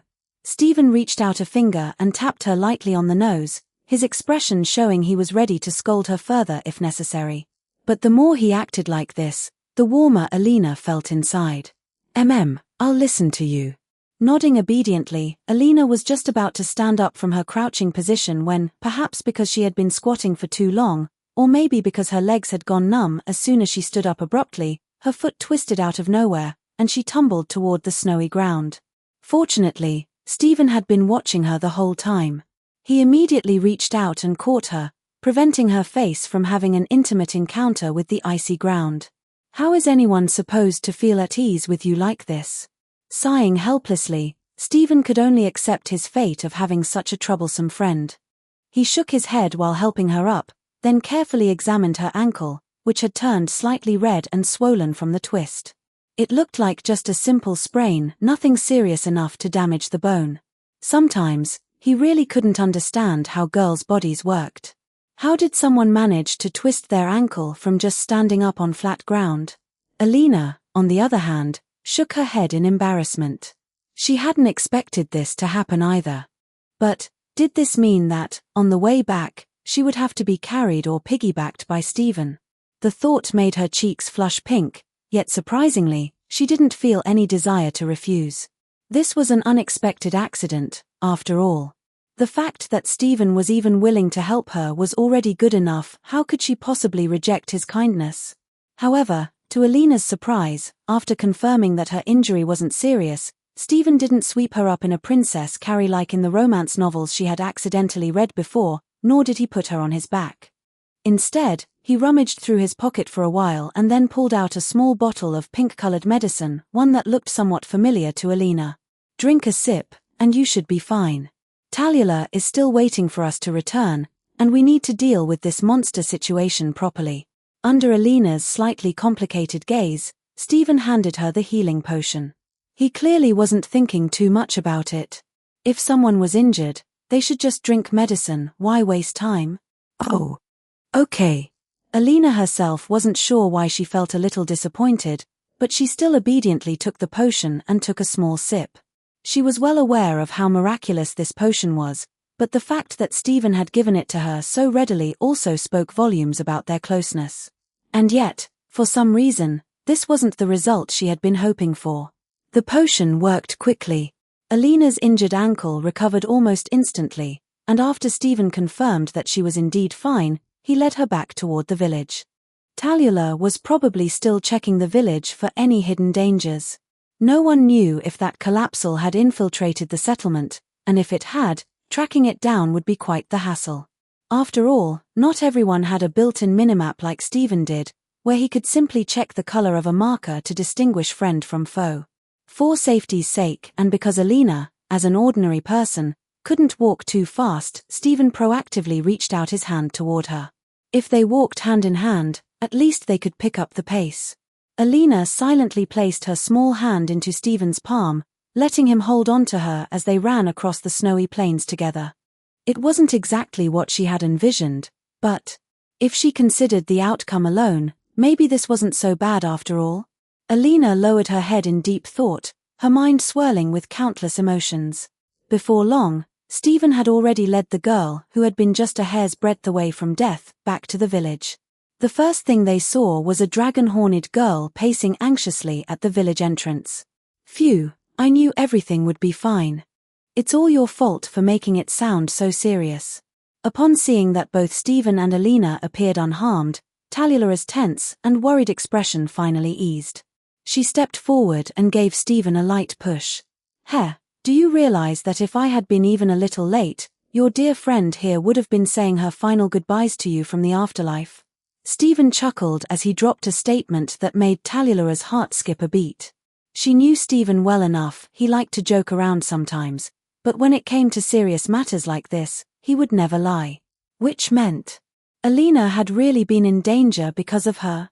With a nervous expression, she turned to the girl beside her, only to see Alina nod slightly, confirming the truth of Stephen's words. That was all it took for Talula to lose her composure. She immediately rushed to Alina's side, patting and inspecting her like a worried mother, afraid that she might have some hidden injuries. The only person she could truly call her confidant, the one she trusted unconditionally, was Alina. Stephen? At best, he was just a friend. If she had to rank them, Alina was unquestionably a tier above him in her heart. And now, knowing that Alina had put herself in danger just to find treatment for her injury, that only made her more unwilling to see her friend hurt because of it. Stop fussing, she's fine. With me on the scene, have you ever seen things go south? Stephen rolled his eyes. These two really had an unusually strong bond, even closer than most sisters. That doesn't mean I can't worry about her. You made it sound so terrifying. How was I supposed to know if she got hurt or not? After carefully confirming that Alina truly wasn't injured, Talula finally let out a slow breath of relief and turned to respond to Stephen. So, what exactly did you two run into? Was it a wild beast, or that strange thing you mentioned? I checked the entire village but didn't see any trace of it. She asked Stephen directly, her face filled with curiosity. And yet, was it just her imagination, or had something about these two changed during the short time they were gone? Their relationship and the atmosphere between them seemed noticeably closer. Even now, they were still holding hands, with no sign of letting go. Plus, if you want to see more chapter of this story and don't mind spending $5 monthly to see till the latest chapter, please go to my Patreon one. Latest chapter in Patreon, chapter 172, that's not how you do the math one. Link to the latest chapter, https://www.patreon.com/posts/posts/124724465?collection=5573131 https://www.patreon.com/thatsnakegirl1. Chapter 124, Chapter 124, The Perfect Plan. 1604 words. Now that you mention it, I almost forgot to ask you. Hearing Talula bring up the subject, Stephen immediately opened his minimap mod. After confirming that there were no red dots indicating the presence of monsters within the village, he stroked his chin and began walking toward Alina's house while questioning Talula. Have you ever heard of something called a collapsal? Revealing the name of the creature, Stephen knew there was no point in asking Alina, a simple village girl. However, Talula, a noblewoman, might have some knowledge about it. Judging by her demeanor, she had clearly read quite a few books. As expected, the moment Stephen mentioned the name, the previously puzzled expression on Talula's face instantly became grave. Following him into Alina's house, She exchanged a serious glance with Stephen before finally speaking. "Are you saying that the monster you encountered was a collapsal?" Talula frowned, clearly hoping Stephen wouldn't confirm her fears. But personal wishes aside, the fact that he had brought up the name meant that this monster could only be that creature. "Yeah, I'm pretty sure. To be more precise, it was a stray collapsal. Stephen nodded, confirming that asking Talula had been the right decision. As expected of a noblewoman from some wealthy family, she knew far more than the average person. Reaching into his pocket, he pulled out the remains of the stray collapsal and placed it on a nearby table. The moment the remnants were exposed to air, they seemed to come alive. The numerous eyeballs embedded in the flesh twitched and rolled in different directions, while the pulsating mass of meat wriggled as if preparing to attack at any moment. Alina, upon seeing the grotesque thing up close for the first time, turned deathly pale. She hadn't gotten a good look at it before, but now, under close scrutiny, she realized just how terrifying the creature that had been stalking her truly was. Talula, in contrast, had a much calmer reaction. However, her face turned noticeably colder, indicating that she was far from unaffected by the revelation. For now, she chose to ignore the fact that Stephen had casually stuffed such a monstrous thing into his pocket. He had always been full of strange mysteries, and this was just another to add to the list. The real issue was that the appearance of a collapsal meant serious trouble. It was no wonder she had previously encountered the royal guard in that mobile city. If this was the reason, then everything made sense. Those people hadn't been there to hunt her down specifically. They had come to exterminate and contain the collapsal. After all, their main duty was handling collapsals within the Ursus's territories. But weren't these creatures supposed to only appear deep in the northern tundras? This place was merely a borderland. There was still a considerable distance between here and the far north. Realizing that now was not the time to dwell on such thoughts, Talula furrowed her brows and turned her gaze toward Stephen, nodding slightly. "If this thing really came from the monster you described, then I can confirm it was definitely a collapsal. Is it a big problem?" Stephen glanced at the still writhing remains. Unable to resist, he slammed his fist down on it, smashing it into a formless lump before sweeping it off the table and stuffing it back into his backpack. To be honest, Stephen didn't feel much about it. Perhaps it was because the collapsals he had encountered so far had only been fragmented creatures, mere remnants of the real thing. His impression of them was quite limited. They were sneaky, but not particularly strong. Of course, maybe if he actually encountered the true form of a collapsal, his opinion might change. Then again, considering his past experiences, he doubted it. After all, in Stephen's eyes, he had yet to meet anything truly powerful. If he had to name something remotely impressive, then maybe the falling star beast from the mining site deserved some credit. It had at least caused him some trouble. But everyone else, whether it was Yelena, Kaltsit, or anyone else, he never saw them as particularly strong. It's more than just a problem. These things aren't even documented in ordinary books. The Ursus government has been actively erasing any information about them. Even I know very little. Talula rubbed her forehead. Her knowledge of these creatures came from that old man who lurked like a venomous snake in the shadows. But even he had only one thing to say about them. If you encounter one, leave immediately. The royal guard will take care of it. That statement alone made it clear even someone as cautious and calculating as that old man was afraid of these creatures. Most of the time, he wouldn't even mention them by name, referring to them instead as that thing. "I don't really feel anything special about it," Stephen said, scratching his chin. "Aside from looking disgusting, it doesn't seem all that different from other monsters." To him, these so-called collapsals weren't that terrifying. Sure, they were grotesque, but beyond that, they were just slightly stronger than wild beasts. If anything, Stephen felt like an ordinary Rhodes Island field operator could handle them. Even a random soldier with a gun should be able to deal with one without much trouble. So why was Talula acting so cautious?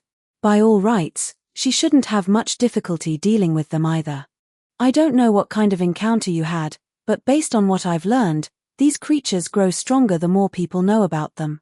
Talula revealed what she knew. In other words, the more people are aware of their existence, the stronger they become. This was why there were so few records about them, because the entire Ursus government had been systematically covering up their existence. The goal was to prevent them from growing too powerful to control. What kind of bizarre mimetic ability is that? Stephen raised an eyebrow. So if he broadcasted the existence of these things to the entire world, they'd suddenly transform into some godlike beings? Yes, but that's not the only problem, Tallulah added, her expression darkening. There's another ability these creatures have, and that's the real reason they're so dangerous. If it were only about growing stronger based on awareness, the government's strict information control could easily keep them in check. But unfortunately, there was more to it than that. What ability? Pollution. Tallulah slowly uttered the word, her brows furrowed tightly. If she weren't already aware that Stephen's strength far exceeded her expectations, she would have immediately suspected that he had been polluted the moment he took out that collapsal's remains. These creatures can transform matter into an environment suitable for their survival. Not only that, but they can also corrupt living beings, turning them into creatures similar to themselves while significantly enhancing the polluted strength. The thought of monsters twisted by collapsal pollution made Tallulah shudder. Even though she had only ever seen such horrors in books, the mental image was enough to make her feel sick. And when she considered that, if not for Stephen, Alina might have been transformed into one of those many-eyed, many-limbed abominations, she felt an even deeper sense of dread. Oh, I see what you mean now. Stephen nodded in realization. This was basically like the Scape and Run, Parasites mod he had played before. In that mod, the parasites could infect and assimilate blocks and creatures, turning the creatures into corrupted life forms and converting the blocks into organic biomass. The difference was that these collapsals lacked the parasites' ability to adapt to attacks. Instead, they had that weird growing stronger based on knowledge mechanic. Plus, these collapsals didn't seem to have the terrifying infection rate of parasites. Their so-called pollution appeared to require direct contact to take effect. With that in mind, they didn't seem that troublesome after all. Are you sure you really understand? Tallulah's mouth twitched. Something about Stephen's casual tone felt off, like he wasn't taking this seriously at all. If he truly grasped how much of a threat these creatures posed, he shouldn't look this relaxed, right? Of course I do. In fact, I already have a solution. Stephen scratched his head and revealed his so-called perfect plan with an air of confidence. Step 1. Find the collapsal. Step 2. Kill the collapsal. Step 3. Wipe out everything it has polluted. Perfect plan. He even gestured twice with his hands as if cutting something down, completely satisfied with the elegance of his approach. Tallulah, on the other hand, rolled her eyes so hard they might have reached the back of her skull. I feel like everything I just explained to you was a complete waste of breath.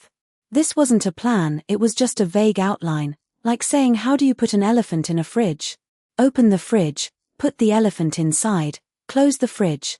The actual problem was how they were supposed to locate that damn collapsal in the vast snowfields, and what methods they could use to effectively kill it. Those were the real challenges. Stephen's so-called flawless plan ignored all of those details. You seriously need to get your head checked sometimes. After a long moment of hesitation, Tallulah finally patted Stephen's shoulder and gave her honest conclusion. Plus, if you want to see more chapter of this story and don't mind spending $5 monthly to see till the latest chapter, please go to my Patreon one. Latest chapter in Patreon, chapter 172, that's not how you do the math one. Link to the latest chapter, https://www.patreon.com/posts/posts/124724465?collection=5573131 https://www.patreon.com/thatsnakegirl1 Chapter 125, Chapter 125, At least some compensation. 1,470 words. Stephen ignored Tallulah's complaints, he genuinely intended to handle things this way. For others, tracking down that collapsal might be difficult. But for him. Come on, he was a Minecrafter. With just his minimap alone, locating the target was already trivial. Not to mention, he had plenty of mods that could pinpoint specific objects. If he wanted to find that collapsal, it was purely a matter of whether he felt like doing it or not. As for how to kill it, that was even simpler. Stephen didn't want to sound too arrogant, but he had at least dozens of ways to take it down. Forget a collapsal, even those damage-adaptive parasites wouldn't stand a chance against him if they pissed him off. And right now, this thing has clearly crossed the line. Since it had threatened the safety of someone he cared about, Stephen wasn't about to give it another chance to lurk in the shadows. Rather than waiting for it to strike again and regretting it later, he much preferred to go on the offensive. If an enemy deserved a little chaos, he was all for it. If it needed dust kicked in its eyes, he'd gladly do that too. But before all that, there was one small issue to address. You two, come here for a sec. Stephen dug around in his pocket for a while before finally pulling something out. Waving his free hand, he motioned for Alina and Talula to come closer. What is it? With puzzled expressions, the two girls obediently stepped forward. Stephen wasn't the type to call them over for no reason. If he did, it must be something important. Talula, if you care so much about Alina, why haven't you taught her how to use originium arts? Look at her, she can't even fight off a chicken. If she ever runs into danger, you really expect me to always be there in time to save her? As usual, Stephen took the chance to roast Talula first before revealing two strange golden totems from his pocket. You think I don't want to? She has no talent for it. Forget originium arts, even basic physical training is a struggle for her. Other than having great eyesight, she's pretty much doomed to be a background character for life. Talula shot back immediately, clearly irritated. If Stephen had thought of this, of course, she had too.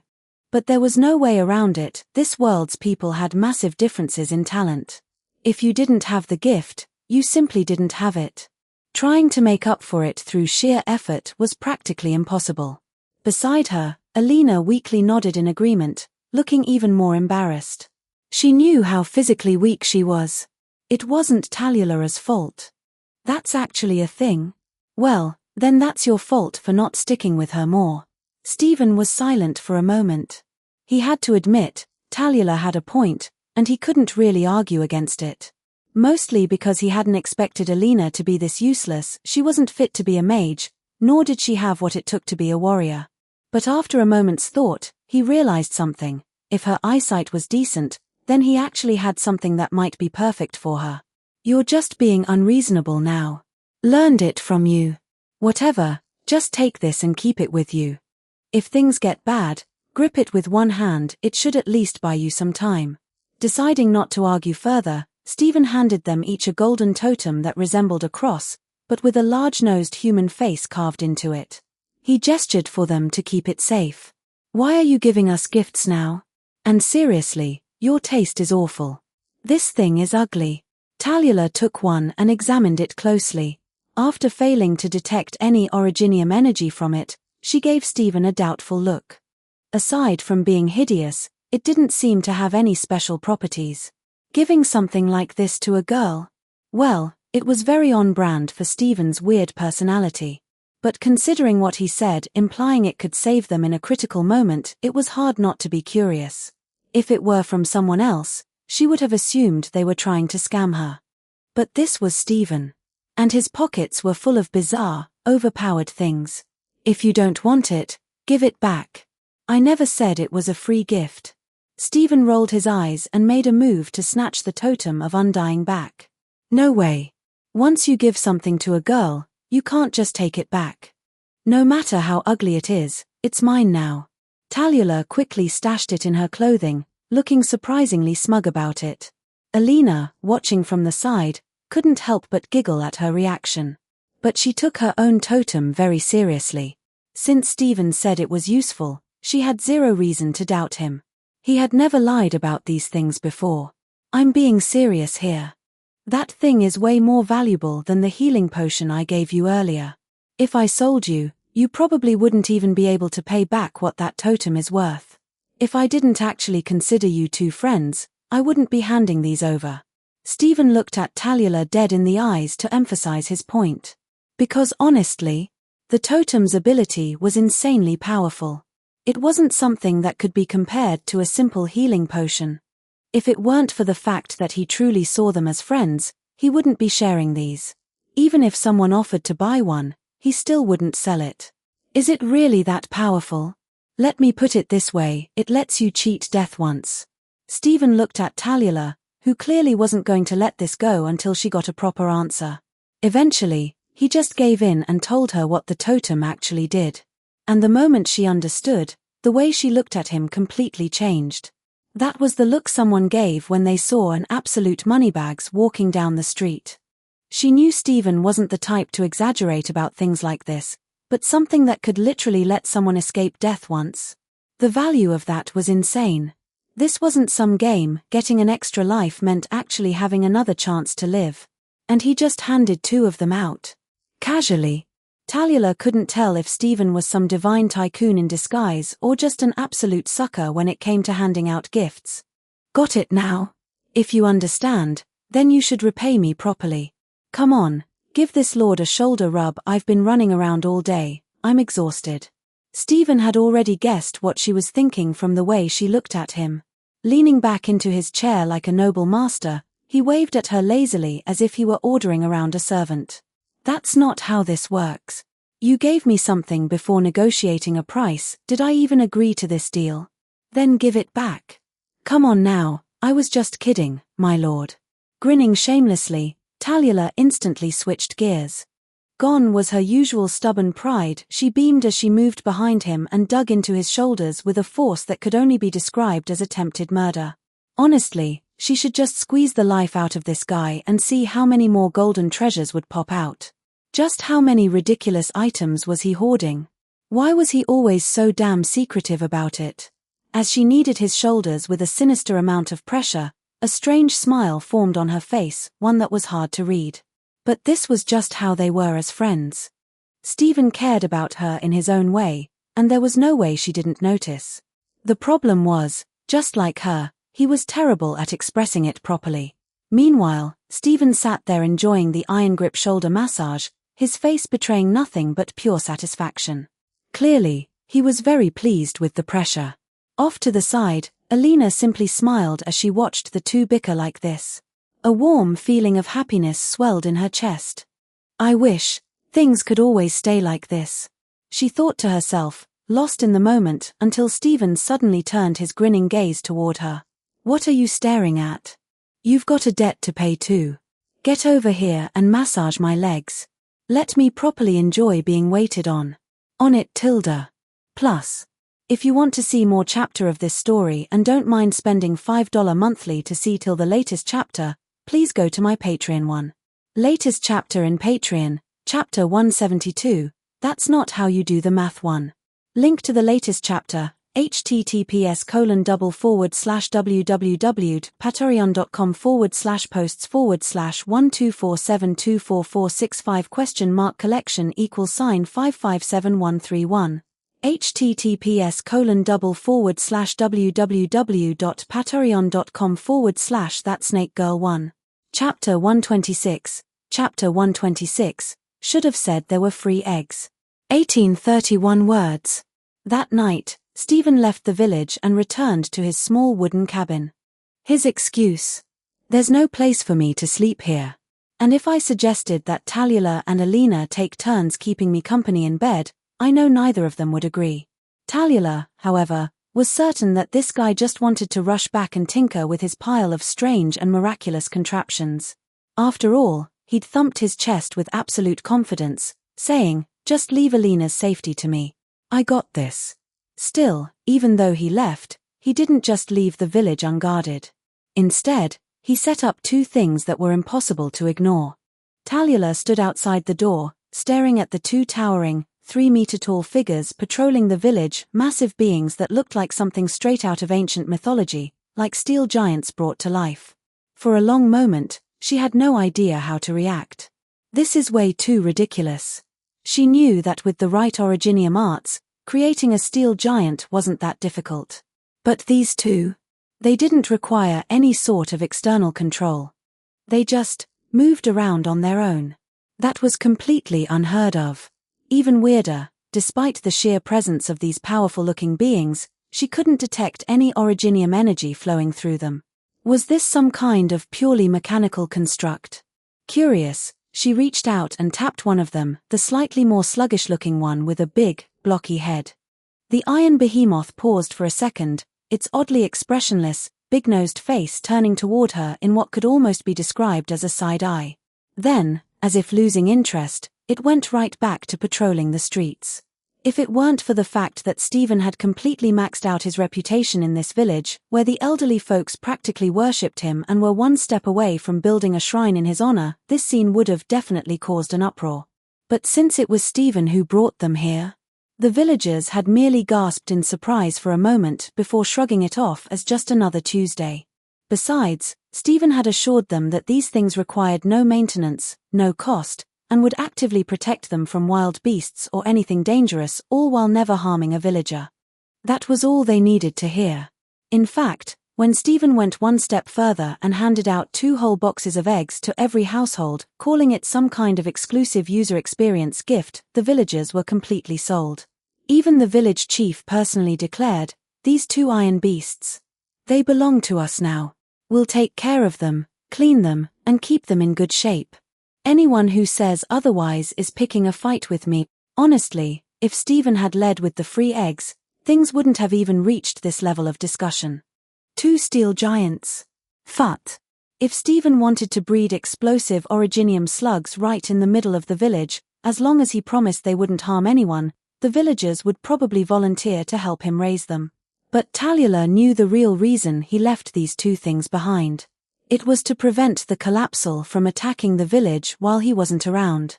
Still, she couldn't help but be fascinated by their design.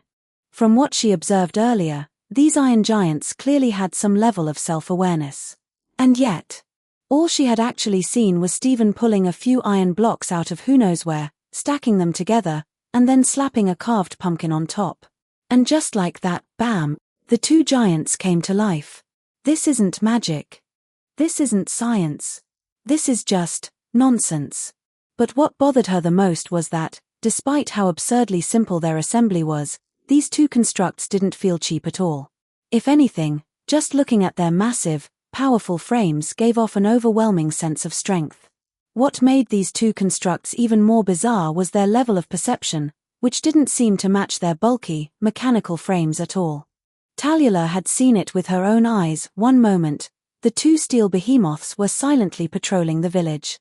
The next, despite being hundreds of meters away, they somehow sensed movement in the nearby forest. Before she could even react, one of them had already rushed forward and smashed an originium slug with a single punch, completely obliterating the poor creature. Internally, Tallulah did some rough calculations, estimating how many of these things she could take down if it ever came to a fight. Her conclusion? A very, very depressing one. If it came down to raw physical strength, she probably wouldn't even need to fight both of them at once. One was enough to completely crush her. Their only weakness seemed to be their lack of speed, but with their overwhelming strength and near indestructible bodies, that barely mattered. And the most absurd thing? It was painfully obvious that Stephen could mass-produce these things whenever he wanted. The thought sent a chill down her spine. If Stephen really wanted to, he could casually churn out an entire army of these mechanical monsters. Pair that with the other abilities he'd displayed so far. Tallulah suddenly felt a very strong urge to kidnap this guy and keep him at her side forever. With his help, even something as ambitious as freeing all the infected didn't seem entirely impossible anymore. Hell, even standing against Ursus, a literal giant among nations, didn't feel like an unwinnable battle. With that thought weighing heavily on her, Tallulah found herself staring in the direction of Stephen's wooden cabin, her lips pressed into a tight line. This guy can do literally anything. So why is he always so laid back? Even when she wanted to negotiate for his help, it all depended on his mood. Tallulah was absolutely certain that if that collapsal hadn't nearly gone after Alina, Stephen would have continued turning a blind eye. Forget offering his help, he probably would have just grabbed a bowl of sunflower seeds and watched from the sidelines. Her thoughts spun in endless circles before she finally let out a silent sigh. At the end of the day, she envied Stephen. The reason he could afford to act this way was because he had the power to back it up. And like he'd told her before, he lived for himself. Unlike her. She lived to dedicate herself to her ideals. Tallulah didn't regret her choices. She firmly believed she was doing the right thing. But still, seeing how Stephen lived so freely, she couldn't help but feel a little envious. Just as her mind was spiraling deeper into thoughts of Stephen, Alina's voice broke her out of it. "What are you thinking about?" Tallulah blinked, turning to see her best friend standing beside her, a curious expression on her face. It was rare for her to see Tallulah looking so conflicted. Her friend had always seemed sure of herself, always pursuing what she wanted, always fighting for her goals without hesitation. But now, if Tallulah was hesitating, then there was really only one possible reason. Alina didn't even need to think twice. "It's about him, isn't it?" Tallulah sighed, then shrugged, pointing at the two tireless steel giants patrolling the village. "Just wondering where the hell he even gets all this crazy stuff." Alina shook her head. "I have no idea. But he hasn't used any of it to hurt people, has he?" She glanced at Tallulah meaningfully. If he wanted to, he could have easily done anything by now. Power, wealth, influence, women. With everything he had at his disposal, there was nothing he couldn't obtain. And yet, instead of chasing any of that, he was just living quietly in some random little village on the edge of Ursus, spending his days mining and farming like some retired countryside farmer. Alina smiled. "But honestly, I think that's a good thing." She looked back at Tallulah, her expression soft. "If he wasn't like this, we probably wouldn't have ever met him." Her gaze drifted to the village, then to the two mechanical guardians. "And let's be real, we've both been on the receiving end of his help more times than we can count. Sure, Stephen always asked for something in return.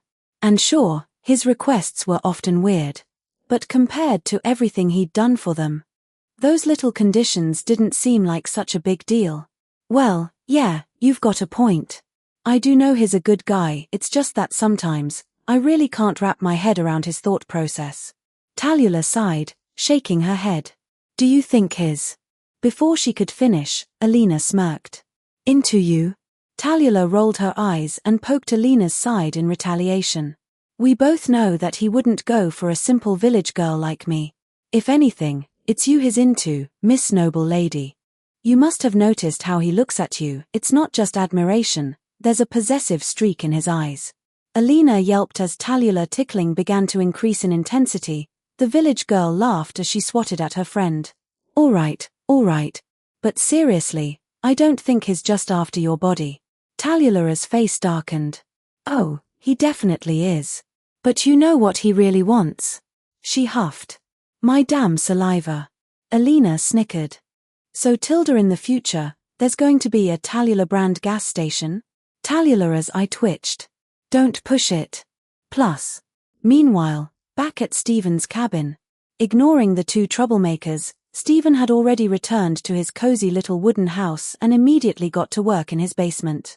He expanded the space even further, digging an additional level below the already storage-filled underground area. Once that was done, he neatly arranged several furnaces in a circle before tossing all the unrefined originium ore from his inventory into them. As he glanced around the still somewhat empty space, Stephen decided to put the area to better use. Right in the middle of the room, he dug a deep pit and carefully placed the core of that falling star beast he had defeated earlier inside. The instant the core settled into place, a bright amber glow flooded the dimly lit basement. A second later, Stephen felt a familiar, unwelcome sensation crawl up his skin. Oh, for fuck's sake. He could literally see the erypathy buff applying itself to him. So that's why that thing had such ridiculously high radiation levels. Stephen exhaled through his nose. "Welp. Looks like I need to dig even deeper before I use this thing properly." If he didn't, he had a sneaking suspicion that just walking past his house would be enough to give someone instant erypathy. Shaking his head, he stored the constantly leaking core away and flexed his fingers. It's time to browse for some mod. Plus, if you want to see more chapter of this story and don't mind spending $5 monthly to see till the latest chapter, please go to my Patreon one. Latest chapter in Patreon, chapter 172, That's Not How You Do the Math 1. Link to the latest chapter, https://www.patreon.com/posts/124724465?collection=5573131 https://www.patreon.com/thatsnakegirl1 Chapter 127 Chapter 127 Vic's Modern Warfare Mod 1659 words. He bought the Vic's Modern Warfare mod. Given that mods involving firearms tend to be somewhat restrained in their mechanics, Stephen had not extensively experimented with or played them, even in the original Minecraft world. After all, in a world where mod bosses often boast full armor and thousands of health points, the fixed damage of around 10 points per shot from firearms feels a bit underwhelming. Explosives might have been slightly more helpful to Stephen, but their terrain-damaging side effect made him reluctant to use them, even when interested. Blowing things up might feel satisfying for a moment, but filling in craters is a hassle. Nobody would enjoy playing Minecraft with their home surrounded by massive holes, right? However, now that the setting had shifted to the world of Arknights, Stephen felt that the utility of firearms might significantly improve. While they might not seem powerful to him, they remain deadly to ordinary humans. Why are firearms considered formidable? Compared to other weapons, the scariest thing about guns is how easy they are to use. A 5-year-old child holding a sword that can cut through iron might pose a minimal threat, but give that same child a basic handgun, and it's a different story.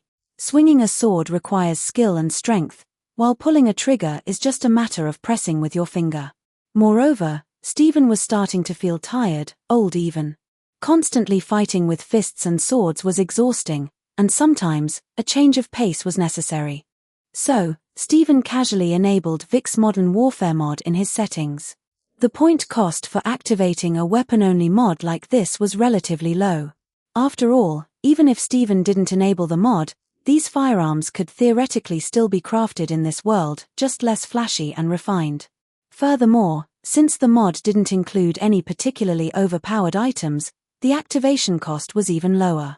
Still, the ongoing expenditure without any means of replenishment made Stephen somewhat uneasy. Anything finite inevitably feels insufficient when there's no sustainable source of supply. There's always the fear of running out one day. Perhaps this was Stephen's hoarder instincts kicking in. After all, many Minecraft players probably share a similar tendency. With thoughts of eventually diving into the main storyline for a big haul, Stephen quickly smelted the materials he needed. After enabling the corresponding mod, the crafting recipes instantly appeared in his mind as if they were automatically unlocked. For most common mods, Stephen didn't even need a crafting guide to remember the recipes. But for a complex and unfamiliar mod like this, he felt it was necessary to study the recipes a bit. Stuffing the smelted materials into his inventory, Stephen began arranging them on the crafting table while pondering which firearm might suit him best. Should he go with the universally recognized household classic Springfield? Or perhaps the M1 Garand, with its quirky habit of biting fingers? Then there's the iconic Little Kaiser, the Kar 98K, whose fame precedes it. When it came down to practice, Stephen realized that having too many choices could also be a problem. Everything looked appealing, and he couldn't decide which one would be the most stylish. Additionally, as he read the names of the guns, he couldn't help but associate them with the one from Girls Frontline. It was as if memories of the past were attacking him. Those Otarka-like recollections buried in Stephen's mind surged up uncontrollably. If he remembered correctly, wasn't there also a Girls Frontline mod in Minecraft? Thinking about how he should enable that mod when he had enough points, Stephen ultimately decided on an old-fashioned rifle that, while somewhat outdated by modern technological standards, still held a special charm, the M1903 Springfield rifle. Setting aside the added appeal of its housewife archetype in a certain game, the bolt-action mechanism alone was reason enough for Stephen to fall for it. Bolt action is a man's romance, he thought to himself. Automatic weapons? Rapid fire? None of them can match the satisfying, raw feeling of manually cycling the bolt for each shot. Taking the freshly crafted rifle off the crafting table, Stephen couldn't help but caress it lovingly. As they say, guns, cars, and balls are the ultimate trifecta of romance for men. While Stephen had little interest in cars, and his interest in balls was limited to anatomical humor rather than sports. When it came to guns, he was undoubtedly fired up. Though he was born into a typical household and country far removed from firearms, Stephen couldn't deny his fascination with them as ultimate tools of destruction. Still, his knowledge of their use was limited to what he had seen in movies and TV shows. Forget trick shots like curving bullets, Stephen wasn't even sure he could fully assemble a gun on his own. Luckily, even if Stephen wasn't the most skilled marksman, he made up for it with sheer strength and quick reflexes. Picking up a compatible bullet, Stephen casually loaded it into the magazine, then carried the rifle out of the basement. Without even needing to use a scope, he could clearly spot a withered fruit hanging from a branch several hundred meters away, thanks to his sharp vision. Steadying the rifle, Stephen aimed briefly before decisively pulling the trigger. Bang! However, the shriveled fruit remained intact, still hanging on the branch as if nothing had happened. His aim wasn't the issue, neither was the rifle's construction. But Stephen was no sharpshooter, and he hadn't accounted for factors like wind speed or trajectory deviation. Even so, Stephen was quite satisfied. He had seen with his own eyes how the bullet had grazed the fruit, missing it by mere millimeters. With more practice and better control, accuracy wouldn't be much of a problem. As for damage, Stephen glanced at the bullet hole left in the tree. While it might not be enough to deal with larger monsters like the boulder beasts he had encountered earlier, it would undoubtedly be fatal if aimed at a vital spot on a regular person. That was good enough for him. He wasn't expecting too much from these weapons, after all. If worse came to worst, he could always switch to an antimaterial weapon. And if that couldn't pierce through, he'd just break out the rocket launcher. If even that failed, well, then he'd have to grab his sword and handle things the old-fashioned way. To solidify his identity as a gunner, Stephen also crafted two of the most iconic Desert Eagles and holstered them at his waist. Close-range shooting wasn't an issue for him. His strength allowed him to handle the recoil, and his reflexes ensured precision. Everything else was secondary. He even went out of his way to prepare some smoke grenades, flashbangs, and regular grenades. Anyone seeing him like this might think he was gearing up for a round of CSGO. But at this point, Stephen had fully embraced the thrill of modern firearms, crafting a complete arsenal to play around with. Finally, Stephen glanced at his leather armor, which clearly didn't match the firearms he had just equipped, and decided to ask Alina tomorrow if she could make him a cowboy outfit. If he remembered correctly, she was quite skilled at crafting this sort of thing. At the same time, he could give her the self-defense gear he had prepared.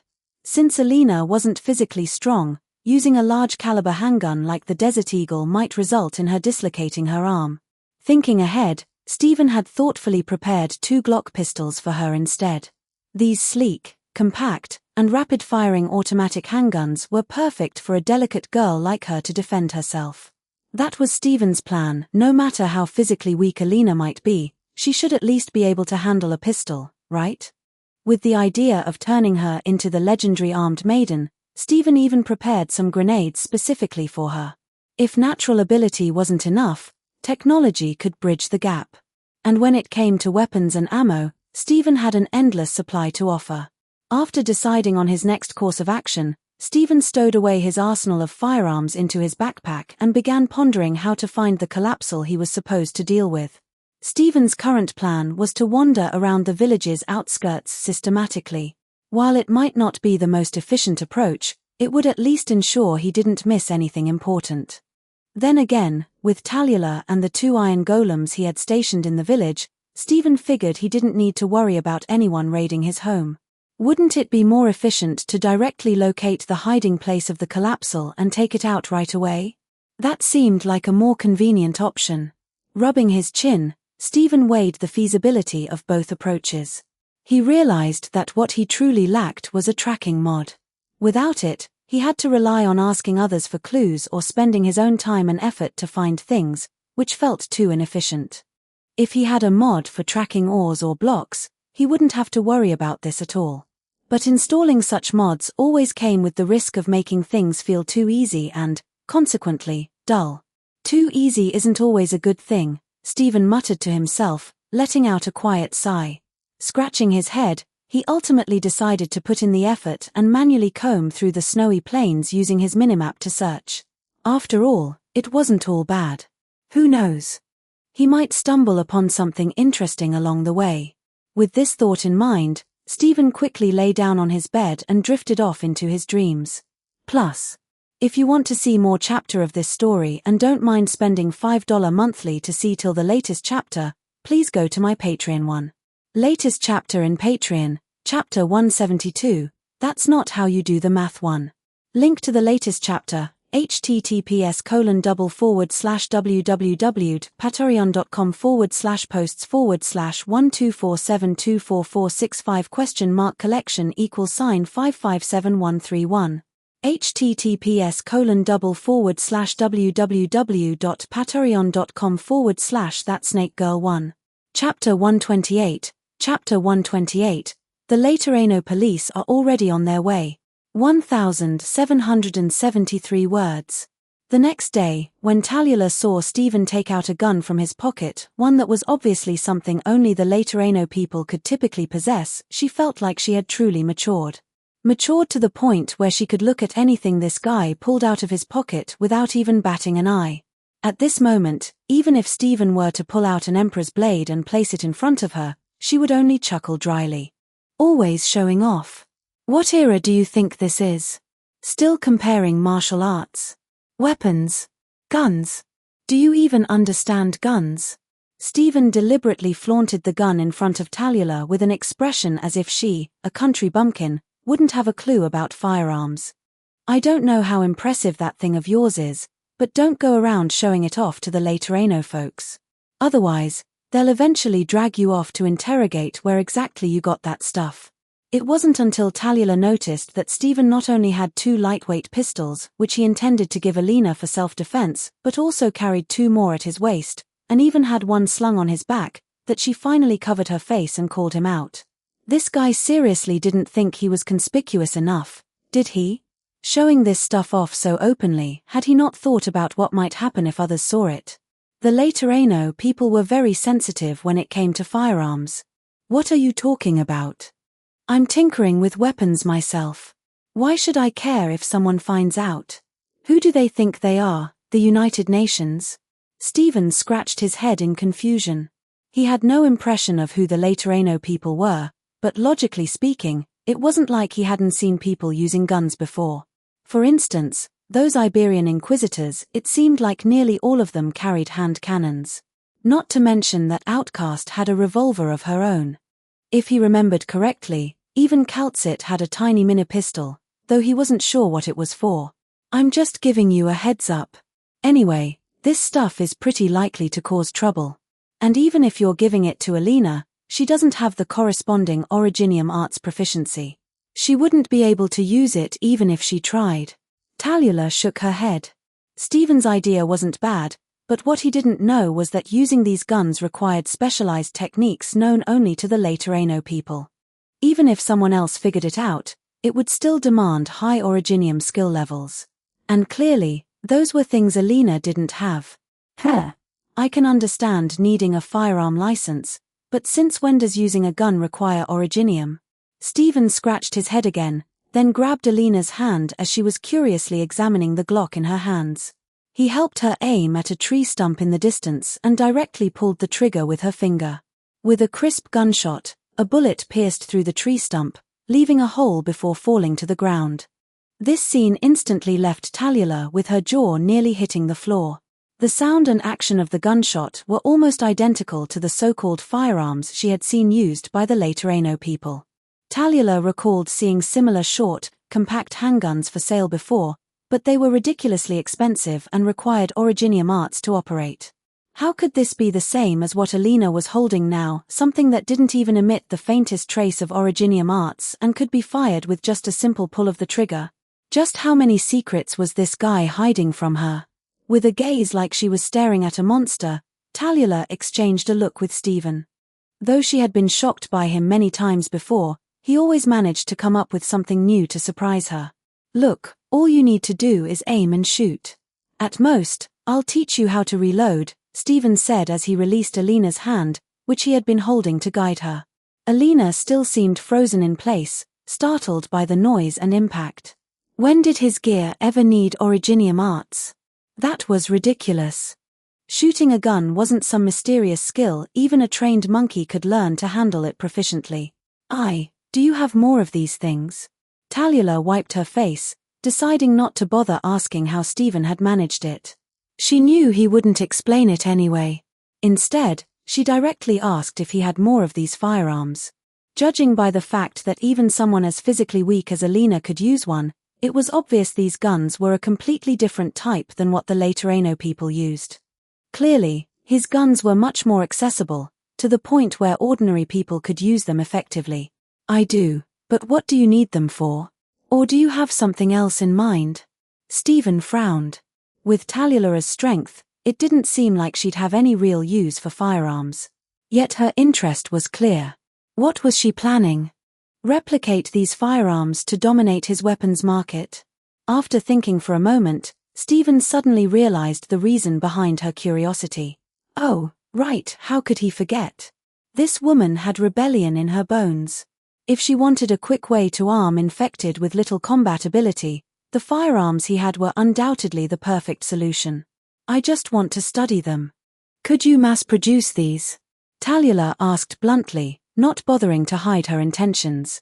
After all, Stephen already knew about her plans for rebellion. If he'd wanted to report her, she wouldn't have even made it out of the mobile city alive. It wasn't that he didn't care, he just didn't want to get involved in her revolutionary efforts. Tallulah understood that. But if it was just a simple business transaction, then surely he wouldn't have a reason to refuse, right? I can, sure, Stephen replied. In fact, let me put it this way, even if you wanted to arm an entire army, I have enough to supply you. The question is, are you sure you want to do this? Stephen didn't have any moral qualms about selling weapons. After all, it was people who killed, not the weapons themselves. Even if he didn't provide firearms, people would still find ways to use knives, clubs, or anything else to wage war. The issue, however, lay in whether Tallulah was truly prepared for what she was committing to. And another thing, besides money, what else do you have to offer that might convince me? You know what you're doing, and once I sell you these weapons, it means I'm boarding your pirate ship, doesn't it? Stephen waved his hand dismissively. Until Tallulah could offer a compelling reason and sufficient payment, he had no intention of selling these firearms to her. Stephen was more than willing to give Alina something to protect herself, but providing weapons to a group of infected he barely knew to start a war? No, thanks. Stingy, Tallulah muttered, turning her head away. But she didn't press the issue further. Just as Stephen had said, she hadn't fully made up her mind about whether to act on those ideas. The truth was, she hadn't yet resolved to lead the infected in rebellion. If she had, she wouldn't still be hiding out in this village with Alina, content to enjoy such peaceful and beautiful days. Meanwhile, after teaching Alina how to engage the safety, aim, shoot, and reload the gun, Stephen left her to practice on her own, clearly excited by the experience. He also told Alina about the purpose of the weapons. Even if he didn't offer them to her, with her personality, she would never refuse anything he gave her. It was only a matter of time. After finishing up the tasks in the village, Stephen packed up his things and gave Tallulah a single instruction: protect Alina. Are you going out to hunt that collapsal? Seeing Stephen fully geared up, Tallulah easily guessed what he was planning. There wasn't much else that could make him take things so seriously, only that collapsal. This guy might act carefree most of the time, but he wasn't one to let things slide. Anyone who crossed him was bound to regret it. Yup, I'm going to carry out my perfect plan, Stephen said as he checked the bullets loaded in his Desert Eagle, casually pulling an apple from his bag and taking a bite. Just as Tallulah had figured, he wasn't the kind of person to tolerate threats against those he cared about. The fact that he didn't already know the collapsal's name was the only reason he hadn't teleported straight to its location and dealt with it already. Simply put, he was in a hurry. Stephen had the kind of personality where, if he hadn't thought of something yet, he'd take it easy. But once he decided to act, he'd throw himself into it immediately. It wasn't hard for Tallulah to see this coming. Are you sure you can handle that thing? It's probably way more troublesome than you think. How about I go with you? Tallulah hesitated for a moment before suggesting that she accompany him. There was no denying Stephen was incredibly strong, but the Collapsal wasn't going to be an easy opponent either. If he ended up failing, Tallulah wasn't sure she'd be able to handle it. Nope. It's exactly because you think it might be a big problem that you need to stay in the village and wait for me to come back. If you come with me, things might not go so well. What's that supposed to mean? Are you saying I'd drag you down? Be a burden? Tallulah's lips twitched in annoyance. Stephen's words might have been vague, but his expression gave him away completely. He might as well have written the words "you are" a dead weight across his face. You said it, not me. But if you're that self-aware, I'm honestly impressed, Stephen replied. After dropping this remark, which nearly made Tallulah lose her temper, he darted out of the village, leaving her with nothing but his laid-back silhouette disappearing into the distance. Plus, if you want to see more chapter of this story and don't mind spending $5 monthly to see till the latest chapter, please go to my Patreon one. Latest chapter in Patreon, chapter 172, that's not how you do the math one. Link to the latest chapter, https://www.patreon.com/posts/posts/124724465?collection=5573131 https://www.patreon.com/thatsnakegirl1. Chapter 129, Chapter 129, You Can't Just Eat Random Things. 1,553 words. On the snowy plains of Ursus's border. Stephen had left the village almost half a day ago. After searching along the area around the village, he finally confirmed that the thing called the Collapsal had most likely passed through here. After all, the wild animals that should have appeared on the map had completely disappeared. Instead, along the way, Stephen had encountered a few disgusting, multi-eyed, multi-legged monsters that had been transformed. Stephen taught those creatures the meaning of authentic American quickdraw using his .50 caliber Desert Eagle. And as facts proved, all kinds of monstrous creatures are nothing more than paper tigers when faced with sheer caliber. If you can't deal with them, it just means your caliber isn't big enough, or the firepower isn't strong enough. No matter how ferocious and terrifying those infected and mutated creatures were, once their heads and bodies were blasted into a pulp by bullets, they lost any chance of coming back to life. Not to mention, Stephen had also lazily thrown a firebomb at them afterward. Though the thrill of hunting was enjoyable, the inability to find his true target inevitably left Stephen a bit frustrated. He still had no idea where this so-called Collapsal was hiding. All he could do was expand his search area bit by bit. It would have been much faster if he had a companion to help, but following the classic horror movie logic that lone wolves are fine while split-up groups die, Stephen decided against bringing along a sacrificial lamb. Searching alone might be slower, but at least it was safer. And as the number of infected, mutated beasts continued to increase, Stephen felt he must be getting closer to the creature he was looking for. After passing through a forest, Stephen once again smelled a familiar scent. To be precise, it was a scent he was familiar with, but this time it was slightly different. It was the smell of blood, but not from animals. Scratching his head, Stephen walked in the direction of the scent. Before long, he stumbled upon a scene of chaos, a large merchant caravan's scattered belongings, along with lifeless bodies mixed among the debris. Crouching down, Stephen examined the corpses that still retained some warmth. After noticing that they had only recently died and that their internal organs were still intact, he narrowed his eyes and stretched lazily. Finally, he had caught up with it. The wounds, inflicted with a single strike by something resembling a long object, were not ones he'd seen on any of the wild animals. As Stephen surveyed the area, which was now devoid of any living humans, a sudden explosion in the distance pointed him straight toward his target. The distinct aura of Originium arts emanating from the explosion puzzled Stephen. Could someone have actually survived an encounter with the Collapsal that Tallulah had hyped up as near invincible? With a face full of doubt, Stephen quickly headed in the direction of the explosion. However, despite Stephen's speed, it seemed he was still a step too late. In an area marked with obvious signs of a fierce battle, Stephen saw strange pale green slimy substances splattered everywhere. Naturally, He also saw an old Ursus man slumped powerlessly in the center of the scene, clutching a wooden staff and seemingly unconscious. There was no sign of the so-called collapsal nearby. It appeared that the creature had been dispersed by the originium explosion unleashed by the old man's desperate attack. After confirming there were no other living beings in the vicinity, Stephen approached the slumped old man.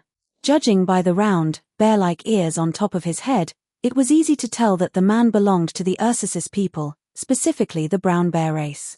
The faint, albeit detectable, breaths coming from him further confirmed that he was still alive. "Hey, still alive? If you are, just say something," Stephen said casually, poking the old man's body without any trace of respect for the elderly. The old man mumbled faintly, like the dying whispers of someone on their last breath, making it impossible to discern what he was saying. Noticing Stephen's presence, the old man struggled to lift his head. His withered lips moved slightly, but the sounds he uttered remained indistinct and incomprehensible. Unable to make sense of the muttering, Stephen crouched down, his face puzzled, and leaned closer to try and catch what the old man was saying. However, just as he leaned in, a gleam of cunning suddenly flashed through the old man's seemingly lifeless eyes. The next moment, a mass of tentacles, resembling octopus limbs, shot out from his mouth, aiming to engulf Stephen's unsuspecting head. The old man's body twisted and deformed rapidly, and in mere moments, he transformed into a grotesque creature, its entire body covered with eyes and writhing tentacles. But faster than its sudden attack was the bullet that pierced straight through its rapidly expanding mouth. What had seemed like an oblivious Stephen now stood holding a handgun, the barrel still trailing faint smoke. He looked at the creature with a disdainful expression. "I thought you were going to say some dying words or something. Turns out it was just a boring little trap, huh?" Shaking his head in disappointment, Stephen glanced at the grotesque monster that no longer resembled its original form.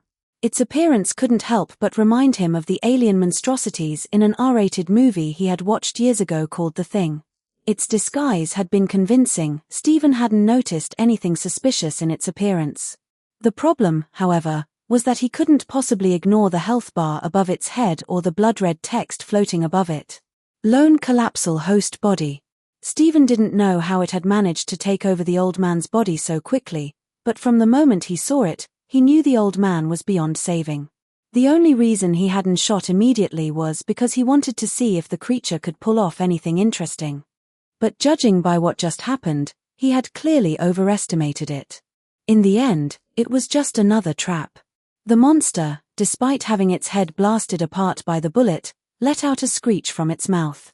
Its severed parts began writhing violently, and before long, a brand new head sprouted where the old one had been. Humans. Death. Inevitable. At moments like this, Stephen couldn't help but appreciate the power of the language localization mod. What sounded like a meaningless roar from the creature had been conveniently translated into clear words for him. "Truly consider it. I'll inevitable you," Stephen replied sarcastically. Now that he had found his target, Stephen had no intention of being polite. He drew out another handgun, wasting no time in aiming at the creature's head and unleashing a barrage of bullets as though ammo cost him nothing. The .50 caliber rounds tore through the monster, leaving gaping wounds across its grotesque form. The creature seemed stunned by the relentless onslaught, its body writhing but unable to retaliate effectively. Or rather, it seemed to want to attack but was incapable of doing so. Each time it extended its tentacles, a precisely aimed bullet would sever the joints, rendering them useless. However, there was only so much ammo a single handgun could hold. Stephen hadn't equipped his guns with infinite ammo mods or anything fancy like that. Soon enough, both of his guns ran dry. Before Stephen could reload, the monster, having endured the barrage and biding its time, saw an opportunity. It opened its twisted, writhing mass of flesh, resembling a giant gaping maw, and lunged at him. Its intent was clear: to swallow and digest Stephen on the spot. Despite its speed, the attack was merely somewhat fast in Stephen's eyes. Nowhere near fast enough to catch him off guard. Calmly reloading his guns, Stephen realized that the bullets he was using were only capable of suppressing the creature's attacks, not actually killing it. A different approach was needed. Reaching into his backpack, he pulled out a few dark green grenades. Without hesitation, he yanked the pins and casually tossed them into the gaping maw of the oncoming monster. Movies always depicted it this way, and Stephen couldn't quite understand why these creatures felt the need to open their mouths so wide during an attack. Were they inviting people to throw something in? Shaking his head in bemusement, Stephen stepped back, swiftly retreating beyond the creature's attack range. The monster, having lunged at where Stephen had been standing, bit into the soil beneath, tearing out a chunk in frustration. But it wasn't long before it realized it had swallowed something it shouldn't have. Next time, remember, you can say whatever you want, but you definitely shouldn't eat just anything, Stephen quipped, arms crossed as he watched from the side. Before he could even finish his sentence, the creature twisted and deformed violently, swelling like an overinflated balloon. Moments later, it exploded from within with a deafening boom. Plus, if you want to see more chapter of this story and don't mind spending $5 monthly to see till the latest chapter, please go to my Patreon one. Latest chapter in Patreon, chapter 172, That's Not How You Do the Math 1. Link to the latest chapter, https://www.patreon.com/posts/124724465?collection=$557,131. https://www.patreon.com/thatsnakegirl1. Chapter 130. Chapter 130, The Strange Village. 1,737 words. The battle ended quickly, perhaps because the enemy was too careless, or maybe because Stephen was just too strong. After all, while his guns weren't particularly powerful, his absurdly fast reflexes and movement speed more than made up for it, didn't they? In any case, the previously terrifying monster was completely neutralized after the explosion. Its body could no longer regenerate like before, and its health bar was fully emptied. So, this is the so-called collapsal? That's pretty disappointing, Stephen muttered as he stepped out from behind the tree he had used as cover to avoid the slimy fragments caused by the explosion. He looked down at the monster's corpse, now completely unrecognizable, and criticized it without holding back. The creature that Tallulah had been so wary of. Well, this performance was underwhelming, to say the least. Stephen could only label it as a complete letdown. This wasn't just bad, it was so weak it didn't even deserve to be called trash. Was it because the creature wasn't well known enough to unlock its full abilities? Or was there some other reason behind it? Originally, Stephen had assumed that this thing would at least measure up to half the strength of that earlier falling star beast. Now, feeling deeply disappointed, he glanced at his status bar and quickly realized something wasn't right. This was definitely strange. Although the monster had been killed, Stephen hadn't gained even a single point of experience from it. That could only mean one of two things: either the monster dropped absolutely nothing, or it had somehow escaped. Looking down at the corpse and noticing a strange, discreet hole about 2 fingers wide beneath it, Stephen's suspicions were confirmed. He now guessed that the creature wasn't some massive, singular entity as he had initially thought. Instead, it was likely some kind of parasitic creature, altering its host's body to make it appear grotesque and enormous. This also explained how it had managed to disguise itself as the old man who had been attacked earlier. Most likely, the man had been infected and parasitized after failing to stop the monster in his dying moments, which led to him turning into the hideous creature Stephen had just fought. And now, it seemed, the true entity had fled. Stephen hadn't even begun to show his full capabilities, and yet the monster had already backed off. How cowardly could it get? Or maybe its earlier encounter with those hunters had weakened it significantly. Stephen couldn't figure out the exact reason, but one thing was clear: this wasn't over yet. Fortunately, the red marker on Stephen's minimap, which represented the monster, was still moving rapidly but hadn't left his map's range. He wasn't too worried about the creature escaping entirely. After taking a quick look around at the utterly devastated surroundings strewn with bodies and pieces of flesh, Stephen hesitated for a moment. In the end, he decided to burn all the corpses and remains before dealing with the fleeing monster. After all, he figured it was only a matter of time before these bodies became just as disgusting as the creature he had just fought. Cleaning them up later would only be more troublesome. Decisively, Stephen grabbed his flint and set the corpses and chunks of flesh ablaze, burning them all to ash. Once the area was thoroughly cleansed, he stretched his shoulders and started pursuing the red dot still darting around on his minimap. It was baffling how this thing, even in its cowardly state, still had the audacity to lay traps for him. Maybe that was just the nature of this type of monster. Fortunately, once Stephen locked onto the target, tracking it was no longer a difficult task. It didn't matter if the creature was burrowing underground, even if it sprouted wings and flew, Stephen was confident he could catch up to it. Following the red dot on his minimap, Stephen pursued it with ease. As expected, it didn't take long for him to come across a spot where the creature had broken through the surface, creating an exit from the ground. It seemed the monster had decided it was safe enough to come out and change its form. After all, not everyone was like Stephen, capable of moving through underground tunnels with a mere pickaxe as if it were no big deal. If not for the need to stay hidden, most creatures, or people, probably wouldn't choose to stay underground for extended periods. Casually trailing the creature, Stephen didn't feel the least bit worried about it slipping through his fingers. However, to his surprise, after moving rapidly for a while, the red dot suddenly slowed down and eventually stopped on the minimap. What kind of trick is this now? Perplexed, Stephen didn't slow his pace and quickly caught up to the target's position. It didn't take long for Stephen to arrive at an open area, where he found himself standing before a village. This village was noticeably larger than the one Alina had been in. Judging by the rising plumes of smoke from within, it was clearly not abandoned. There seemed to be a decent number of people living here. Stephen stopped in his tracks. If the monster had hidden itself in a place like this, things could get a bit tricky. Narrowing his eyes, Stephen immediately noticed some differences between this village and the one where Alina had lived.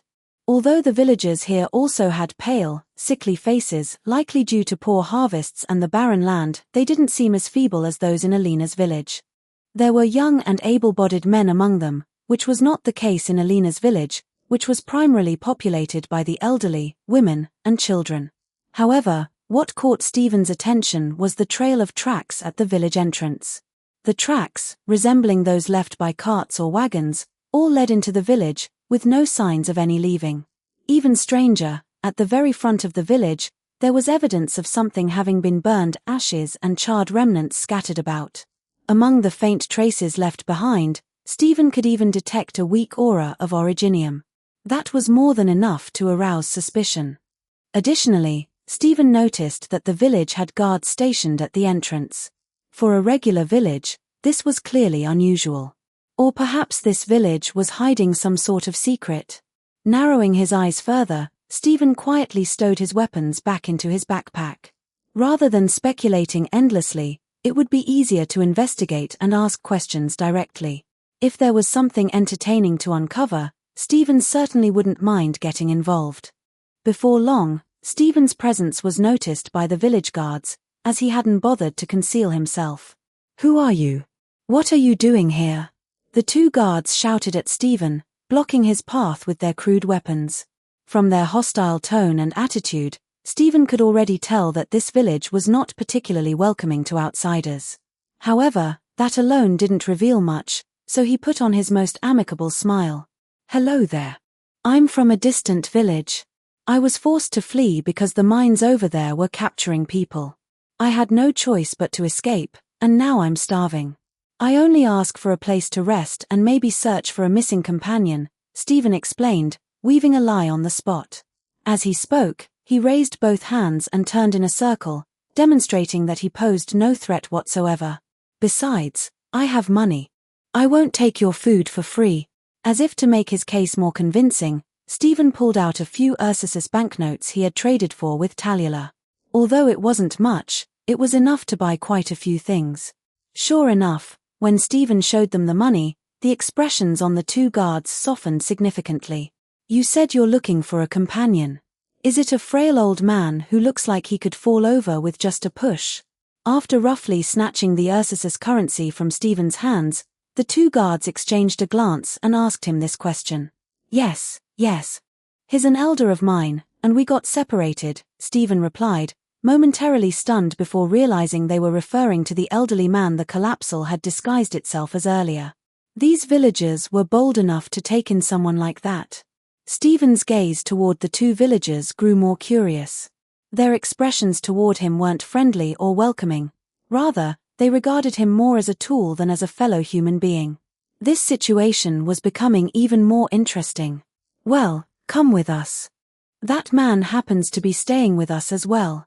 Seems like today's your lucky day," one of the guards said after another quick exchange of glances, flashing a fake smile. Stephen said nothing further and allowed them to escort him through the village, their manner almost like they were marching a prisoner.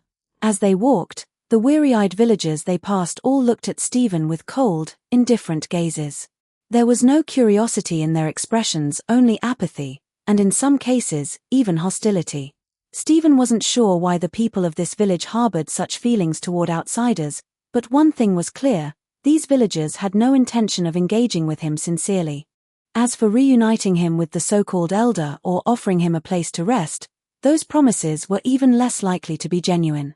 The two guards led him through the village and eventually stopped in front of a slightly run-down granary. The building had been reinforced with metal plating along its exterior, making Stephen even more curious about what these people intended to do with him. Before he could ask anything, one of the guards abruptly opened a vertical iron door at the front of the granary. Without giving him a chance to resist, they roughly shoved Stephen through it. "Hey! What are you doing?" Stephen called out in confusion after landing naturally inside. But the only response he received was the cold, indifferent expressions of the two guards, like they were looking at a dead man, and the sound of the heavy iron door shutting above him. Plus, if you want to see more chapter of this story and don't mind spending $5 monthly to see till the latest chapter, please go to my Patreon one. Latest chapter in Patreon, chapter 172, That's Not How You Do the Math 1. Link to the latest chapter, https://www.patreon.com/posts/124724465 collection =$557131. https://www.patreon.com/thatsnakegirl1. Chapter 131. Chapter 131. Hatred burns, let it flow as it will. 1,634 words. Stephen had anticipated that these people might try something against him, but he hadn't expected them to simply lock him up in such a place. Did they think that with his abilities, escaping from here would be impossible? Or were they planning to keep him locked up for a while before interrogating him? Frowning, Stephen got up from the ground, only to be hit by an overpowering stench of blood along with the unmistakable smell of something only produced when bodies are burned.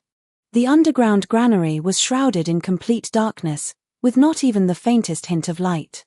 Compared to this place, the mines of Ursus could almost be considered a paradise. At least there, work came with the possibility of food, and there was minimal lighting. Here, there was only a deathly silence. Fortunately, darkness was the least of Stephen's concerns. Pulling a torch out of his pouch, he lit it, and as the orange-yellow glow illuminated the room, he finally saw what was hidden within this not-so-spacious granary. The first thing that caught his eye was the thick layer of ash and sedimented orogenium fragments covering the ground. These weren't the pure orogenium fragments Stephen often encountered, nor were they raw orogenium ore.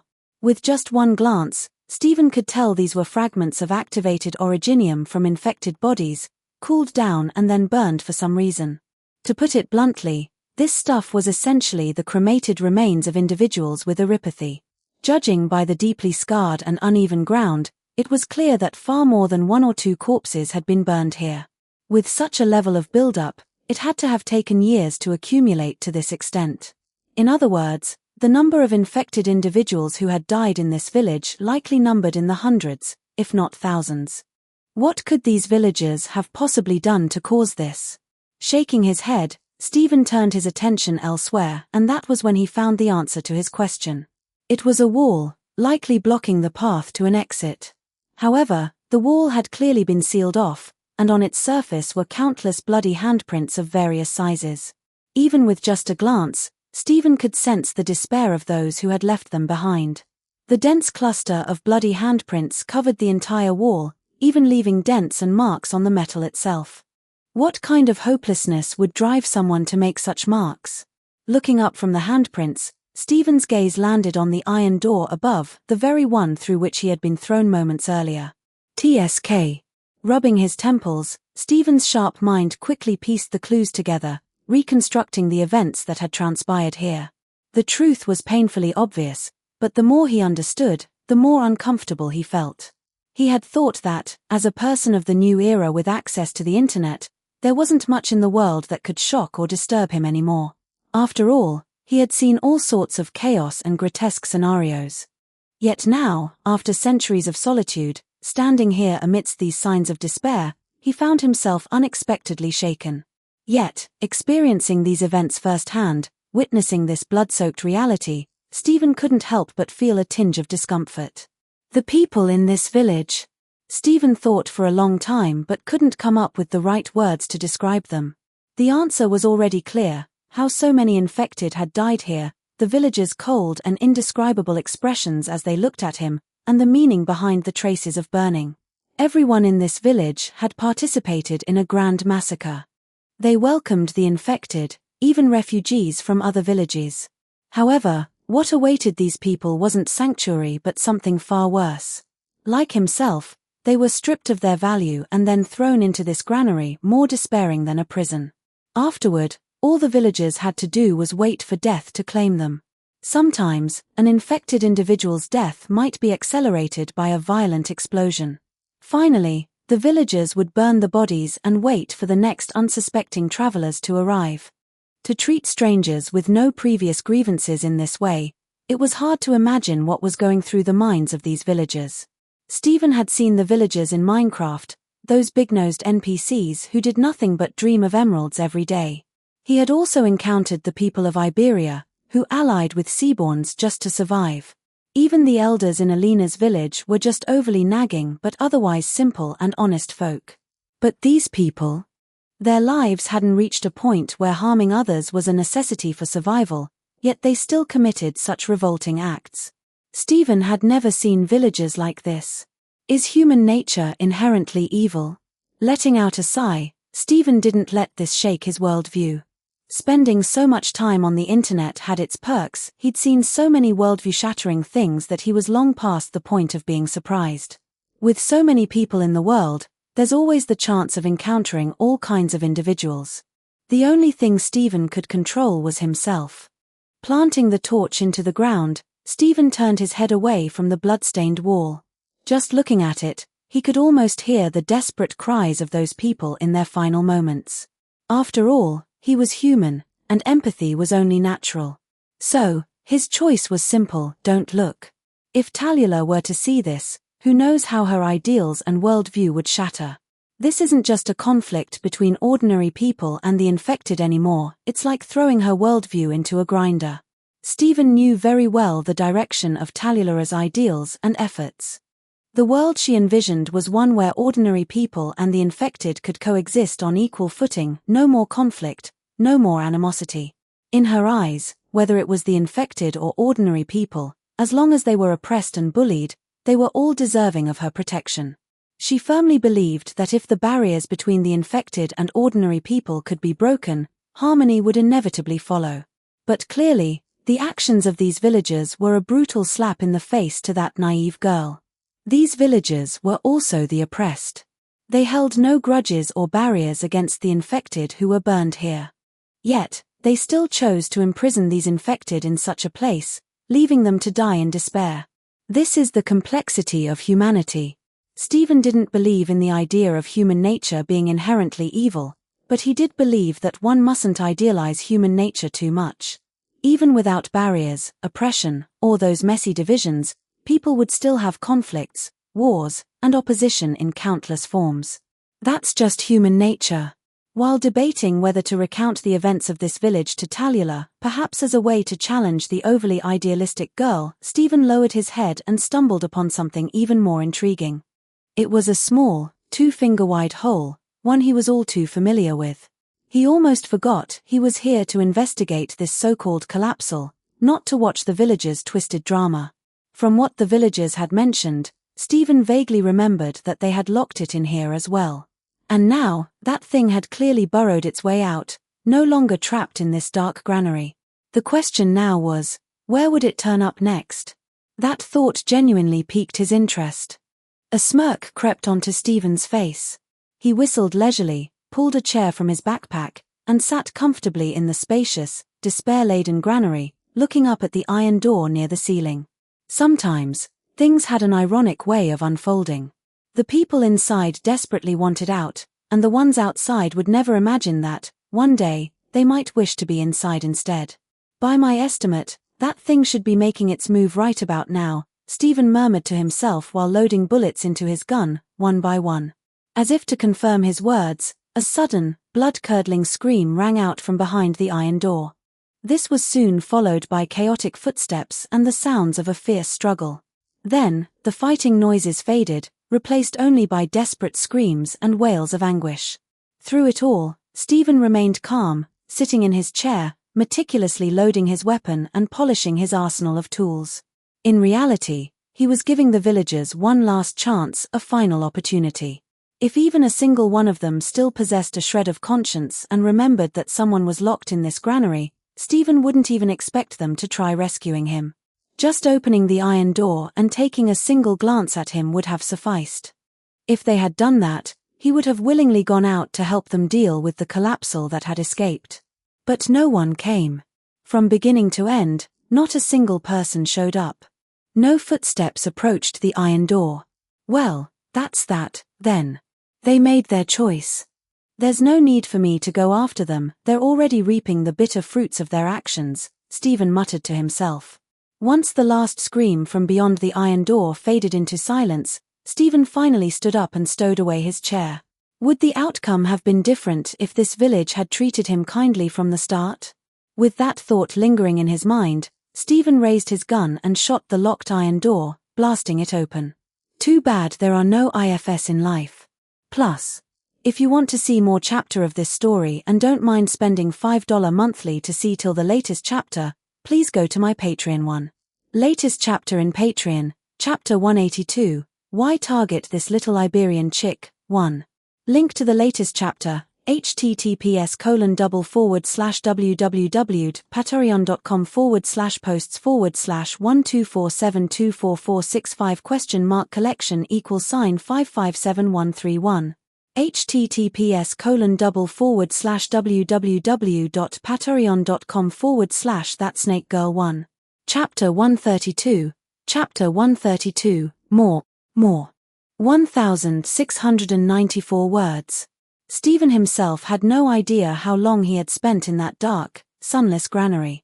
What he did know for sure was that by the time he emerged, the entire village had been completely transformed. The stench of entrails mixed with blood was splattered across the entire village. The scene was like something out of hell itself, causing even Stephen to cover his nose and shake his head in disgust. That collapsal was still as revolting and grotesque as ever. There wasn't a single living soul to be found in the village. Not even intact corpses remained, though Stephen didn't need to search to know what had become of them. After all, the grotesque mountain of flesh and severed heads in the center of the village, a monstrosity constructed of countless dismembered remains, was impossible to ignore, no matter how hard one tried. He had to admit, now that the creature had grown larger, its sense of menace had also risen dramatically. The sheer pressure it exuded was enough to make even Stephen take it seriously. What truly confirmed to Stephen that the creature had grown stronger, though, was the moment it let out a guttural roar. Suddenly, a large purple boss health bar appeared at the top of his field of vision. Well, look at you. It's only been a short while, and now you've gone and turned into a boss. I love creatures like you, always striving for self-improvement, Stephen said with a wide grin, his previously heavy mood instantly lifted. A boss, huh? Bosses were great, they had higher drop rates and a good chance of rewarding valuable loot. Without hesitation, Stephen waved toward the creature, worried it might flee. This was a rare, legendary treasure chest in monster form. There was no way he was going to let it escape a second time. The creature seemed to cooperate, slowly turning its grotesquely bloated body toward him.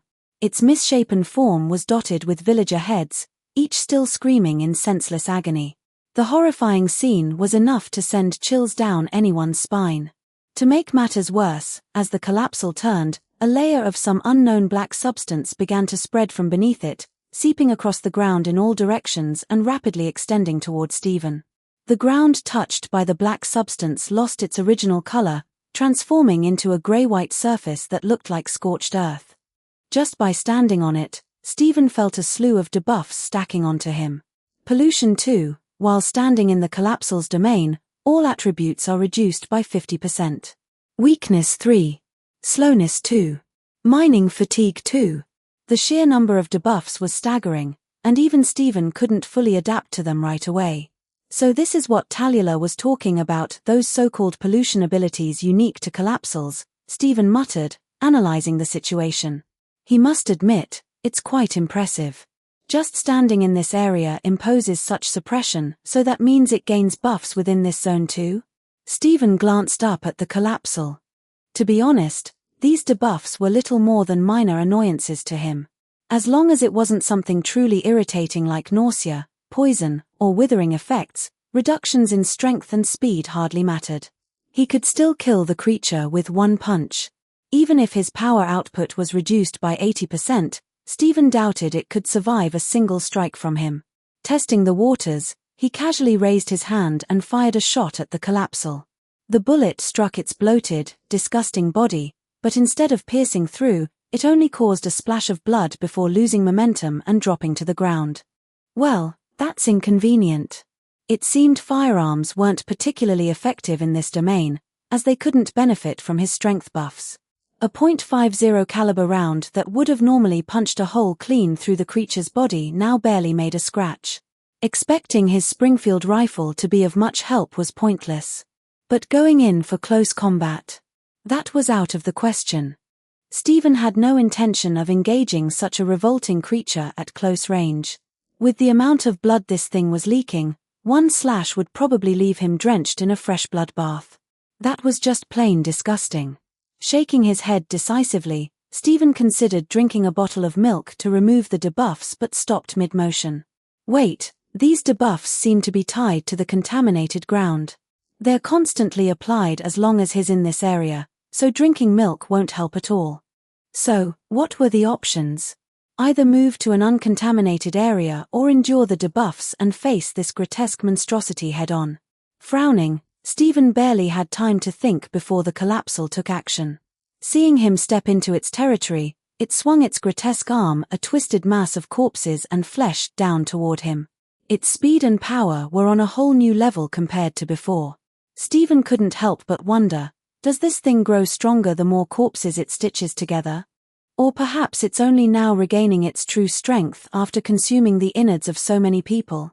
With these thoughts lingering, Stephen effortlessly dodged what should have been a devastating blow, one that could have turned him into a meat patty. As he'd mentioned earlier, even with reduced speed and weakened stats, his base attributes were overwhelmingly high.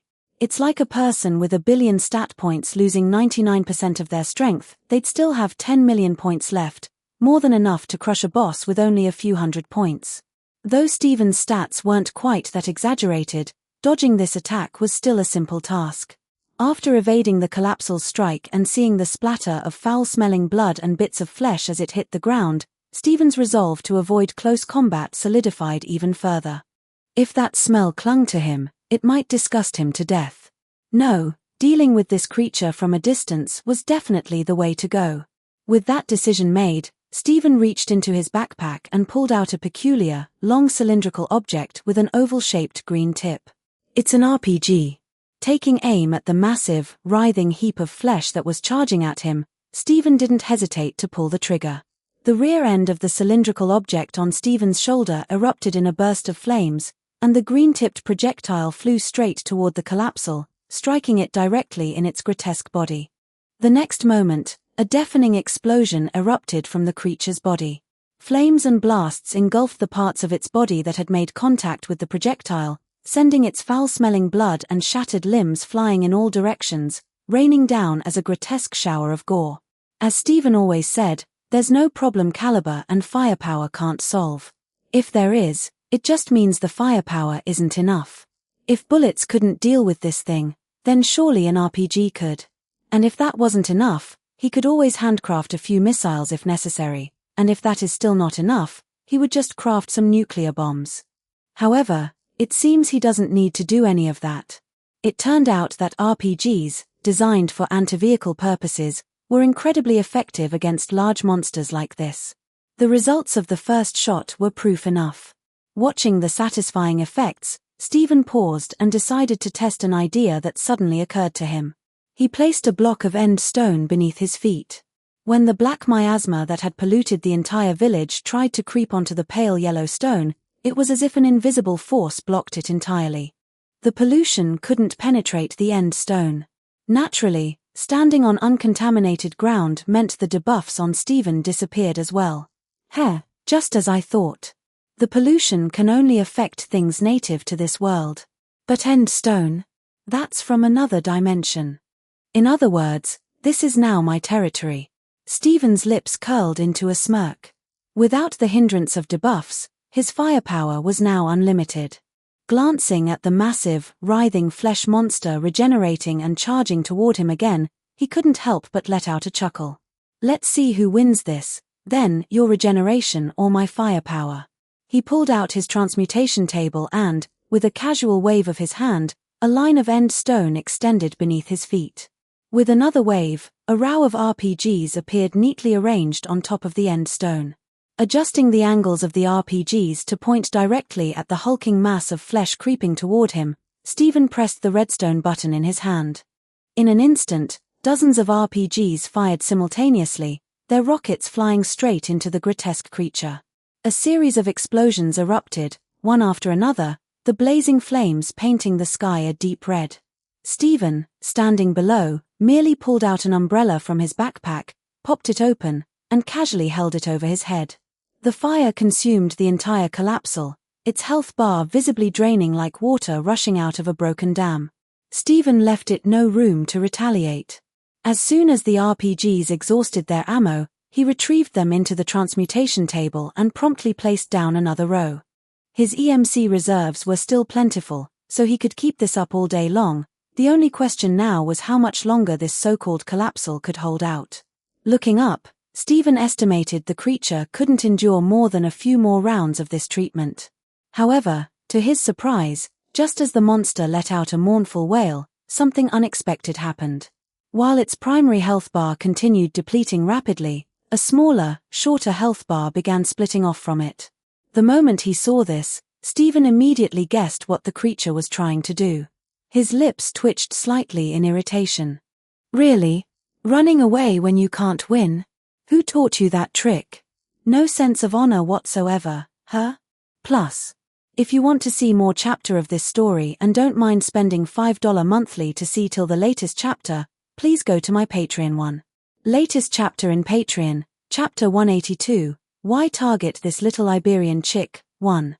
Link to the latest chapter, https://www.patreon.com/posts/124724465 collection =$5573131 https://www.patreon.com/thatsnakegirl1 Chapter 133, Chapter 133, It's Just Hunting, What Did It Do Wrong? 1,694 words. This time, Stephen wasn't going to let this thing escape so easily. Once could be considered an accident, but twice. Trying to pull the same trick again? That was outright disrespectful to him. Did it not know that the same move would never work on him twice? Glancing at the still struggling, disintegrating mass of flesh, Stephen narrowed his eyes and quickly noticed a black, ink-like liquid quietly slipping away from the flesh mountain. And right above it was the separate health bar that had detached from the boss's main HP bar. A smirk appeared on Stephen's lips. He decided to deal with the thing in front of him first before worrying about the rest. No longer holding back, Stephen first laid down a 10-meter-wide platform of end stone beneath his feet. Then, he rummaged through his inventory and pulled out a tiny, toy-like vehicle. However, the moment he tossed it onto the ground, the miniature car instantly expanded into a strange-looking truck. Instead of a cargo container, the back of the truck was stacked with what looked like an array of tubes. After getting into the vehicle and making some adjustments, the tubes on the truck slowly lifted, locking onto the massive, struggling flesh mountain. Good thing I added the Modern Warfare mod. If it's Modern Warfare, how can I not use a rocket truck? Raising an eyebrow, Stephen pressed the red launch button on the control panel. In the next instant, an even more terrifying explosion erupted. One after another, nearly half-human-sized rockets shot out from the tubes at the back of the truck, streaking through the air like meteors before slamming into the monster. This time, the creature didn't even have the chance to let out a final scream before being completely obliterated in the explosions. The health bar above it instantly emptied. Stephen hadn't even fired a second volley before realizing there was no need. The black mist spreading across the ground gradually dissipated. As the smoke from the explosion cleared, what was once a massive flesh mountain had now been reduced to a smoldering pile of meat sludge. Stephen didn't spare it another glance. He swiftly used a conversion table to store away all his weapons and equipment before switching to his pickaxe and digging straight down. He could come back later to clean up the remains. The real prize was the collapsal's true form. Looking at the red dot on his minimap that represented his target struggling to escape underground, Stephen couldn't help but feel a mischievous urge rise within him. Running this slow and still daring to burrow underground in front of him? Did it not know that digging was a fundamental skill for Minecrafter? Without hesitation, Stephen gave chase. He even deliberately took a detour to get ahead of the fleeing entity, hollowing out an underground chamber in its escape path and patiently waiting for its arrival. Sure enough, the collapsal, now reduced to a black, slime-like form, broke through the wall and fell straight into the underground chamber Stephen had prepared. The sudden openness of the space seemed to startle it, and the sudden burst of light made the blob of black slime shrink in on itself. But when it followed the light and saw the boy standing there like a devil, all it felt was despair. From beginning to end, it had no idea when it had provoked such a harbinger of doom. Being hunted by those masked Ursus officials was bad enough, but now this was even worse. It only wanted to hunt. What was wrong with that? But when it tried to break through the ground and burrow deeper to escape Stephen, it realized something terrifying. The floor of this underground chamber was made of some strange, pitch-black material. Harder than steel, it was completely impervious to its attempts to dig through, no matter how sharp it tried to make itself. Sorry, buddy. Obsidian flooring. Your digging level is still a bit too low. Stephen casually sealed off the only entrance with another block of obsidian, then turned to face the blob of black slime, which had a label above it reading, Stray Collapsal, and flashed an extremely friendly smile. This little guy was quite the escape artist. If he wasn't confident in his obsidian walls, catching it in an underground setting might have been a real pain. But the game of cat and mouse was over. Now, Stephen was only interested in seeing what kind of loot it would drop. The black slime, realizing it had no way to escape the prison Stephen had created, curled up into itself. Just as Stephen thought it was going to do something desperate, its tightly compressed form suddenly expanded. The black slime surged, warping into chaotic, writhing tendrils. At its center, a grotesque core formed an amalgamation of countless staring eyes. The thing now resembled a monstrous jellyfish made entirely of eyes and tentacles. No wonder Tallulah had described its key trait as 1,000 legs, 1,000 eyes. Just looking at it was enough to drain one's sanity. Yet, despite the horror of its transformation, Stephen remained unfazed. He casually stood in place, even pulling out an apple and taking a bite, watching as if it were a mere performance. Only when the creature lashed out at him with its tendrils did he finally finish his apple, wipe his mouth, and dodge its sudden attack. "You're done transforming? All right, now it's my turn." Dropping his relaxed posture, Stephen rolled his neck and clenched his fists. This collapsal clearly had no intention of communicating, it had only been using lethal moves against him. That meant he had no reason to waste words either. Sending it straight to hell was the best respect he could offer. In a blink, Stephen vanished from his spot. When he reappeared, he was already behind the monster. With a single hand, he grabbed its slimy, writhing body, ignoring the countless tendrils thrashing against him and the black substance creeping along his arm. Raising his right fist, he drove it straight into the mass of eyes at its core. The impact was so forceful that the obsidian floor beneath them caved in slightly. The creature's struggling tendrils snapped taut, then abruptly went limp. Its core, once a mass of glaring eyeballs, had been reduced to nothing but a puddle of foul-smelling sludge. But Stephen had no intention of letting it go. Without a change in expression, he raised his fist once more and slammed it down again. As long as the health bar above its head hadn't been emptied, Stephen saw no reason to stop. A real fight should be fought to the death, leaving an enemy with low health. What? Had people never been killed by a last-second counterattack before? Only after Stephen had pounded the ground into a massive crater did the collapsal finally stop struggling. The health bar above its head was now perfectly drained to zero. The monstrous form that had once stood as tall as two men was now gone, completely vanished, as if even its remains had evaporated. All that was left on the ground was a single pitch-black crystal. Only then did Stephen finally shake off the blood still clinging to his arm and stand up from the pit. Originally, he had planned to deal with the thing using firearms, but in the heat of the moment, he had chosen to fight with his fists instead. He could only sigh at the fact that, deep down, he was still a warrior at heart, never able to let go of his love for close combat. Letting out a small sigh of regret, Stephen rubbed his hands together, then reached out for the dark crystal as if he were about to claim a grand prize. This thing was the true essence of the boss. No way it was going to drop something useless, right? Pinching the crystal, which was wrapped in eerie black mist, Stephen held it up in front of him, allowing its attributes to be displayed. Stray collapsal core, accessory. Equipping this will result in collapsal pollution. Grants abilities, domain, and spread fear. This was the first time Stephen had ever seen an equipable item drop in this world. He had some understanding of the domain ability. It was likely the same black pollution zone that the collapsal had previously spread. As for spread fear, he wasn't exactly sure how it worked. Maybe the collapsal had already used it on him, and he just hadn't noticed. But the fact that this equipment came with a built-in negative status effect was something new to him. Collapsal pollution. Does that mean I'd turn into one of those freaks covered in eyes? Stephen held the crystal up to his eye. As a strange light flickered across its surface, he suddenly got the feeling that he wasn't holding a crystal at all, but rather, an eyeball. HMPH, a giant eyeball?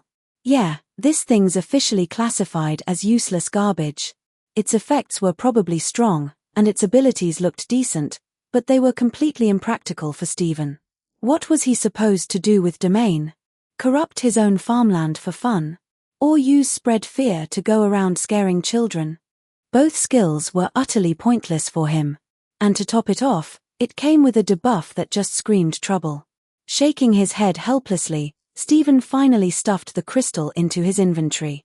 Useless or not, it was still an item drop, right? Worst case, he could try trading it with Talula or Calcit for something actually useful. At least he hadn't come away empty-handed. After retrieving all the obsidian he had laid underground, Stephen climbed back to the surface. Leisurely, he began making his way back toward the village. There was still a giant meat mound corpse waiting to be looted. Surely, there had to be something worthwhile left in there. Plus, if you want to see more chapter of this story and don't mind spending $5 monthly to see till the latest chapter, please go to my Patreon one. Latest chapter in Patreon, Chapter 182, Why Target This Little Iberian Chick, 1. Link to the latest chapter, https://www.patreon.com/posts/124724465 collection =$557131. https://www.patreon.com/thatsnakegirl1. Chapter 134, Chapter 134, Dead Means Dead, No Need for So Many Questions. 1,510 words. By the time Stephen returned to the village, he realized that he was no longer the only one present. To be precise, whether the newcomers could still be considered human was up for debate. Two tall men dressed in black coats and wearing gas mask-like respirators stood blocking the village entrance. Behind them, three others dressed in the same attire were using originium flames to cleanse the area. As Stephen laid eyes on them, the two men standing guard also keenly noticed him. He hadn't bothered to conceal his presence. Stephen halted his steps. It wasn't out of fear, but because he found it a bit difficult to process the situation. These strangers were doing exactly what he had planned to do himself. Judging from their appearance and actions, they were probably the ones tracking the collapsal in the first place, right? Their attire alone gave off an air of expertise, not to mention the powerful, well-built physiques barely concealed beneath their black coats. In short, they looked cool as hell. Well, good afternoon. Have you guys eaten yet? Glancing at the setting sun, Stephen awkwardly greeted them. He wasn't the type to judge people by their appearance. Sure, these guys looked pretty intimidating, but at least they hadn't attacked him on sight. Besides, he actually appreciated their efforts in cleaning up the scene for him, though that sentiment depended on whether or not the meat mountain had dropped anything valuable. The two black-clad men, who had immediately noticed him, were stunned by his casual greeting. They could sense the presence of collapsal pollution on Stephen, but it wasn't the kind left by infection, it was the distinct scent of dried collapsal blood. Furthermore, Stephen looked nothing like someone who had been tainted by a collapsal. For a moment, even these experienced professionals weren't sure how to respond to such an awkward greeting. Fortunately, they had seen their fair share of strange situations before. After a brief moment of surprise, they quickly composed themselves, stopped what they were doing, and strode toward Stephen. "This, friend," one of them spoke, carefully choosing his words, "did you encounter the monster that was here?" At this stage, without being able to gauge Stephen's true strength, these men had no intention of provoking a conflict. The fact that Stephen was covered in collapsal blood but showed no signs of pollution meant that he was, at the very least, not allied with the collapsal. Moreover, since Stephen didn't appear to be an infected, they had even less reason to treat him as an enemy. Their current mission target was the collapsal, not this suspicious yet seemingly ordinary man. The voice that came through the respirator was a bit hoarse, but Stephen could tell it belonged to a middle-aged man. Hearing the question, he scratched his head. "You mean that big, fat pig from earlier?" Stephen gestured toward the now half-dismantled corpse of the meat mountain. Considering the massive ruckus he had made, it was no surprise that others had noticed. What did surprise him was that the ones who showed up were such oddly dressed individuals. And the title floating above their heads, Emperor's Blades, Hunters, only made them seem even cooler in Stephen's eyes. Since these titles were in white text rather than enemy red, Stephen figured he was safe to have a chat with them. At least for now, they weren't showing any hostility. "Big, fat pig." The black-clad hunters paused for a moment before realizing Stephen was referring to the grotesque corpse of the monster that had once been composed of the villagers' bodies. After they nodded to confirm, Stephen scratched his head again and gave them a somewhat sheepish smile. "Oh, if you're talking about that, then yeah, sorry, it's already dead. Other than this corpse, the main body is buried over there. If you dig through the dirt, you'll probably find some scraps of it." He admitted outright that he was the one who killed it. Stephen wasn't about to apologize for it, though. If anything, he did feel a little bad about technically kill-stealing, but come on, monsters didn't come with name tags. If he managed to take it down, then that was his accomplishment. This wasn't a case of looting leftovers, he did all the work himself. "Dead. You killed it." If their faces weren't covered by respirators, the black-clad hunters would likely be making all sorts of expressions right now. That collapsal had taken the 5 Emperor's Blades nearly a month to track down, and they still hadn't been able to subdue it. Yet this guy was acting like it was just some minor inconvenience he dealt with in passing. "Yeah. It's my kill, so it's technically my prey, right?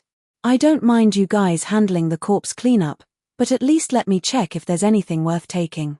With that, Stephen strolled right past the 5 hunters and crouched down next to the grotesque mass of flesh, casually rummaging through it like an old lady picking through vegetables at the market. The 5 hunters exchanged glances before one of them swiftly dashed toward the area Stephen had pointed at, intent on verifying his claim. As for Stephen's rummaging, they didn't stop him. Instead, they simply observed in silence. Stephen was fairly certain they hadn't pocketed any valuable loot from the monster. Unlike him, who had a convenient cheat of an inventory system, they would have a hard time hiding anything under those thick, heavy coats. The scene fell into an unexpectedly peaceful stillness. There was no conflict, but the atmosphere was far from friendly.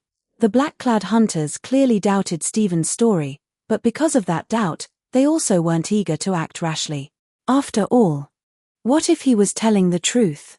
If this guy could easily take down that collapsal, then whether the 5 of them could actually subdue him was an entirely uncertain matter. Even if they took the safest approach, they had no way of truly gauging this boy's actual strength. He hadn't displayed any signs of using originium arts, yet the instincts of these battle-hardened veterans screamed at them. The pressure this kid gave off was even greater than that of the collapsal itself. It was a contradictory sensation. On the surface, Stephen looked like a completely harmless civilian, but if they closed their eyes and felt his presence, it was as if they were standing before some prehistoric beast, the kind that practically radiated extreme danger. Where the hell did a guy like this pop out from? And judging by his appearance, he wasn't even from Ursus. That said, if what he claimed was true, then he had just helped them eliminate a massive threat. From that perspective, he was at least somewhat on their side. Now, it all depended on the report from their scouting comrade. His findings would determine whether this strange young man was friend or foe. Plus, damn, so it really only dropped one item? Stephen's face quickly fell. He had been searching through the pile of rotten flesh for a while now, but there was nothing useful left. Honestly, he had expected as much. At the end of the day, the collapsal itself was just one entity, and this mass of corpses was merely its external armor. But even if he had mentally prepared for this outcome, it was still disappointing to have it confirmed. After double-checking one last time and confirming that there really was nothing left to loot, Stephen sighed and stood up, turning his gaze toward the black-clad men who had been silently watching him the entire time.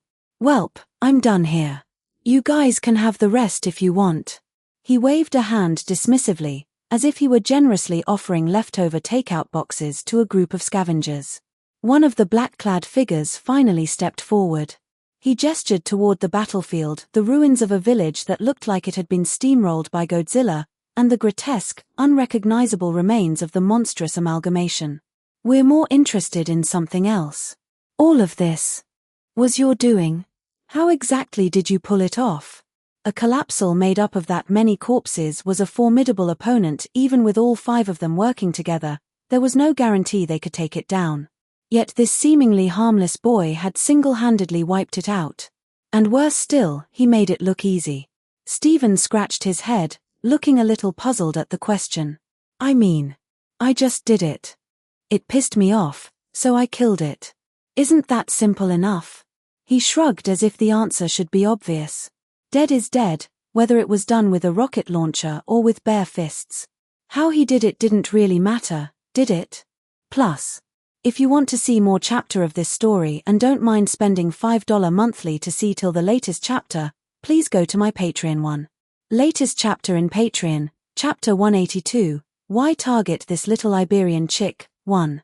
Link to the latest chapter, https://www.patreon.com/posts/12472445 collection =$5573131 https://www.patreon.com/thatsnakegirl1 Chapter 135, Chapter 135, Unexpectedly. Easy to communicate with. 1,505 words. The moment Stephen said those words, the 4 Emperor's blades were instantly left speechless. "What do you mean, just killed it?" That wasn't what they were asking. The way he said it, it was as if he were some butcher at a market casually talking about gutting a fish. If they weren't the ones who understood better than anyone how terrifying collapsals truly were, they might have thought he was describing something easy. Then, the black-clad Emperor's blade who had gone ahead to scout returned, his heavy footsteps hurried but precise. He brought back a report that left the others utterly shocked.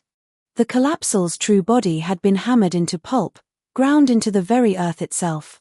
Even its core had been completely shattered. And this information, perfectly aligned with Stephen's claims.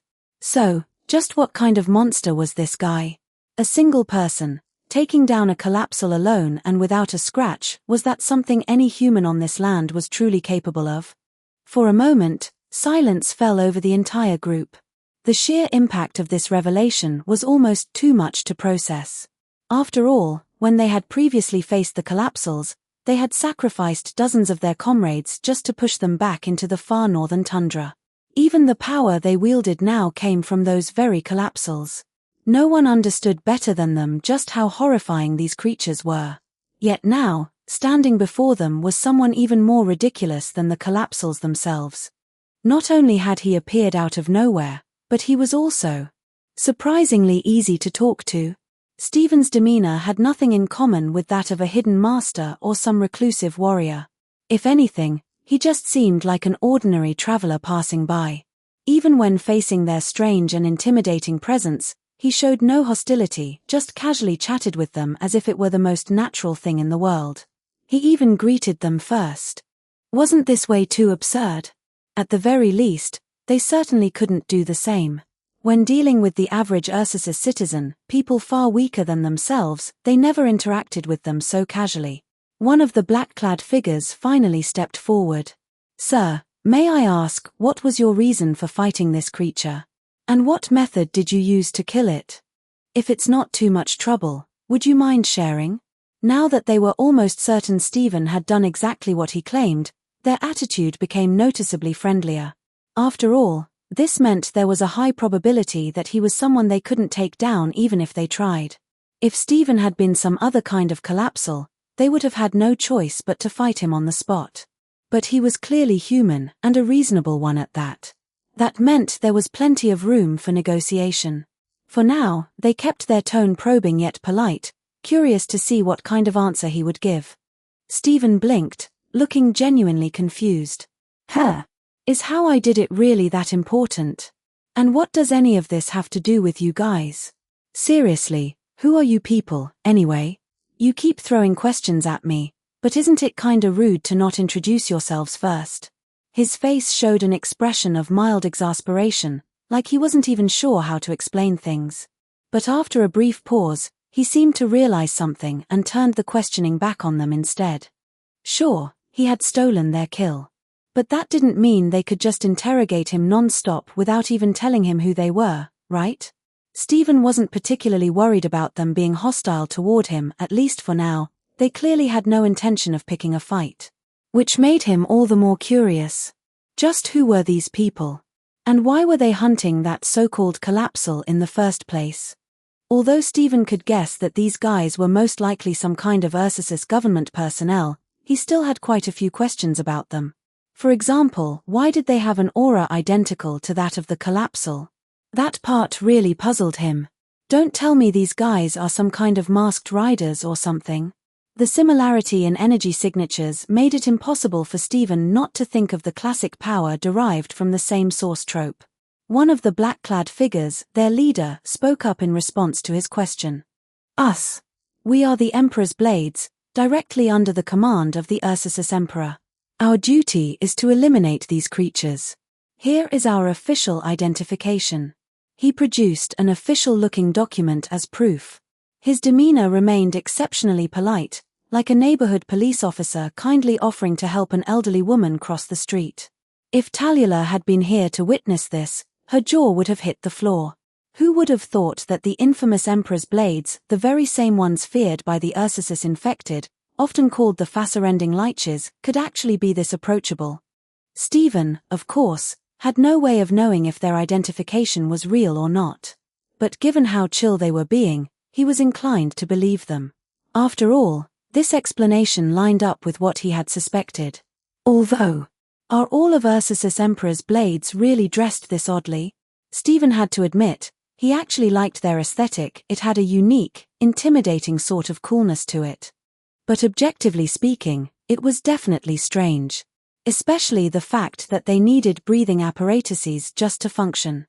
Combined with the collapsal aura clinging to them, Stephen wasn't exactly convinced that they were in great condition right now. Probably underwent some sort of human experimentation. He didn't have any strong opinions about it. At the very least, these guys seemed to have undergone the modifications voluntarily, and they were clearly benefiting from the power boost. Stephen thought for a moment before nodding. "All right, fair enough. Since this kind of stuff is your jurisdiction, I don't mind explaining things properly. No point in having you guys come after me later over a misunderstanding." He paused for a bit, thinking things through. If possible, he really didn't want to start anything with the Ursus government right now. Even more so, he didn't feel like dealing with these Emperor's blades for longer than necessary. So, might as well just clear things up and move on. Reaching into his inventory, Stephen pulled out his netherite sword. Instantly, the Emperor's blades tensed, their entire group shifting into high alert at the sight of the weapon. But Stephen just casually wiped its blade in front of them, then turned around and swung with all his might in the direction behind him. This time, Stephen didn't hold back at all. Just the sheer shockwave from his sword sweep was enough to completely annihilate what little remained of the ruined village. Even the last few scraps of flesh from that monstrosity were reduced to nothing but ash under this single strike. The sword aura cut across the entire village, extending for hundreds of meters, erasing everything visible in its path before finally dissipating.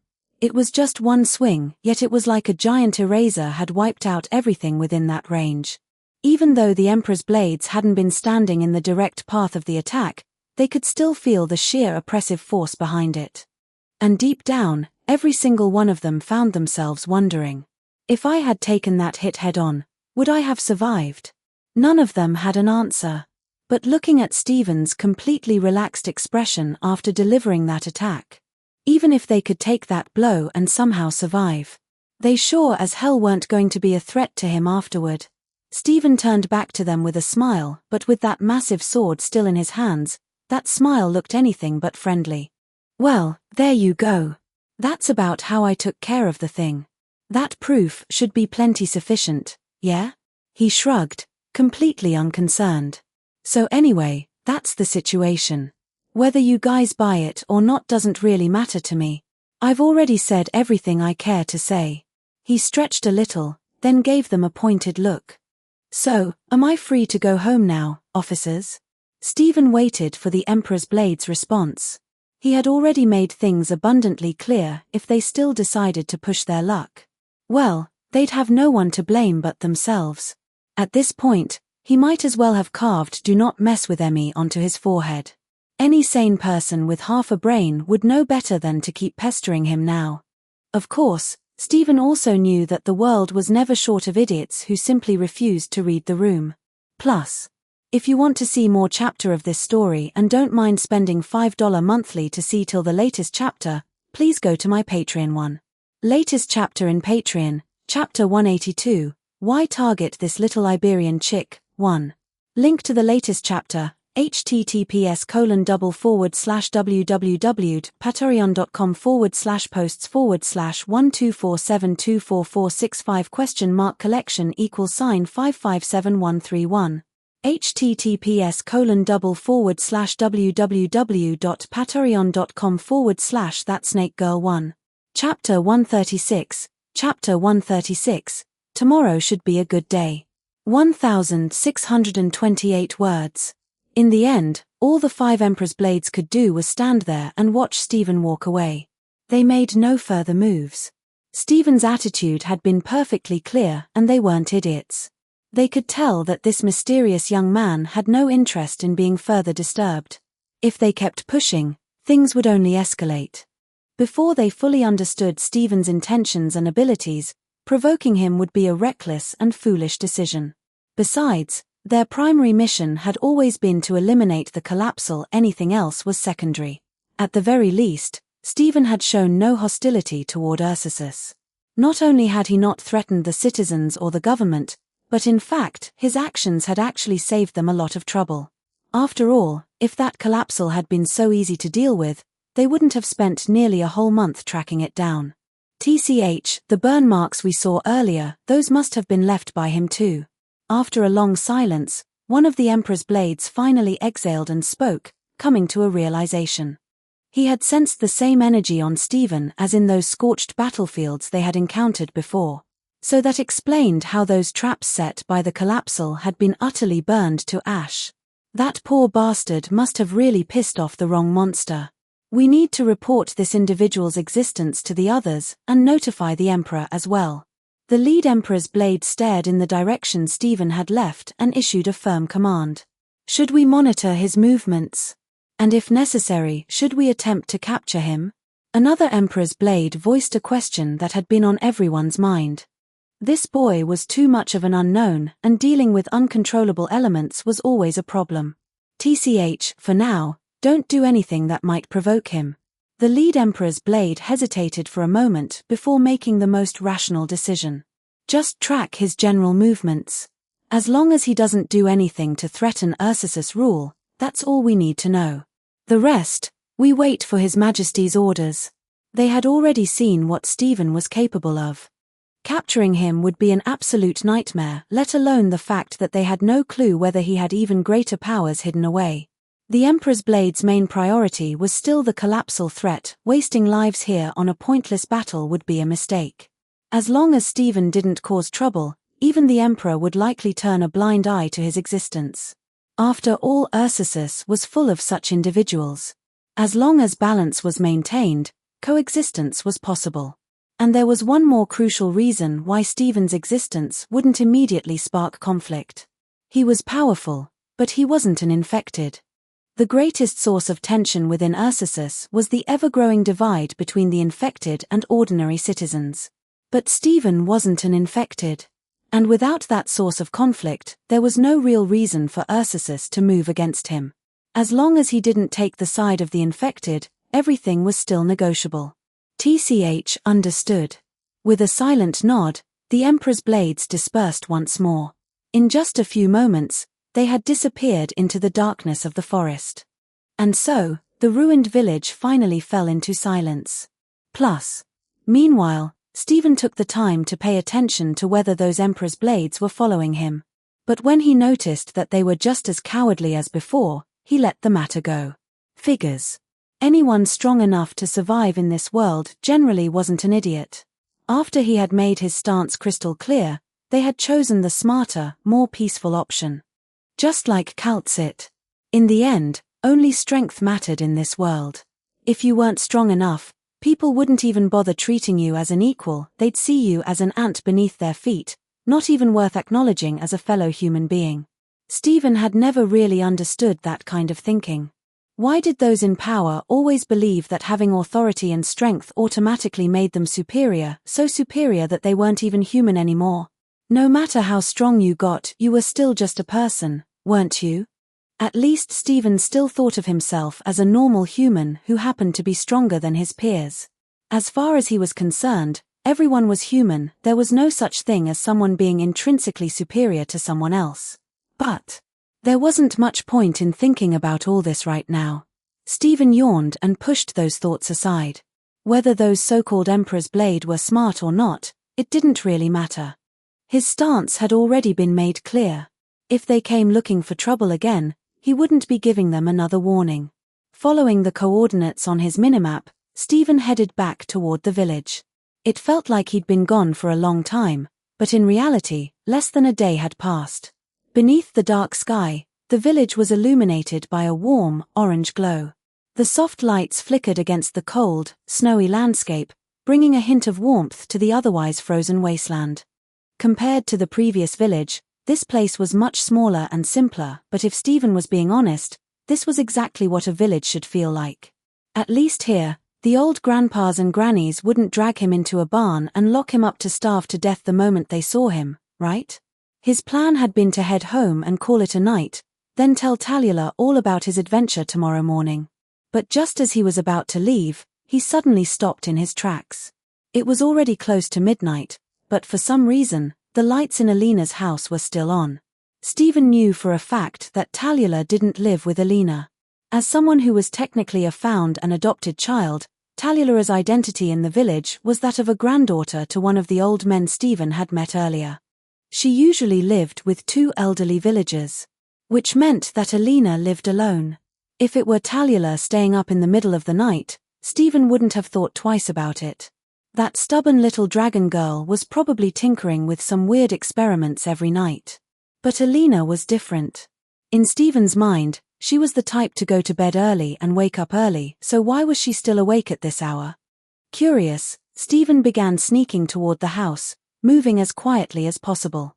The iron golems patrolling the village immediately detected his presence. But a second later, they calmly returned to their patrols, showing no reaction. After all, Stephen was their true master, and that was something they would never forget. Through the semi-transparent window of Alina's house, Stephen could see the girl sitting at her desk, carefully stitching something under the dim glow of a small lamp. The snow-covered plains at night were freezing cold. Even though the house offered some shelter from the chill, Alina still had to tighten the woolen blanket around her shoulders every so often before returning her focus to her needlework. Stephen immediately recognized what she was making. Just one glance was enough for him to figure out why she was staying up so late. "I only mentioned it casually. She didn't have to go this far." Muttering to himself, Stephen suddenly realized that there was a small, unintentional smile forming on his lips. Was this what it felt like to be cared for? Ever since he came to this world, he had never experienced something quite like this, someone staying up in the middle of the night, braving the cold just to sew clothes for him. He had no intention of knocking on the door or interrupting her work. Instead, he quietly stepped away from the window, tilting his head up toward the sky, where snowflakes continued to drift down endlessly. Normally, he would have enjoyed this kind of weather. But right now, it felt a little too harsh. Turning away, Stephen headed back to his cabin, his footsteps firm against the snow. As he walked, he casually opened the chat window and typed out a message. "It's been snowing for days now. It's about time for some good weather, don't you think?" Stretching lazily, he effortlessly typed in a command. "Weather clear 60,000. And with that, the howling winds came to a sudden halt. The snowflakes stopped falling. The biting cold that had gripped the village gradually faded away. And Stephen? He simply hummed a tune, one without a name, his face lit up with satisfaction as he continued on his way home. As for the red text message that briefly flashed across the chat window, he ignored it completely. Ding. Weather command used. Deducting 100,000 WAP, World Acknowledgement Point. It seemed that the will of the world had long since given up on trying to reason with him. Rather than issuing a warning like before, it simply deducted his points and then fell silent once more. Almost as if it knew that scolding him wouldn't change anything anyway. Finally, I can sleep peacefully tonight. And for the next few days, the weather's going to be great. Life really is wonderful.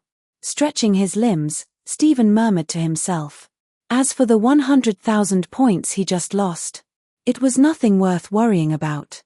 What was the point of hoarding all those points if not to make himself happy? And right now, he was in a very good mood.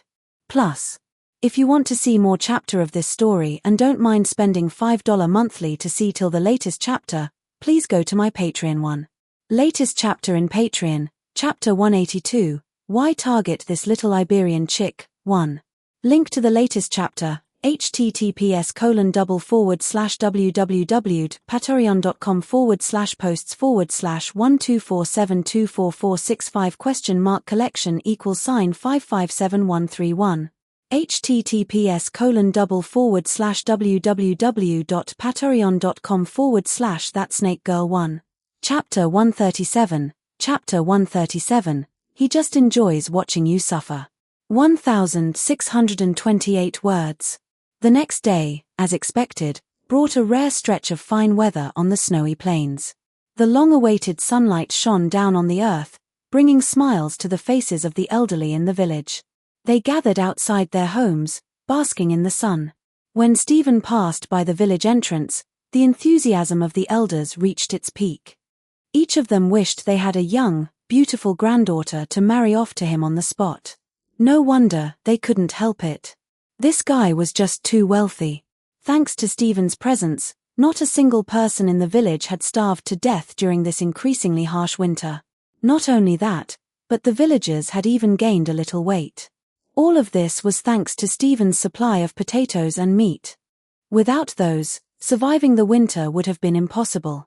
As for how Stephen managed to provide these supplies, the villagers didn't dwell on it. Why bother asking why? Knowing wouldn't change anything. Having food on their plates was happiness enough for them. After making his way through the friendly greetings of the elders, Stephen finally arrived at Alina's house, looking a bit embarrassed. He knocked lightly on the door.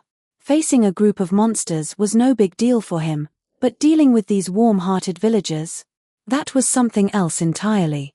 Still, these villagers were the kind of simple, kind-hearted people he'd always pictured the lower class to be, grateful as long as they had enough to eat.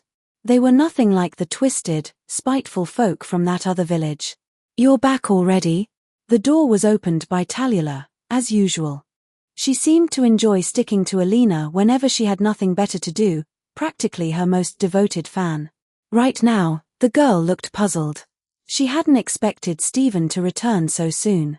From his expression, she couldn't see any disappointment that might come from failing a mission. Did that mean he'd already dealt with the so-called collapsal in less than a day? Nope. "I came back yesterday, had a bath, changed my clothes, and enjoyed a great night's sleep." Stephen sidestepped Talula and walked into Alina's house as if it were his own. He expertly lit the stove and started heating water. The house's owner was already up, but judging from the slightly dazed and sleepy look in the white-haired, antlered girl's eyes, she clearly hadn't gotten enough rest. "Mr. Steve, I've finished sewing the clothes you wanted according to your instructions." "I'll get them for you right away," Alina said. The moment she realized it was Stephen, her drowsiness vanished. She hurriedly tidied up her clothes and got ready to fetch the outfit from her wardrobe. "No rush. Oh, and from now on, just call me Stephen. While it sounds like my real name, Steve is actually just a code name." Sipping the hot water he'd boiled, Stephen's cheerful mood was palpable, so much so that even Talula could feel it. What puzzled her, though, was what could have happened to make this guy so happy. Still, she had something more pressing to focus on right now. "You're only telling us your real name today? So you've been lying to us all this time?" "I wasn't lying. I am Steve, and I'm also Stephen. The two aren't contradictory. It's just that, well, everyone has their preferences when it comes to names, right?" Stephen squinted as he answered Talula's question. Normally, he used his alias, even Calcit only knew him as Steve. Back when he first arrived, unprepared and messing with Irene, he'd casually revealed his real name to some inquisitors. Other than that, the only one who probably knew his true name was his adoptive daughter, Gladia. As for why he was now telling Alina and Talula, it could only be said that Stephen felt like it. "Just how many secrets are you hiding? Why not lay them all out at once? That way, I won't have to keep wondering about you all the time," Talula said with an exasperated look, rolling her eyes. His explanation was no explanation at all, but she let it go, sitting down next to Stephen and casually taking a cup of hot water he had just boiled. "Ste, Ven?" Alina softly repeated the name, finding it weird that someone almost used their real name as their code name. Still, her usual gentle smile remained on her face. For Stephen to share his name must mean their relationship had grown closer. To her, this was definitely a good thing, and she gladly accepted it. "Yep. If it's hard to pronounce, you can call me whatever you want. But Talula, you're different. Let's hear you call me Brother Stephen first." Crossing his arms with a teasing smile, Stephen turned to the girl next to him and made a rather unreasonable request. "Call you brother? Why don't I just call you Dad instead? Doesn't that embarrass you? I wouldn't stop you if you wanted to. But, as I recall, someone still owes me quite a few favors. A single brother isn't nearly enough to repay those, is it?" Stephen continued to tease the draconic girl, clearly enjoying her flustered reaction. He wasn't trying to assert dominance or anything, he simply wanted to mess with her. Seeing this usually mature girl, who rarely showed any youthful flair, make expressions appropriate for her age was its own kind of fun. "You, Chemph, I'm not calling you anything. Do whatever you want." "Fine then. In that case, I won't tell you what interesting things happened on my way to hunt down the collapsal yesterday." Too bad for someone's curiosity. Stephen tapped his fingers on the table. He wasn't in a hurry, he knew the truly impatient one was Talula. He refused to believe that Talula, who was brimming with questions all the time, wouldn't care about the collapsal incident. That just didn't match her personality. Talula, on the other hand, pouted angrily, crossing her arms and turning away. She threw an aggrieved look at Alina, as if seeking support. Look at him. He's just bullying me. What did I ever do to him? Her tone was like a young girl complaining to her parents, even carrying a hint of coquettish. I think he just can't stand seeing you with that constantly worried, overly mature look. You know how he is. The more annoyed you get, the happier it makes him. He just enjoys teasing you. Don't you already know that? Alina's words even caught Stephen's attention. He turned to her, surprised. Who would have thought this usually quiet girl had such a sharp understanding of people? I'm not constantly worried. It's just seeing those infected people sinking deeper into despair. Who could possibly stay happy in the face of that? Tallulah sighed. Deep down, she knew Alina's words made sense. Thinking about it carefully, she understood that Stephen was just teasing her for fun. He wasn't trying to upset her, he just enjoyed a good laugh. But Tallulah wasn't as carefree and optimistic as him. When certain thoughts crossed her mind, it became impossible for her to maintain a smile. If I said I could laugh about it, would you be upset? Stephen raised an arm, a mischievous grin on his face. Whether he could laugh about infected people sinking into despair depended on who they were. If it were the twisted villagers they'd met before, he'd probably grab some popcorn and a soda, pull up a chair, and start clapping. Every time you open your mouth, I'm already upset. Tallulah rolled her eyes. Somehow, this guy had an uncanny ability to say exactly the things that irritated her. It was like a special talent of his. All right. I'll stop messing with you. Let's get to the important stuff. Stephen waved his hand dismissively. After downing his cup of hot water in one gulp, he straightened up and got serious. The collapsal's been dealt with. The village doesn't need to worry about being attacked anymore. As for those 2 iron golems, I'll take care of them later. However, after all that, I ran into a bit of trouble. Though, to be precise, it wasn't exactly trouble, just an interesting group of people. Hearing the shift in tone, Tallulah turned to face him, holding her cup carefully and watching him intently. Whether it was the collapsal or this interesting group of people, if they had caught Stephen's attention, they definitely weren't ordinary. You know the title Emperor's Blades? Do you know what it represents? They said they were specifically tasked with handling collapsals or whatever. Their outfits were pretty stylish, but they liked to ask a lot of pointless questions. Stephen rubbed his chin as he shared his thoughts about the Emperor's Blades. He wasn't sure how strong they were, but he had to admit they looked good. More importantly, he was curious about their standing within Ursus's official hierarchy. He had a nagging feeling that it was only a matter of time before he'd have to face them again. You're talking about the Emperor's Blades? So, you really did run into them? Tallulah held her head in her hands, feeling a headache coming on. She had expected this. After all, if collapsals were involved, how could the Emperor's Blades not show up? Yeah. They were pretty reasonable, actually. They even helped me clean up the scene. Then they didn't ask too many questions and just let me go. What? Want me to say it again? Plus, if you want to see more chapter of this story and don't mind spending $5 monthly to see till the latest chapter, please go to my Patreon one. Latest chapter in Patreon, Chapter 182, Why Target This Little Iberian Chick, 1. Link to the latest chapter, https://www.patreon.com/posts/124724465 collection =$557131. https://www.patreon.com/ That Snake Girl 1. Chapter 138, Chapter 138, I just want you to write a reflection. 1,748 words. After confirming multiple times that Stephen wasn't lying about the situation, Tallulah had no choice but to accept it as fact. This guy's strength was borderline absurd, wasn't it? Hearing Stephen casually describe how he effortlessly took down the collapsal and then intimidated the Emperor's Blades into backing off, Tallulah could only give him a couple of once-overs with an expression that resembled someone looking at a mythical creature.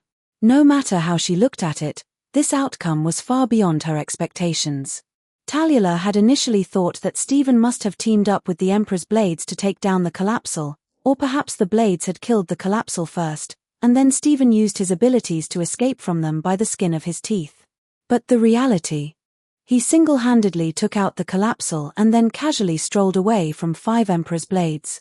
The only explanation more absurd than the situation itself was the possibility that the blades thought even all 5 of them together wouldn't stand a chance against him. What method did you use to take down that collapsal and make those Emperor's blades so wary of you? I just went in hard, what else? But honestly, the main reason they backed off was that I didn't want them pestering me, so I gave them a little scare. They cooperated pretty well. If only those infected patrol squads were as reasonable, maybe this country would have some hope left. Stephen waved dismissively, not bothering to go into detail about how he managed it. Even if he explained, Tallulah wouldn't understand. Then tell me this, if it really came down to a fight, how many of those 5 could you take down? Tallulah was already used to Stephen being vague about his abilities, but this time, she cared about a different question. If he could make the Emperor's blades this wary, just how strong was this boy in front of her? She needed at least a rough idea. That question should probably be rephrased to how long could they last against me? If I were to be generous, 1 punch per person, so 5 punches in total. Honestly, I think they're decent folks. Why pick a fight with them at all? Stephen scratched his chin, seriously answering her question. Those 5 Emperor's blades certainly looked strong and gave off a solid impression, but it all depended on who they were up against. Even without activating any mod, Stephen felt he could handle them without breaking a sweat.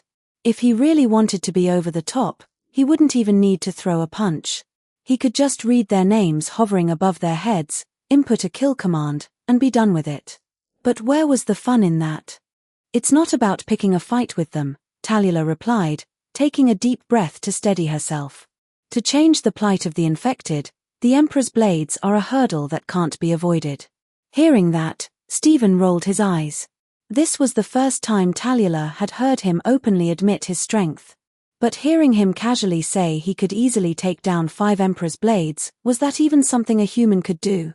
Even she wouldn't dare claim she could escape unscathed from an ambush by just 2 Emperor's blades. Oh, so you're saying you want me to help you fight them, right? Well, forget it. That's not happening.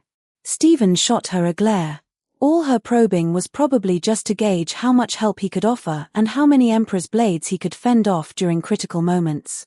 It wasn't exactly exploitation, but the comparison still made him uncomfortable.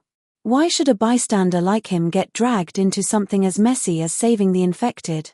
He wasn't infected with erypathy, nor did he owe those people anything. If it were about protecting Alina and Tallulah, he'd help out without hesitation. But as for everyone else, Stephen could only say, don't know them, so it depends on my mood. Stephen disliked how Tallulah had presumptuously assumed he would align with her. But you're so strong. For someone like you, this kind of thing. No, that's not right. This isn't something you should have to do. There's no rule that says the strong must save the weak. I've been too presumptuous. You have no obligation to help me. Before Stephen could rebuke her, Tallulah pressed her hand to her forehead and started reflecting on her own. She realized she had no right to demand anything of Stephen just because he was strong. To assume that his strength automatically obligated him to help her was utterly unreasonable. Tallulah's ability to reflect on her own thoughts and logic was exceptional. She didn't need anyone else to point it out. She quickly recognized the flaw in her mindset and began re-evaluating it. It was precisely this quality that made Stephen not see her as a troublesome or unreasonable woman. Most people find it difficult to self-examine. When they think or perceive things, their natural tendency is to lean toward self-interest. The ability to catch oneself in such a bias and immediately reflect upon it was, in Stephen's eyes, an exceedingly rare trait, perhaps even a sign of someone who was saint-like in their self-awareness. At least, Stephen knew he himself wasn't capable of doing such a thing. He couldn't help but wonder how Tallulah had developed this personality. Her character was undeniably compelling and attractive in its own way. I'm sorry. I oversimplified things and didn't consider your perspective. After sorting through her thoughts, Tallulah sincerely apologized to Stephen. You didn't just oversimplify it, you also made it overly idealistic, Stephen responded, accepting her apology without hesitation or formality. If Tallulah weren't the person she was, someone who could acknowledge her own faults, Stephen probably wouldn't even bother engaging with her. Now that she'd admitted her mistake, Stephen thought it might be a good opportunity to tell her something important. Not to change her entirely, but to at least crack open the defenses of her idealism and encourage her to see the harsh reality of the world with her own eyes.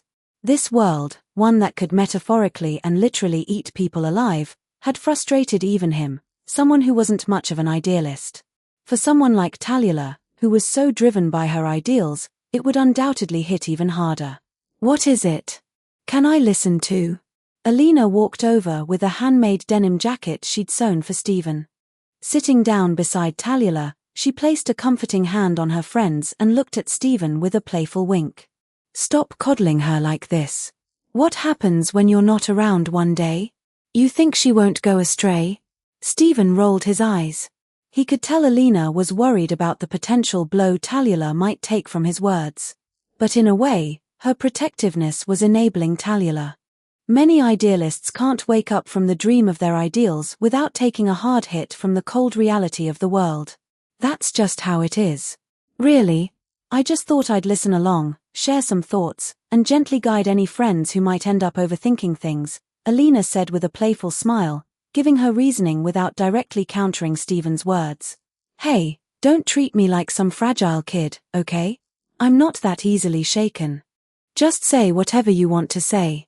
I doubt there's anything that could truly rattle me, Tallulah finally spoke up, unable to sit still any longer. The way the two of them treated her like she was some overly sensitive child was frustrating. Tallulah believed her mental defenses weren't that easily breached. Were they seriously underestimating her this much? At the same time, her curiosity about what Stephen wanted to share only grew. For him to approach this so seriously, it had to be something significant. All right, but you said it yourself. Just remember, this is something that already happened, so just treat it like a story. Don't get too emotionally invested. If it upsets you, you can't blame me, Stephen warned her again before sighing. He then began recounting what he had seen in that strange village while tracking the collapsal. Midway through the story, Tallulah's previously confident demeanor was gone. Her expression turned grim as her fists clenched tightly, though it was unclear what exactly she was thinking. Stephen could even feel the originium energy radiating from her body, causing the room's temperature to rise noticeably. There was no helping it. The events of the story clashed completely with her ideals. It was as if reality itself was mocking her beliefs, telling her that what she wanted to do, what she wanted to change, was ultimately meaningless. Thankfully, Alina was there. Though her own eyes carried a hint of confusion and sorrow, she gently patted Tallulah's tightly clenched fists, trying to soothe her emotions. In the end, Stephen didn't describe the village's final fate in detail. He stopped the story at the point where he sat in the grain storage. That's about it. There's not much else to say, really. I just wanted you to write a few hundred words reflecting on it. Do you get what I mean? Having finished the story, Stephen casually took a bottle of water from his inventory, boiled it, and jokingly suggested the idea to lighten the mood. But Tallulah clearly wasn't in the mood for jokes. Her gaze was vacant, and she seemed lost in thought. After replaying the entire story in her mind, she eventually looked up, her silver-grey eyes locking onto Stephen's. What was the fate of those villagers in the end? She was hoping Stephen would give her an answer, something she could use as a reference. She wanted to know what Stephen had chosen to do in such a situation. They all died. Every single one, men, women, the old, the young. Not a single person was spared. They were all wiped out, Stephen said as he sipped his tea, his tone as casual as if he were discussing something trivial. It wasn't me who killed them. But even if I had left that grain storage earlier, the result wouldn't have changed. Plus, if you want to see more chapter of this story and don't mind spending $5 monthly to see till the latest chapter, please go to my Patreon one. Latest chapter in Patreon, Chapter 182, Why Target This Little Iberian Chick, 1. Link to the latest chapter, https://patreon.com/posts/124724465?collection=sign https://www.patreon.com/thatsnakegirl1. Chapter 139. Chapter 139. Tallulah, not yet corrupted. 1,702 words. You. Tallulah heard the answer she had expected, yet she still found it difficult to accept. Yes, Stephen had always been this kind of person, she knew that. He had never distinguished between the infected and ordinary people.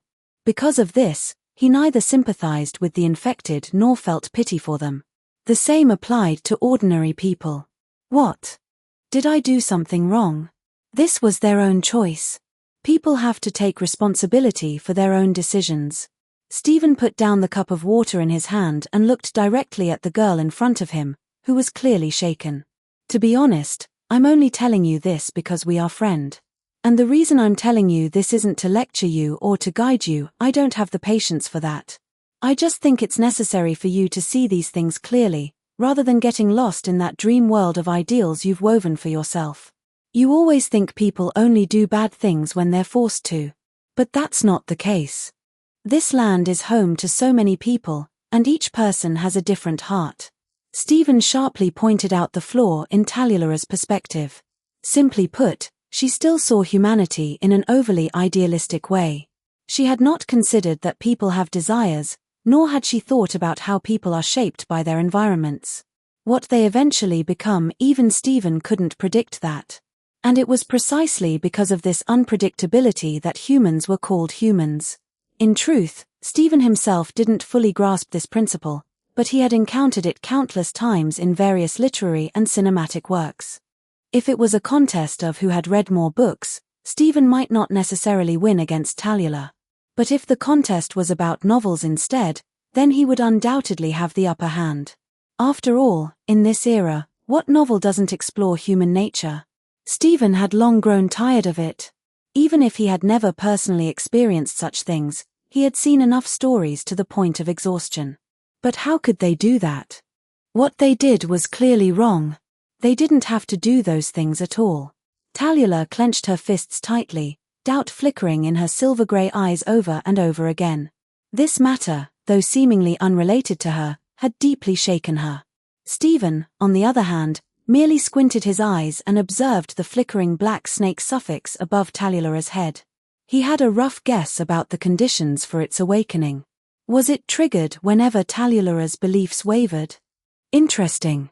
He wondered if Tallulah herself was aware of this. Fortunately, aside from Stephen, who was calmly watching Tallulah struggle with her thoughts, there was another person present, someone who was a true confidant to her. Tallulah, you're not wrong. And Stephen, he's not wrong either. You don't need to doubt yourself, nor do you need to hate those people. Placing both hands over Tallulah's clenched fists, Alina looked directly into her silver-grey eyes and spoke softly.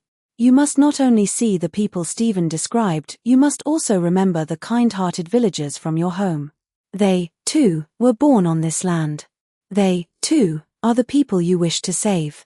If they are wrong, then that's all the more reason for you to change them. People can change, isn't that the very belief you have always held on to? The same village Stephen had spoken of had also deeply shaken this kind-hearted girl. But what she saw went beyond what Tallulah had noticed. Her thoughts were more intricate, her mind more meticulous. I think this is what Stephen truly wants to convey to you. If you wish to save the infected, to rescue the oppressed, to become the savior they hope for, then you must recognize and accept all of this. Not all people are good. This applies to both the infected and ordinary people. But precisely because of that, we should strive to ensure that there are more good people in the world and work toward that goal, shouldn't we? Turning to look at Stephen, Alina found herself unable to understand how he could speak about such things with such calmness. She had never been able to see through this young man's heart, never able to guess what he was truly thinking. Stephen, on the other hand, looked at Alina with admiration in his eyes. He had already held a high opinion of Tallulah, but Alina's mindset and awareness still managed to exceed his expectations. Perhaps this was the direction Tallulah needed to change toward, one of holding on to ideals while staying grounded in reality. Was this truly something that a simple village girl, who had barely read a handful of books, could say? If it had been up to Stephen, he doubted he could have put it into words so well himself. Tallulah, after hearing Alina's words of reassurance, finally seemed to calm down a little. Clearly, Alina had managed to reach her. However, judging by the confusion and hesitation still lingering in her eyes, it was evident that she had yet to fully grasp the issue. At most, she had stopped doubting herself so intensely. Stephen had nothing more to say about this outcome. It was something Tallulah had to figure out on her own. Alina could only guide her. Stephen himself had even less reason to intervene. I need some time to think things through. Tallulah pressed a hand to her forehead, looking more exhausted than either Stephen or Alina had ever seen her before.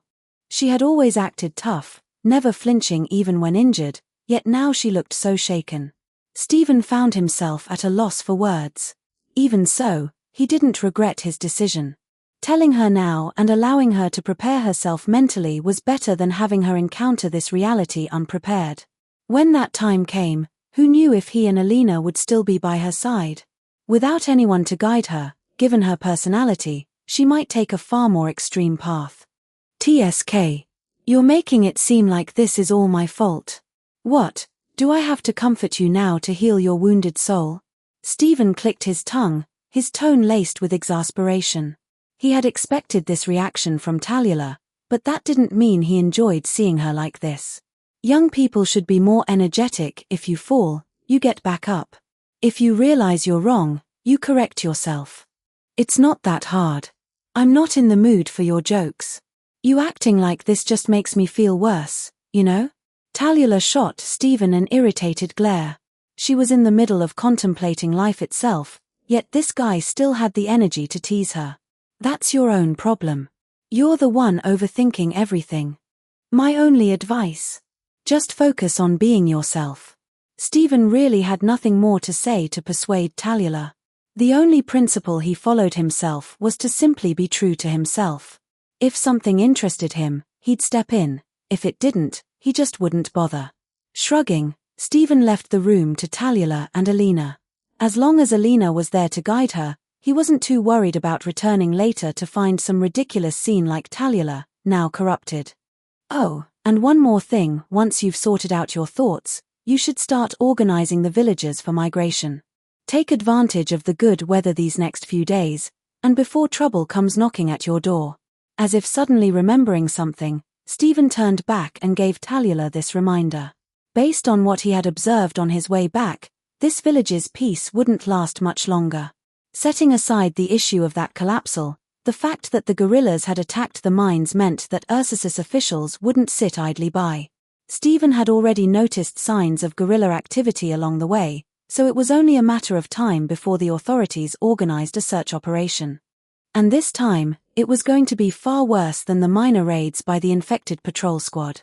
This village didn't just have Tallulah and Alina, it had far more infected than that. The best way to escape this predicament was clearly to migrate to a more distant, safer location. Stephen's reason for reminding Tallulah wasn't entirely selfless either. He bore some responsibility for this mess. After all, the chaos at the mines had a lot to do with him. On top of that, now that he had dealt with the biggest local threat, the collapsal, there was nothing stopping the authorities from launching a large-scale operation. If they had managed to find him, they probably would have given him some kind of model citizen banner. Trouble? Despite her pounding headache, Tallulah immediately furrowed her brows and questioned Stephen the moment she heard something concerning her village. Let me put it this way, there are guerrilla fighters operating nearby. Do you really think this village can withstand a few more rounds of destruction from the infected patrol squads? Stephen stretched lazily. To be honest, the only reason the people in this village hadn't starved to death yet was because of him. Without his efforts, the previous raid by the infected patrol squad alone would have been enough to wipe out most of them. And obviously, the headless horseman rumors he had spread earlier were only useful for scaring off the infected patrol squads. The local Ursus military forces? They wouldn't be fazed by such tricks.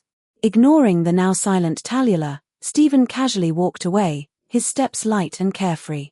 She could keep brooding over it all she wanted, he had far more interesting things to do. Like, for instance, checking out what these so-called guerrilla fighters were actually up to. And who knows? Maybe he'd even run into an old friend. Just the thought of a certain big white rabbit's ears and their nostalgic, pleasant texture made Stephen instinctively rub his fingers together in anticipation. Plus, if you want to see more chapter of this story and don't mind spending $5 monthly to see till the latest chapter, please go to my Patreon one. Latest chapter in Patreon, Chapter 182, Why Target This Little Iberian Chick, 1. Link to the latest chapter, https://www.patreon.com/posts/posts/124724465 https://www.patreon.com/thatsnakegirl1. Chapter 140, Chapter 140, Our Old Friend Met Once Before. 1,735 words. For most people, searching for the so-called guerrilla fighter in this seemingly endless snowy wilderness would be no easy task. After all, the guerrillas rarely interacted with the outside world. Their sole purpose was to rescue the infected, train them into warriors, or simply let them go free, nothing more. It was difficult to guess what their ultimate goal was, or if they even truly understood the purpose behind their actions themselves. However, for Stephen, this was the easiest problem to solve. When it came to tracking people down, there was probably no one better suited for the job than someone with a built-in minimap mod like him. And sure enough, after a few casual loops around the village, Stephen quickly found traces of the guerrilla's passage. More specifically, he found traces left behind by that big white rabbit he had encountered before. Perhaps due to her unique physique and abilities, there was always a distinct residual aura in the places she passed through, something Stephen was particularly sensitive to. From this, he could roughly deduce that the guerrilla fighter likely had a camp nearby. But why were they still lingering here? The mine situation had already been resolved, so why hadn't they left? Did they really not fear being discovered by the infected patrol squad? Or, did they have some other agenda? Compared to Tallulah, who was still stuck in the phase of ideals and self-doubt, these guerrillas, who demonstrated their beliefs through direct action, were much easier for Stephen to respect. At least they were actually doing something. Now that he had a general location, pinpointing the guerrilla fighter's exact base was even simpler for him. Before long, he found their hidden camp deep within a dense forest. However, there was something different from the last time he had encountered these guerrillas at the mine. Instead of the familiar white uniforms with red accents, this camp housed another group of soldiers, completely covered in thick black armor, leaving no part of their bodies exposed.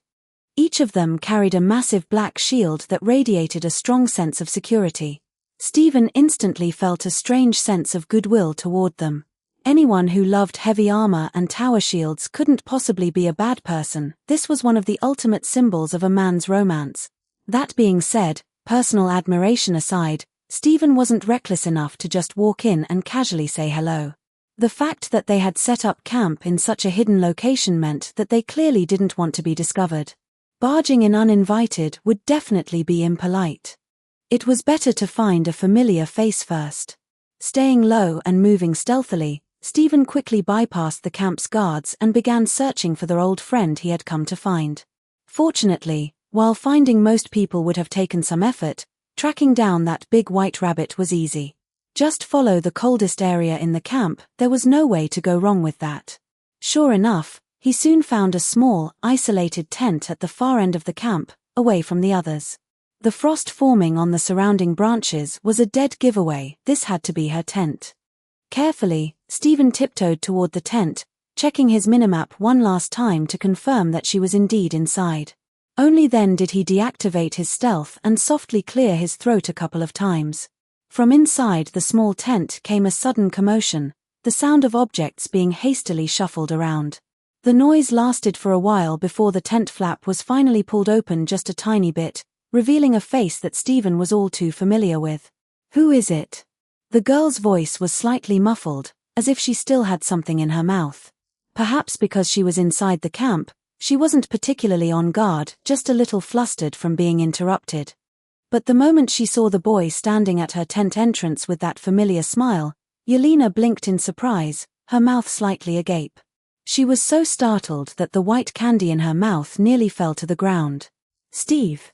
Quickly covering her mouth with her hand, she caught the candy just in time before tilting her head, visibly confused as to why Steven was here. If she remembered correctly, this was a guerrilla fighter base, not exactly the kind of place that anyone could just stumble upon. Had he changed his mind midway, decided to join the guerrillas, and been brought back here? "It's me. But seriously, you're already an adult, and you still like eating candy? And you're even hiding in your room to eat it. Is it really that embarrassing?"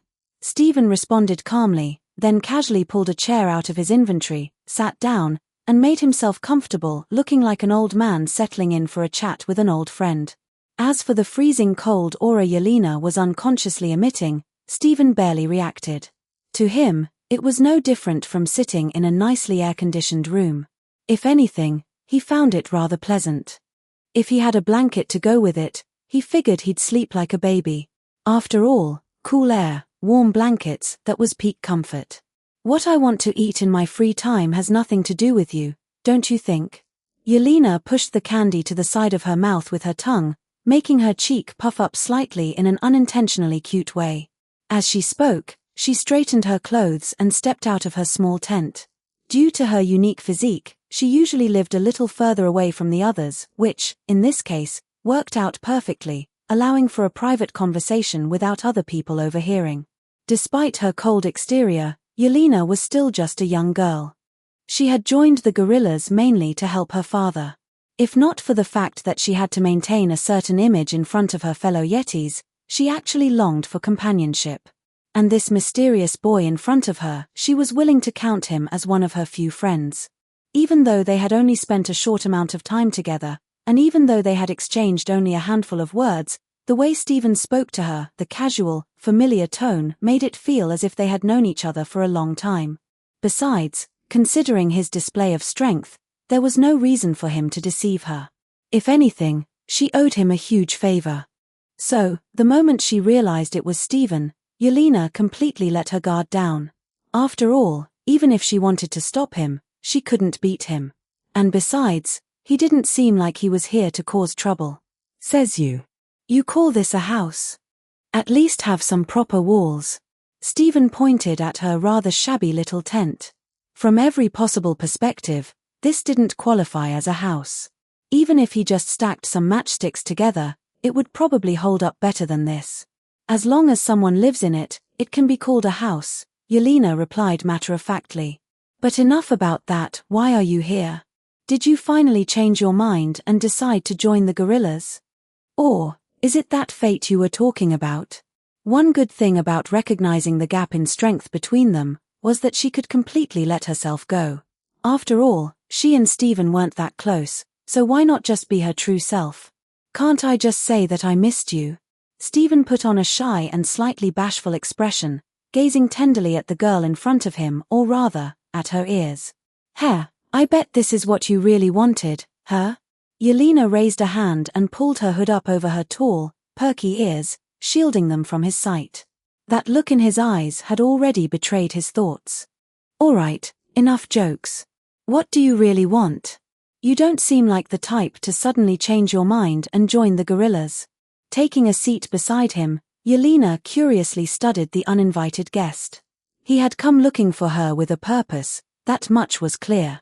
But someone like her, a guerrilla fighter with nothing to her name, she couldn't think of a single thing she had that could be of interest to him. Surely, he hadn't come all this way just to touch her ears.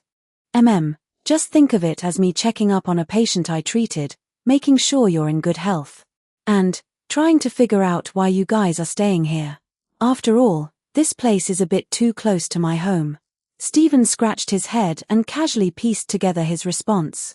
Since there was nothing secretive about his reason for coming, there was no need to lie.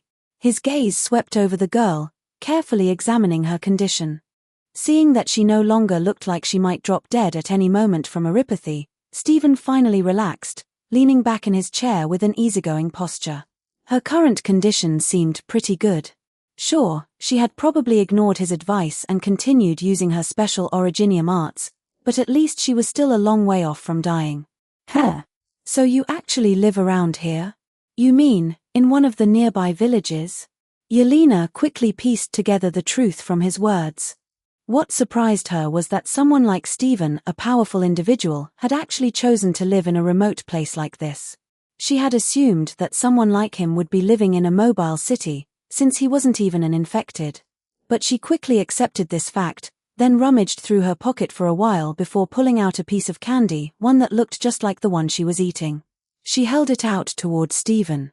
"If we disturbed your peaceful life, I apologize," she said. "But trust me, the guerrillas are only here because we noticed a group of infected evacuating from a nearby mobile city. So we're waiting here to give the pursuing infected patrol squads a little lesson. Plus, if you want to see more chapter of this story and don't mind spending $5 monthly to see till the latest chapter, please go to my Patreon one. Latest chapter in Patreon, Chapter 182, Why Target This Little Iberian Chick, 1. Link to the latest chapter, https://www.patreon.com/posts/124724465?collection=5573131 https://www.patreon.com/thatsnakegirl1 Chapter 141 Chapter 141 Try My Candy 1698 words. A group of infected escaping from a mobile city? Stephen repeated the key phrase, feeling as if it pointed directly to something, or rather, someone he knew. But in the very next second, as he casually accepted the piece of candy Yelena handed him, he immediately stuck out his tongue, nearly spitting it out on the spot. So spicy. Since when were Ursus's candies spicy? With his mouth full of the fiery candy, Stephen furrowed his brows.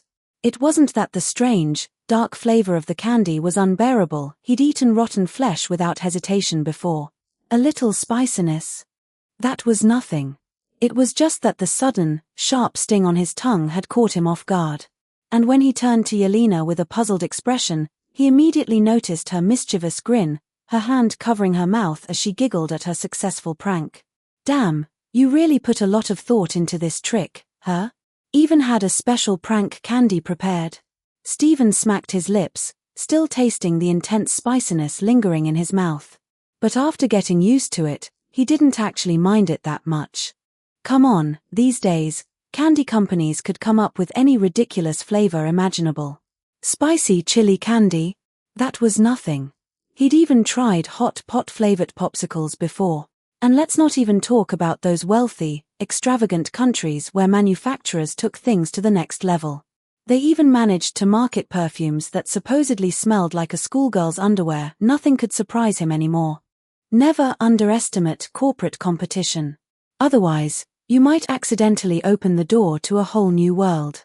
What do you mean? This really is just candy. Yelena squinted her eyes playfully. I'm eating the exact same one as you. It's just that you, like my other comrades, aren't used to the flavor at first. As if to prove her point, she opened her small mouth and flicked her soft, pink tongue, rolling the white candy inside before showing it off in a teasing manner. Watching her do this, Stephen had the strongest urge to say, I won't believe it unless you let me try it myself. But that would probably cross the line into sexual harassment level teasing. So in the end, he kept his mouth shut. Still, he had to admit her unconscious little action had stirred up an instant temptation in him. For just a split second, he had the impulse to kiss her and taste the candy directly from her mouth. Damn, was this girl just that much his type? Otherwise, why would such pointless thoughts even pop into his head? Stephen rubbed his eyes, then turned away, instinctively avoiding any further temptation from the girl's unintended seduction. Why the hell are you eating candy that tastes like this? This stuff is nowhere close to being called delicious. Even as he complained, Stephen bit down hard, crushing the spicy candy between his teeth and swallowing it down. Technically speaking, spiciness isn't even a taste. If you had to categorize it, it's actually more of a pain sensation. Sure, some people enjoyed it, but in most cases, spiciness was meant to complement other flavors. For example, in spicy sweet or numbing spicy flavors, the spice was there to enhance the taste. But pure, raw spiciness, that was not something most people could actually enjoy. Because I was always cold. At least, before you used whatever tool you did to treat my body, I could hardly taste anything at all. These candies, infused with alcohol and spicy flavors, were one of the few pleasures I had left. The girl answered Stephen's question truthfully, her eyes filled with a deep, unwavering gratitude. Everything she had just said was true. Before meeting Stephen, she had thought that this was all she had left. But his treatment had changed everything. Even though her body was still cold, she could now sense warmth, taste flavors, and experience what true warmth really felt like, something beyond the fleeting, painful illusion of warmth that the spicy candy had once provided. Stephen scratched his head, choosing not to comment on her rather pitiful taste in sweets. Instead, he reached into his inventory and pulled out an apple. Look, I don't know why you'd enjoy something like that, but as half a chef, I refuse to acknowledge that thing as candy. This is what real candy looks like. From his transmutation table, Stephen pulled out an empty bucket and a few stalks of sugarcane. With practiced ease, he extracted the sugar from the cane and placed it into the bucket. Then, he set it over a furnace, heating it until it melted into a thick, golden syrup. Next, he grabbed a wooden stick, pierced it into the apple, and dipped it lightly into the syrup. As the glossy, semi-transparent sugar coating met the cold air around Yelena, it quickly hardened, forming something that looked like a giant lollipop. Here, try this. This is what real candy tastes like. Steve's handmade caramel apple, 100% pure fruit, no additive. Stephen grinned with pride, holding the apple out to her.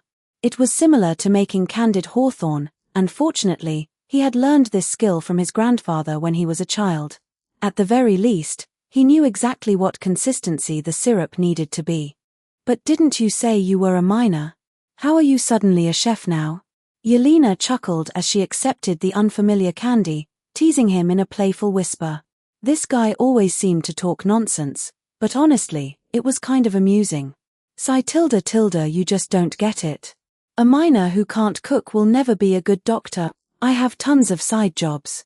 Stephen smirked as he nudged her to hurry up and try it, eager to hear her opinion. Phut. Yelena couldn't hold back her laughter. She bit down on the spicy candy in her mouth, swallowing it before sticking out her soft, pink tongue to lick the surface of the caramel apple. A wave of sweetness rushed through her senses, flooding her mind in an instant. The simple act of absorbing sugar was enough to trigger happiness in the brain, and for someone like her who hadn't tasted real sweetness in so long, this flavor was nearly overwhelming. Her eyes narrowed in bliss, and before she knew it, her entire body relaxed, nearly collapsing against Stephen's side. Had it been anyone else, she might have worried about whether her low body temperature would trouble them. But considering Stephen had once touched her bare skin with his hands even when she was completely out of control, this level of cold was nothing to him. Hey, don't do that. If someone sees this, they'll think I drugged the candy or something. Stephen twitched at the sight of her blissful expression, his lips twitching into an awkward grimace. He hurriedly reached out to support her before she could completely collapse into his arms. I'm no disciple of Soma, and I'm definitely not one of those shady black market chefs who sneak weird stuff into food. It's just a caramel apple. Sure, it's tasty, and I remember feeling happy eating it when I was a kid, too. But your reaction is kind of excessive. Stephen watched Yelena with suspicion. Was she trying to scam him or something? No, it's just that, when I eat this candy, I feel truly happy. It's a strange but wonderful feeling. The white-haired girl held the caramel apple in her hands, licking its glossy sugar coating with her pink tongue. As she did, she turned to Stephen and gave him a radiant, purely blissful smile. Or, just hear me out, could it be that you simply haven't had enough good food in your life? Stephen teased her with a smirk. I mean, looking at your gorilla fighter, I can't imagine you guys eating well. You all look like you're barely scraping by. He had noticed it despite being hailed as heroes among the infected. This so-called guerrilla fighter seemed to be struggling just as much as the people they protected. And yet, somehow, those armored giants among them still managed to grow so massive. What exactly were they eating? Maybe you're right.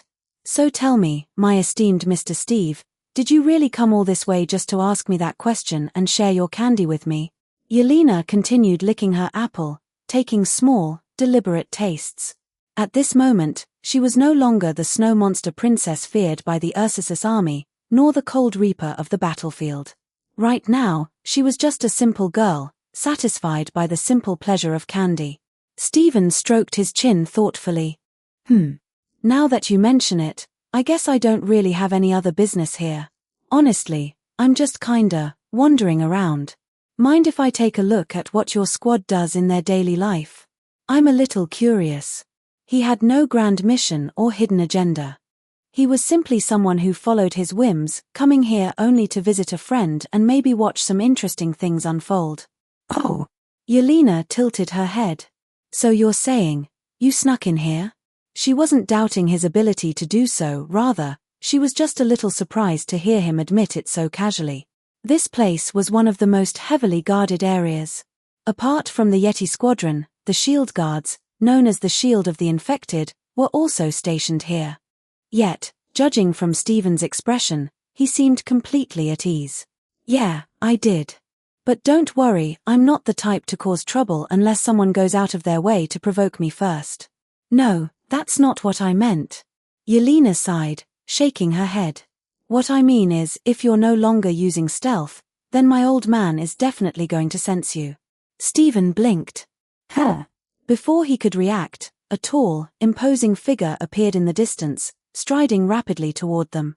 Plus, if you want to see more chapter of this story and don't mind spending $5 monthly to see till the latest chapter, please go to my Patreon one. Latest chapter in Patreon, Chapter 182, Why Target This Little Iberian Chick, 1. Link to the latest chapter, https://www.patreon.com/posts/124724465 collection =$557131 https://www.patreon.com/thatsnakegirl1. Don't forget to like and subscribe to Novels Wonderland.